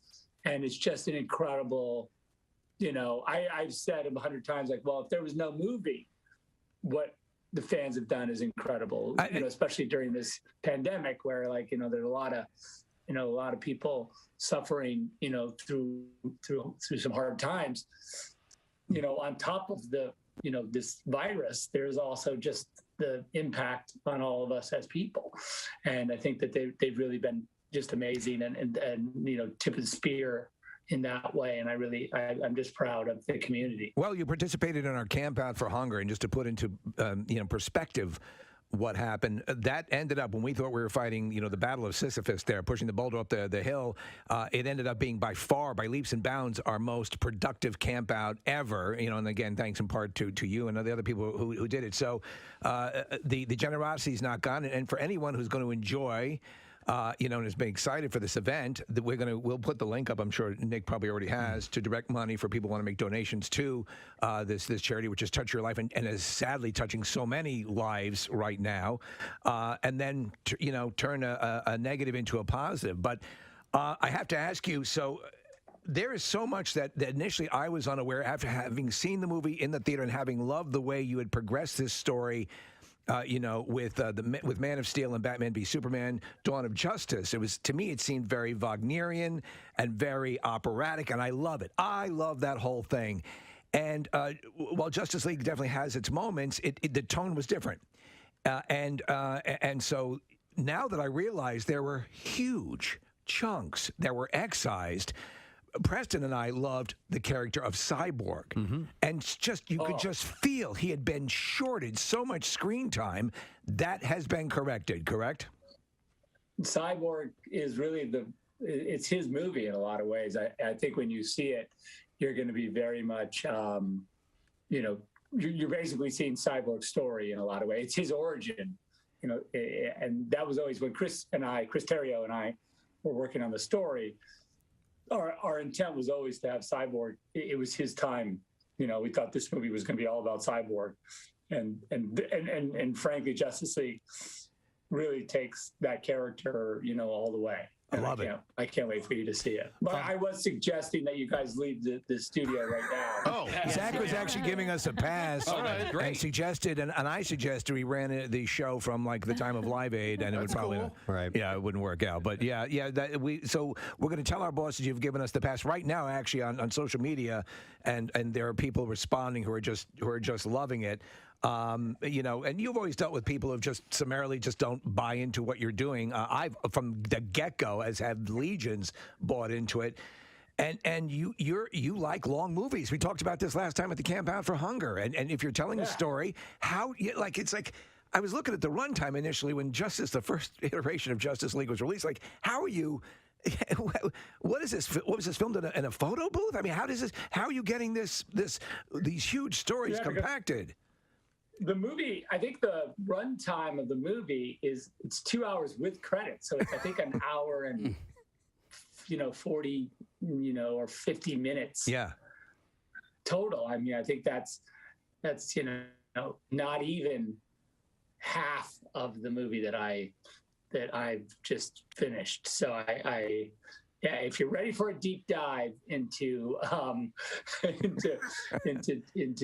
into some Justice League characters, if you're ready to really go all the way, please, this is what it's all about. Zach, mentioning a long film, and for those who maybe have a hard time consuming something that's 4 hours long, I did read this morning that it is kind of broken up into 30-minute chapters. Is that the case? Yeah, when I originally finished this cut of the movie, I finished in January of 2017. So I've been working on it even 2016. So and I had this idea then that I should divide the movie into chapters. And so it's really easy to, I think as a stream, when you're streaming it, and this is a great HBO Max thing that's happening, in that when you sit on your sofa, if you sort of think about it psychologically, like you're about to binge basically 7 half-hour episodes of a giant, some are 40 minutes and whatever, but I think you really, in that sense, it's really easy to watch, and you can always pause it at the chapters and go get your chips or go to the bathroom, or you can come back the next day. But it's really, I think in that way, it's the right sort of platform for it. We did finish an IMAX version of the movie as well, which hopefully when the theaters kind of open up more, we can put up an IMAX for you guys because we want to do that for charity, in the fall. Oh, we'll be there. We'll promote it. Yeah, we'll absolutely do that. And just to let people know, and it's my understanding that they might be thrown off as you watch it, as everyone will watch it today, and then donate to Zach's charity as well. That the aspect ratio that you'll see at home is a little bit different. Correct? Yeah, it's like the opposite of letterbox. So everyone took a while to get used to letterbox format, which is when you have black bars on the top and bottom, the kind of widescreen look. This is the opposite. It's in Academy or it's in full app. So it is shot in the sort of IMAX format, which is like a big square. So you'll have some bars on the sides of the screen. So don't worry about that. That's part of it. I was seeing side by side comparisons, and I love from you see more stuff going on. You need to see the bat signal. Yeah. Obviously, I have my Batman here with me. But I mean, the fact that all of that is going on, and just the color changes that you've done. Steppenwolf got a badass makeover. And I mean, with what you did, and HBO Max gave you some money, but what you've been able to do, and I've just seen stills, so I'm very excited. But everything looks fantastic. Cheers. Yeah, you're going to get to see Darkseid. I don't know if you know anything about DC. Darkseid he's the King Daddy bad guy of the DC universe, and he's not messing around. He doesn't play nice. He's just here to mess everything up. Yeah, and mess every single thing up. All right, it's been a fun 3 weeks. Yeah. Since we got back from vacation, and Kathy hit it right off the bat and said she's had more fun almost ever than. Well, it was the lead up to her birthday that had so excited. Yeah, so today's her birthday. Right. And it's the exciting culmination. Everything goes downhill from Right now, here on out. at this point, Now we it's could just- Botox and everything. And the grave. Yeah. Botox in the grave. Wow. That's a good morning show. Yeah. No, it's a 70s crime drama. Oh, okay. I think it's a band. All right. Botox in the grave tonight on ABC. Botox gets involved with an international drug smuggling ring. I have it. Got it? There it is. Good. All right, I would like to thank our guest, Sheila Watko from NBC. Clear the Shelters Pet Adoption and Donation Campaign. Wrapping up on August 31st, and NBC 10 is partnering with the 56 local animal shelters and rescuers to promote pet adoption, help raise funds to support animal welfare in the community. We have all the information at PrestonandSteve.com, but she was quite lovely for that Lovely event. girls, really Lovely girl. quite lovely. And we made a new friend, Josh Potter. Yeah. Is performing at Helium Comedy Club tonight. One show only, 8 p.m. He was great, man. He's a fine young man. Very Very talented young man. He comes from Buffalo, which is where Bill Weston used to DJ. Yeah, and so Wild Bill. And Josh did morning radio. Absolutely, for about 15 years. Buffalo as well, so it was nice having him here. Buffalo. So that was cool. Pierre Robert is in the studio. Hey, man. Good day. Nice to see you, sir. Always nice to see you kids, and I cannot wait till this weekend. Yeah, What's going on this weekend? Well, Preston's coming over and hanging with me at my house and helping me clean. Yeah, that's cool. Yeah. If you didn't like how your kids left your kitchen... Do you have a cluttered house? Oh, honey. Would you do us a favor? Really? And if you're fine with it, take a picture of one or two. No. No. No, I don't need that kind of torment. It's enough torment to walk in the door. I don't need the torment of posting it online and then having you guys get a hold of it would be the last thing I'd need. I know that you're that way around here and that you have a lot of stuff, but I would have thought at home exactly would be a little more orderly. I try, I crave, I desire. I desire order. I don't seem to manifest. So in your is things are in complete disarray, like hoarder level, or is it just not a hoarder. I'm I good wouldn't at see throwing you that things way. away. Yeah. Okay, so the trash gets thrown out. Yeah. Yeah. I mean, I don't save trash. How deep are the clothes on the floor in your bedroom? Everywhere. Okay. Oh, okay. I have, a big bed, but I live by myself. Right. So I have no one to answer to, which is part of the problem. But having stuff all over my bed, and then all I have downstairs is a Sony Trinitron. So I've taken to watching TV upstairs in my bedroom and then eating in my bedroom. And then food spills on the carpet and occasionally in the bed. And so that's not good. Do you have an actual old Sony Trinitron? I do. You don't, not a flat screen, a regular? Oh, no. Sony Trinitron. Wow. I carried it up to my apartment at They're like 1,100 pounds. Dude, you didn't carry that by yourself. I did. I carried that mother effer How many up. inches is that thing? I don't know. It's like whatever that 32? is. That's depth, and it's that wide. So but God, it's I that had one deep. where I needed help moving that thing. It Preston, was you remember ridiculous. the Trinitrons and like the Toshibas had, first off, they had sharp edges to their, it was a big cube. Right. And there was never any indentation for handle. Right. You would have to hold on to it and bury one of those points into your thigh as you carried it, and you almost had irreparable damage, nerve damage from moving those things. And That they hurt weighed my back. hundreds of pounds. Yeah, we had one. It didn't have the sharp edges, but we just called it the boulder. Because that's what it was. Yeah, much bigger than this thing that you're showing on the screen. We need to get you a new set. Yeah, all in good time. He's waiting for the technology to come around. So my neighbors, growing up, we had neighbors. Now, mind you, color television had been around for a long time. And I remember one of our neighbors, I'm waiting for them to perfect it. Well, what do you feel they're underselling when it comes to the color scheme here? What are they not getting green right enough for you? What are you going to do? I don't know. You get what you get. Did you see Jackie at the Phils game last night? I saw pictures of it. It was fantastic. Saw some video of it. John Brazier was afraid that he was not going to get off the field ever. He was dancing with the mummers, and they did the old gag where the umpire isn't going to move, and then the umpire ended up dancing with him as well. But it was just terrific. It was so cool to see Jackie out there dancing with the Fanatic. Yeah, it was cool. Were there players on the field at the time? It was in between innings, so Jackie came out, I think, in between the 5th and the 6th. Okay. Did they play music? They did. They played mummer style music, and he was dancing with an umbrella. He was in full regalia, and then the Fanatic had an umbrella, and he was dancing as well. And then they went up to a guy that was dressed like an umpire, and they were harassing him and annoying him. And then all of a sudden, the umpire started dancing as well. But it's just terrific. So that wasn't really a referee. It's a gag. No. Okay. Yeah. Okay. They've done that bit several times, but it's really just, it was so cool to see Jackie out there. And it's just him. I thought it was going to be more than one mummer, but it was just Jackie and the Fanatic, yeah. Were you there? No, I was watching it on TV. Oh, cool. Cool. Pancake went to the game. So Yeah. Were we victorious in our noble We were effort? indeed, yes. There you have The boys it. in blue reign supreme. Against the Radical Reds. Yep, The right, Radical be Reds. them. Yeah. There it is. Well, how about we do the letter of the day? I think. Here we go. Preston and Steve on 93.3 WMMR. Now, the Daily Letter.